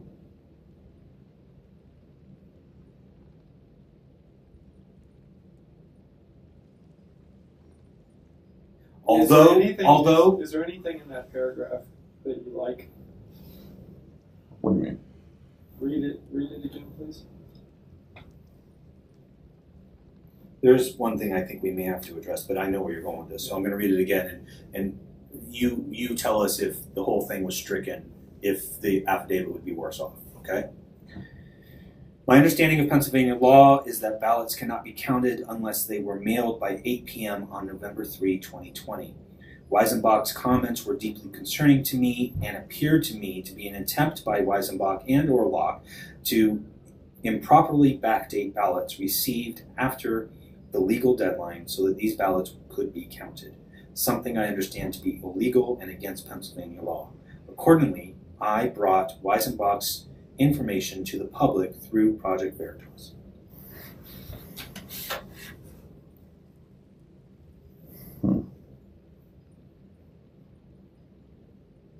Like, it's stating the truth, but at the same time, it's kind of hard to word that out of where it feels like. It's stating your motivation, but it's not stating the accuracy. Does that make sense? Yeah. Your motivation is valid, but this is what it's talking about, is your motivation. Right. And I think if we were to change this paragraph, I would change the whole thing.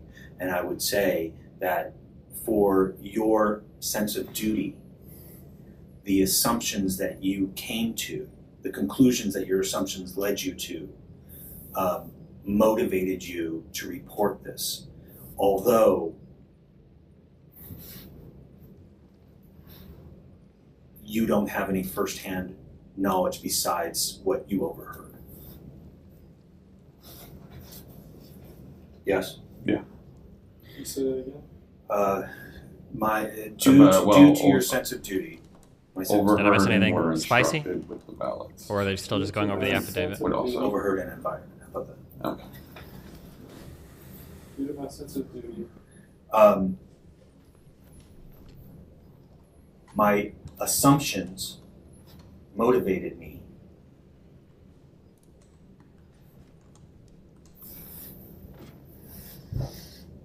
to make my concerns public.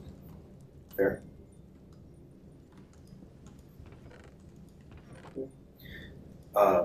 Although I always think of that word assumptions, and I think of asset view and me. So that's why I'm sitting here thinking, like, this really does make me feel like an asshole. It's a situation that is universal. Okay? But to finish it, we said, where are we at? Due to my sense of duty, my assumptions motivated me to make my concerns public.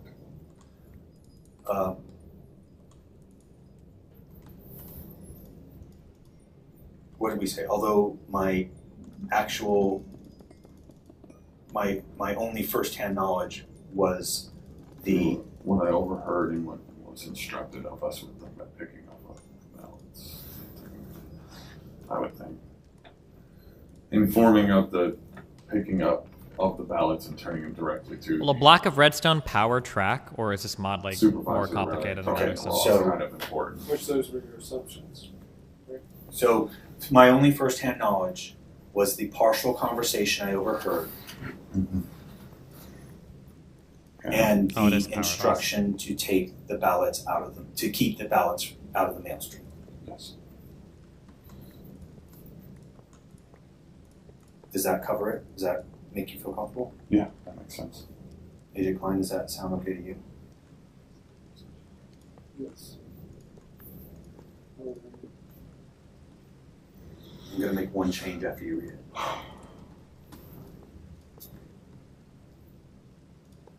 We're doing okay.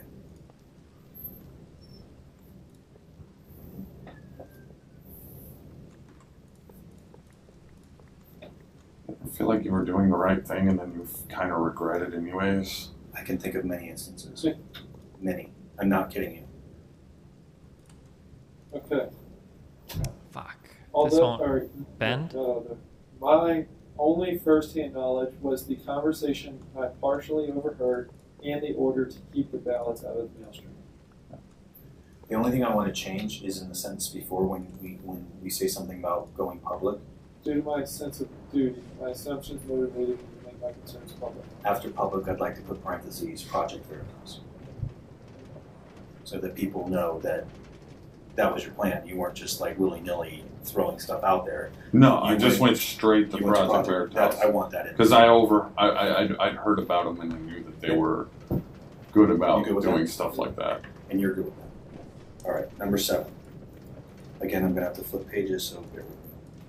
The next day, November 6th, I was interrogated by USPS postal I wouldn't say you guys interrogated me. That was I was like, I don't know how to best what put did it. I do? I thought I was pretty nice. I know. I was like, they're the ones that wrote this, and I was like, I guess that's a term that they use for it. Who knowingly, let me see it. Who, knowing I was the whistleblower who brought Weisenbach's directives to light, indicated they were investigating the matter.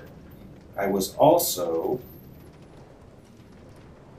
approached by a representative of the Postal Worker Union who began asking me about old allegations against me, which have long been resolved. I refused to be silenced, so I decided to reveal my identity and have pledged to testify regarding what I heard and what I was ordered to do. I have to be honest with you. I'm not as concerned with this paragraph. I don't really care about the word interrogate. That doesn't bother me. I would like to fix it because I feel bad. What is a better word for it? If you want to, but let me tell you what I don't want.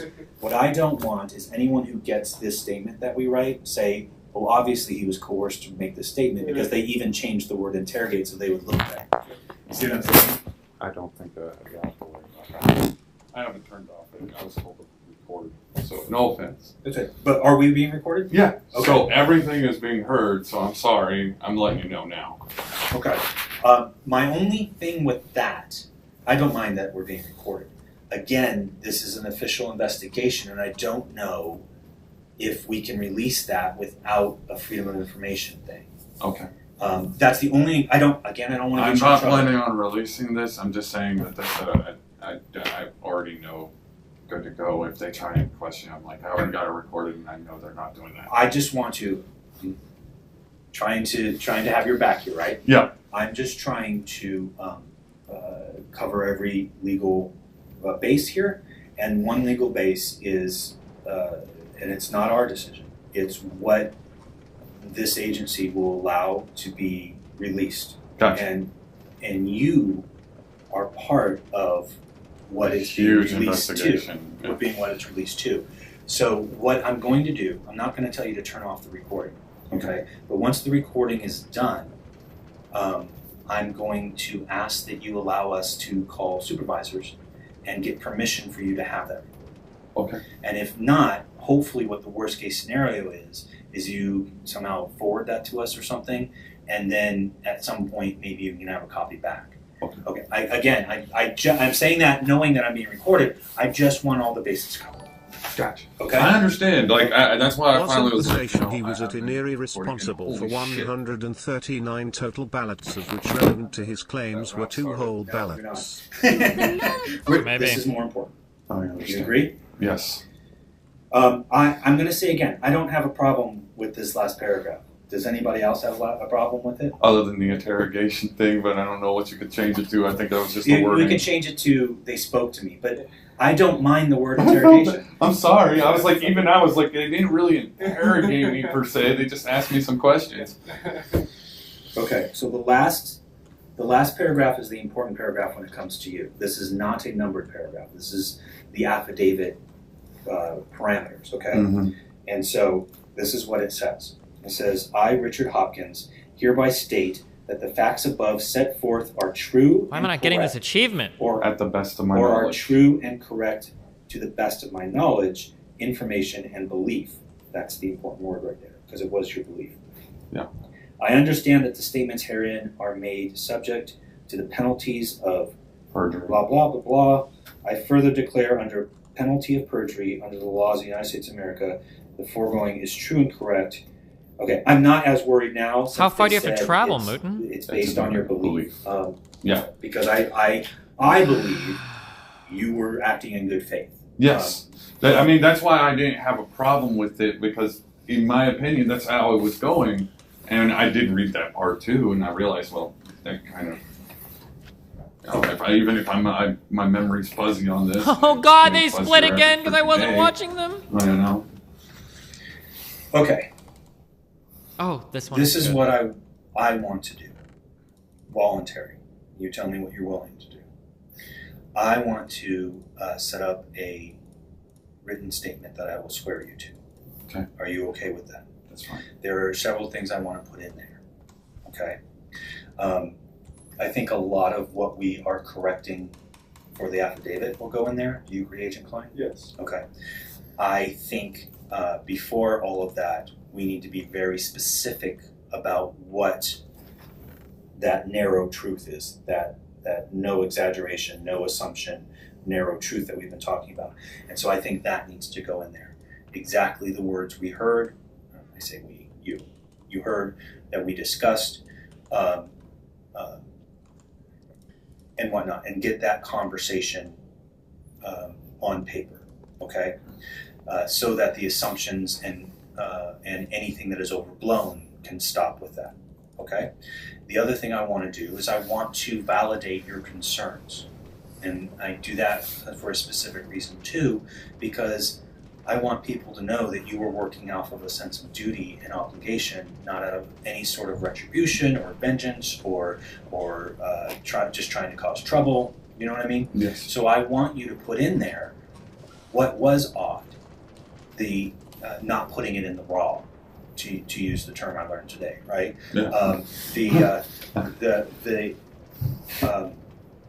The trying to think of her name, Steph's little motivational speech after the fact, after it was voting day was done. I want you to put those in there so people understand that you had a genuine concern, but that concern was fueled by logical assumptions.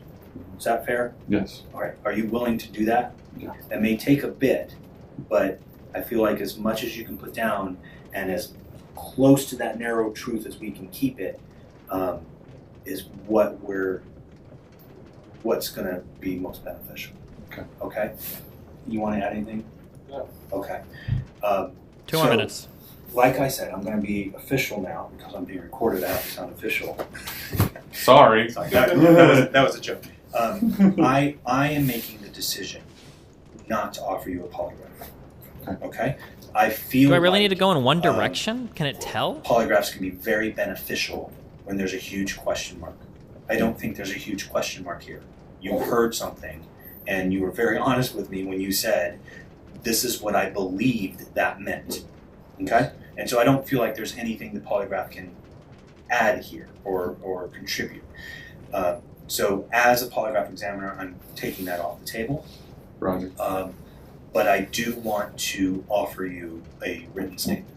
Good to go. Okay, you have that. Of course, we can't do anything simply, so it's going to be a form we fill out and before you start writing.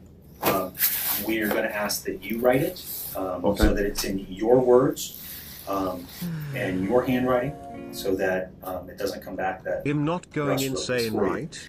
They literally protected him from the dumb statements in that affidavit by narrowing down his statements and reframing the statements to be a belief and not real events. Chap Probably. think the feds are screwing, but they're not, right?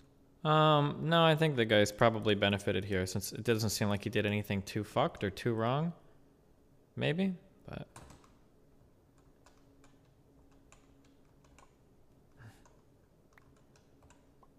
I want to be done with this so we can see his Project Because, Veritas as video. you can see, Russ may have the best intentions for Alex and the whole world, but as you can see with the Project Veritas affidavit, it may actually say something different than what you intended to, because someone else was writing it.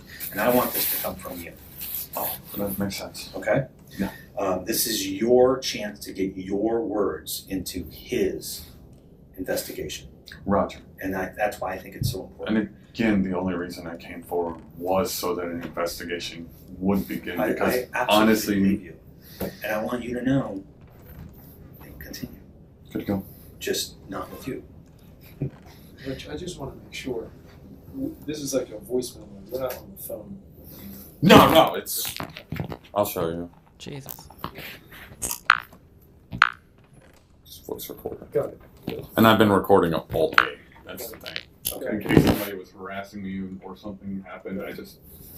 Okay, but you also understand why we're going to get permission for that, right? Yeah, because, I understand. And you understand that they may come back and not give permission for that, right? Yeah. Okay. Okay. You taking a smoke break? Yeah. Yeah. This will take a minute. So why don't you go do that? Then we'll start up with the statement.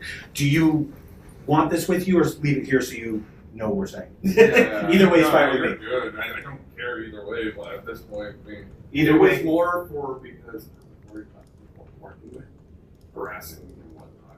Whatever you're more comfortable with, you can leave it here, or you can take it with you. Would you feel more comfortable with someone? Yeah, it's up to you. I don't. My only deal is I don't want people coming up to you. Yeah. So would you like someone? No, it's fine. I don't think anybody's gonna show up right now. I know I've got my backpack sitting in the freaking that.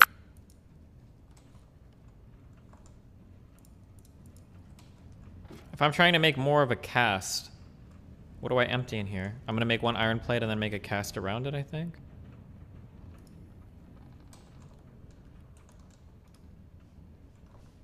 All right, well, we got all that. Now let's see, how does he walk it back? Here we go. From Destiny, you need to do all this. What do you... Minecraft rail. Criteria. Inventory changed. Minecraft. I'm guessing this means you add it to your... Oh, wait, you need to craft all of these?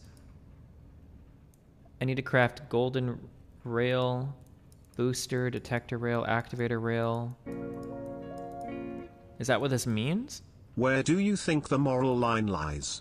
What's the border between finding the truth and taking advantage of an uninformed person and coaxing a truth? Does this type of interrogation produce a lot of false testimony? I'm not 100% sure.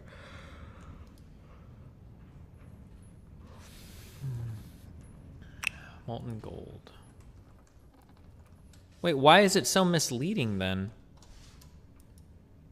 Craft and use rails. Usually it will tell you like if you need to craft that many.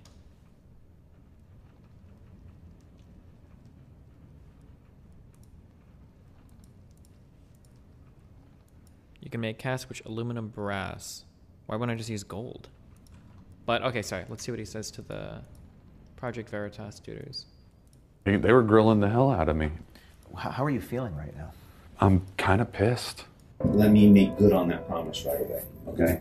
This storm is getting crazy, right? And it's out of a lot. Oh, sorry, fuck, since I had it on Twitter and Out of me. How are you feeling right now? I'm kind of pissed. I feel like I just got played. And I heard him say to the supervisor that they messed up yesterday. I was like, oh, what did they mess up on? And he told the supervisor that they had postmarked one of the ballots for the 4th instead of the 3rd, because they were supposed to put them for the 3rd.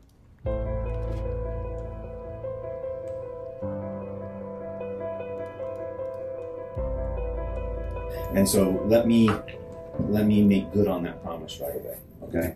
This storm is getting crazy, right? And it's out of a lot of people's control.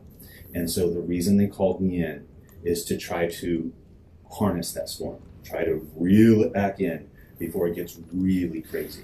Okay? I understand. Because we have senators involved, we have the Department of Justice involved, we have Trump's lawyers team's gotten a hold of me. I'm not. Well, I am actually. I am trying to twist you a little bit because in that, believe it or not, your mind will kick in. Okay. We like to control our mind, and when we do that, we can convince ourselves of a So they're mind. just taking out like But the when you're under things that a make little it bit of sound like stress, he's it's trying to like get the guy to you lie or purposely, whatever. your mind can be a little bit clearer. And we're going to do a different exercise too to make your mind a little bit clearer. Okay? Good to go. So, but this is all on purpose. Okay? Roger. I'm not scaring you, but I am scaring you. It seems like they were trying to make me distrust y'all. And at the same time, it kind of affected, but at the same time, I was like, nah, these guys have had my back since the get-go. So that's why I continued. Do you think these federal agents have your back? At this point, no. Hell Do you no. think these federal agents are really interested in investigating fraud? Honestly, I don't think they are. And in fact, you heard Weisenberg tell a supervisor they were backdating the ballots to make it appear they've been collected on November 3rd. You still stand by that? Yeah. Yes. Now he's totally changing it. Yeah.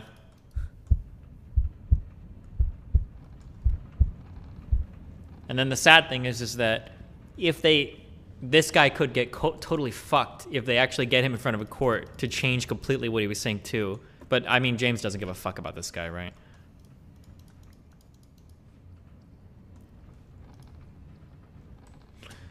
I'm trying to think of how I feel about the ethics of telling somebody, hey, I need you to come and talk to me, or you've got to talk to me and you're going to go big with this, but listen, okay, now I know you're scared, but what we can do is we could help you set up a GoFundMe, and then that would, like, get a lot of the heat off your back, because, like, you can get a lot of money from that, right? I wonder if that, I don't know how I feel about that. That seems a little bit iffy to me.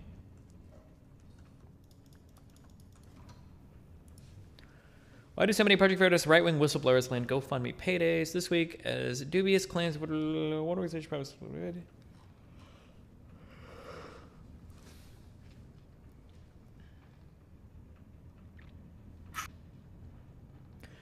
Just about every whistleblower who comes to the organization simultaneously ends up with tens of thousands of dollars on GoFundMe.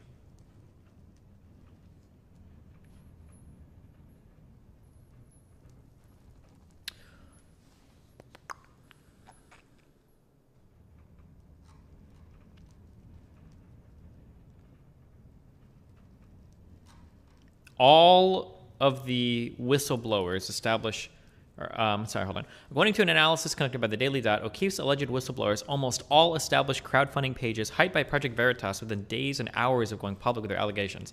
Here's something that I'm curious about. Is there a link right now? You guys would know this in chat. Has Project Veritas tweeted out any of those GoFundMes?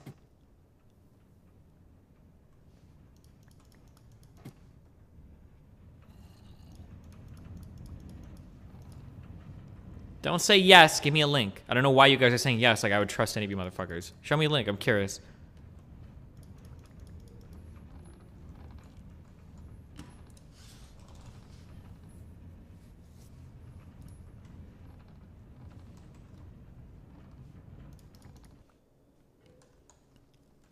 Why wouldn't they? Because it's a huge breach of, like, ethics. It's very fucking weird to be like, if you come on the record with me for this story, you'll get a lot of fucking money for it. That's like that's a pretty obvious no-no. You probably shouldn't be paying for stories like that, directly or indirectly. Breaking GoFundMe removes Richard Hopkins' page. Go here to support him. Oh yeah, damn. Give, send, go. $155,000. Holy shit.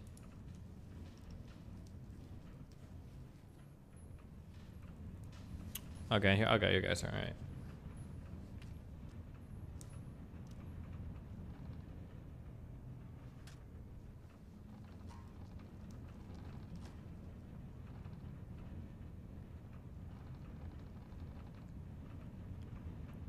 Huh.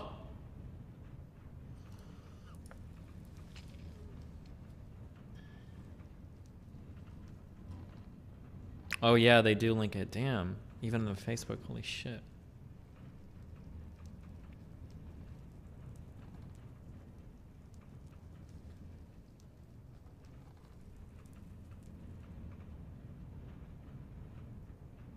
What you thinking about? Nothing much. What's up? Nothing. I'm bored. What are you bored about? What am I bored about? Everything. Yeah. When are you going to get Melina? Probably leave in like 10 minutes. So,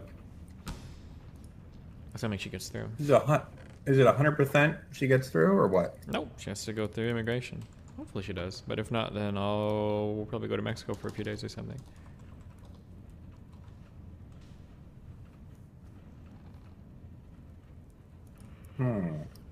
Well, I hope she gets through. Well, thanks. What have you been up to?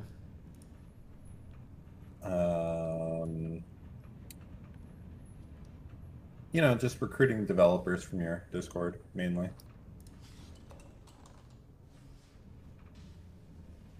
Recruiting devs for what? I'm just working on different stuff. Okay. How has that been? Pretty good. Been You pretty good. Yeah. Just been doing stuff. Hanging out with a moot. Not today, but I've been thinking about him though. What have you been thinking about? He's a good man. You know that? He's a good man. What does that mean? Well, moot would help you move. That's what I have to say there. He would help you move. Yeah. I wouldn't help you move. How many vapes did he bring you today, Dan? I've used this. No, none. I got my own. I broke down and just went and got it myself. I can't be beholden to any one man, and he was exploiting me with nicotine. Yeah. But that said, I think the difference, if Mr. Mitten got into some serious stuff, I'd help him out. I'd help him bury the body, but I wouldn't help him move.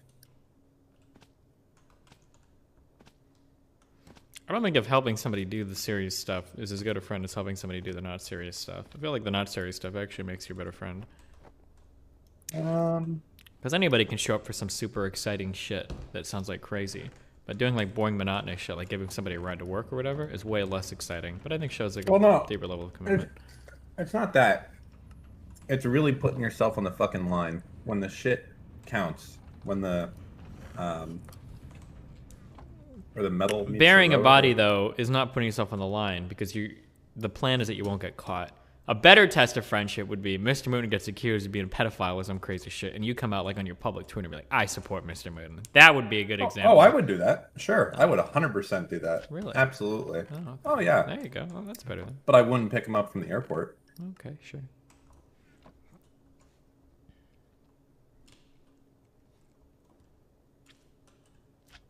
You don't think there's more to that? Like you're helping someone bury a body, like you could go to jail. No, because the plan is that you're not going to get caught.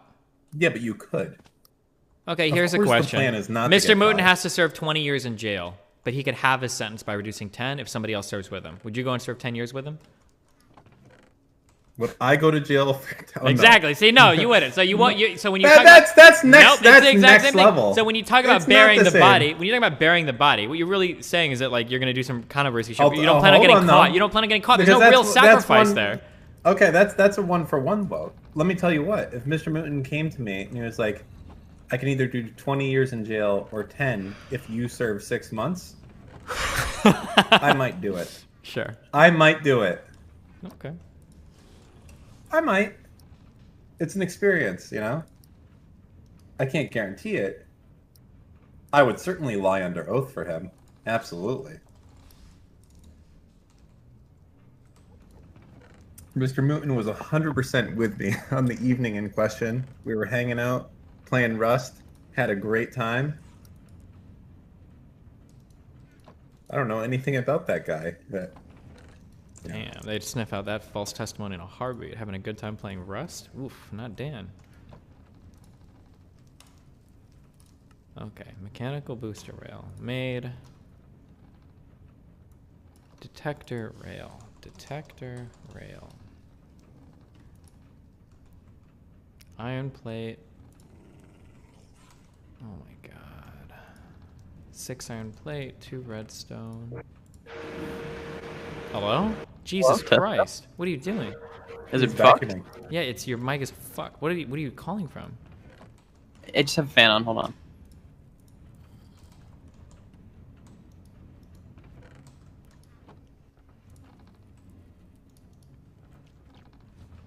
What brand vape did I get? I'm glad you asked, because I have no idea. Let's see. It's a HQD, an iced mint.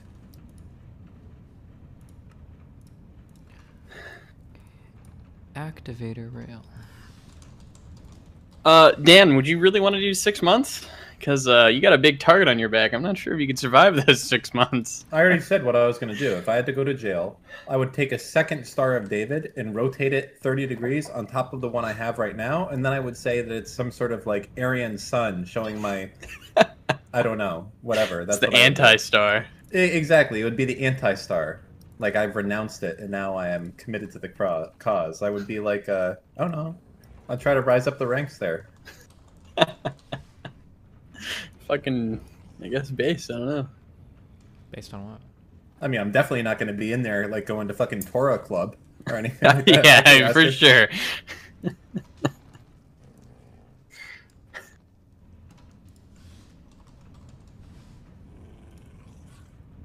I think I could do it, though. It's not that hard. What, Actually, 6 months of prison? Oh, no, like, becoming, like, a racist, like, bro.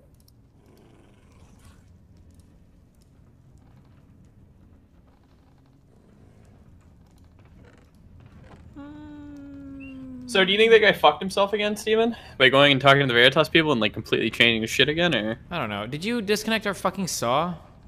Again? Which saw? Like a... Yeah, I probably... Yeah, obviously. That's a turntable. Just remove it and put the other one. Oh my god. It's in the chest next to the... Yeah, it's back there in that gold chest. The left. No, explain. How did you like our first semi-hurricane, Mr. Moon? Well, it put a little bit of water damage on our wall, so now we have, as you heard, massive fans blowing through our fucking house that the apartment company has had in our fucking apartment for like 3 days now. They said they were supposed to come, I think, yesterday and like check to see it. They never checked it, so they didn't check it today. They didn't check it yesterday. I bet they're knocking it. I bet they're knocking extra loud. Yeah, they are. They're calling ahead of time. Yes. Uh-huh. So you can bet your ass that they're gonna get a bill for whatever the difference is in electricity. I don't care if it's $4. They're gonna get a fucking bill. Wait, I just made all of these and I still didn't get the achievement. What is this dumbass achievement? Oh my god. You realize it says travel long distance, right? I'm not going by... Wait, that doesn't mean anything. Okay. Is this the actual code for the pack? Septic Age, is this like the current iteration? Okay. Achievement, Rails title. Set icon, set transit description. Okay, don't care about that. Okay. Set requirements. Okay. Criteria 0. Add criteria. Has rock 0. Minecraft inventory changed. Has rock 1. Has rock 2. Okay, I don't know. But okay. Item. Minecraft rail. Okay. Do you have to have all of these in your inventory simultaneously? I have this. Minecraft rail. Minecraft golden underscore rail. We have this.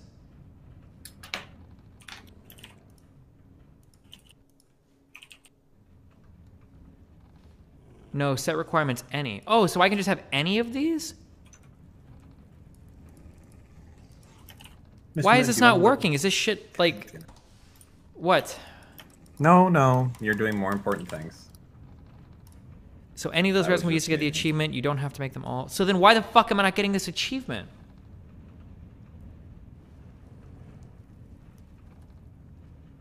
Are there any more lines under it? Dan, I got a 3080. I would like my $10, please. Oh yeah? Yeah, I sent you a picture. Do you think that you've come out ahead in the dinners that I've been paying for, or under? What about the vapes that I've been paying for? Those are like fucking $10. No, those are like $18 vapes. You said the one that you wanted. You're like, I bought you a $12 one. You're like, don't ever bring me that one again. I like the other one more. And that one is an $18 vape. And then the dinners are about like $20 to $30 max. Okay, I'm getting super triggered. Advancement not visible on stage advancement. Until relogging, the new advancement not appear when the root of the new stage was granted. I don't know. Does this mean it's fucked or what? Hold on, click. Oh my god, I needed to relog. Okay. So he can fuck off at some point in his life. In fact, you're gonna be paying me. You're gonna be paying me when Trump money. leaves office. Don't forget that, Dan. When Trump walks out on day of, that's what I'm coming to collect. How much did I bet on this shit again? It's $500 each. Me and Destiny, $500. Whoa. We can go back into the VOD. I think we have to go back. I don't believe it was like that. I did the low bet because you guys are giving me 10-1. No, it wasn't 10-1. It was 2-1. Fuck off! On Trump being there on the 21st, there's no way I would do that on 2-1. That's highly unlikely. Get the I still VOD. think it'll happen. Get the VOD. You get the VOD. No, they'll get the VOD.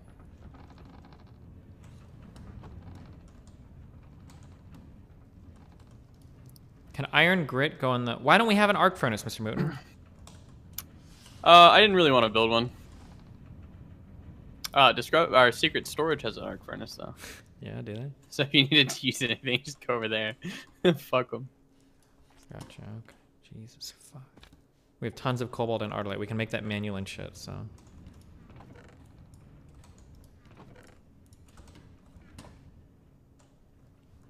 Do we need the smeltery anymore? Or can we do it all with, like, the crusher and everything? I think you need the smeltery for, Tinker's garbage. Oh, okay. Oh, to make, like, pickaxe heads and shit, maybe, yeah. Yeah. Why is my YouTube crashing? Some people are saying it is. Okay, but whatever, doesn't matter. Alright, I love you guys. I'm gonna pick up Melly Mill. Ripper and a cappuccino, cappuccino, cappuccino, my Deuterinos. Make sure to tweet updates as you do it, as you're waiting there, as you're going through security. Keep us updated every step of the way, okay? I'm gonna update your mom with this. Okay, keep me posted. Keep me Wait, before you end the stream and then don't leave the call because I have a question. Oof, okay. Oh, Eric's the stream. Oh, sorry. All right. Rip on, duders. I probably won't stream tonight, but maybe, but most likely not. Rip on a cappuccino, cappuccino, cappuccino, cappuccino, cappuccino, cappuccino, cappuccino, my Deuterinos. I will catch you guys. Snappuccino. Next stream, Reno.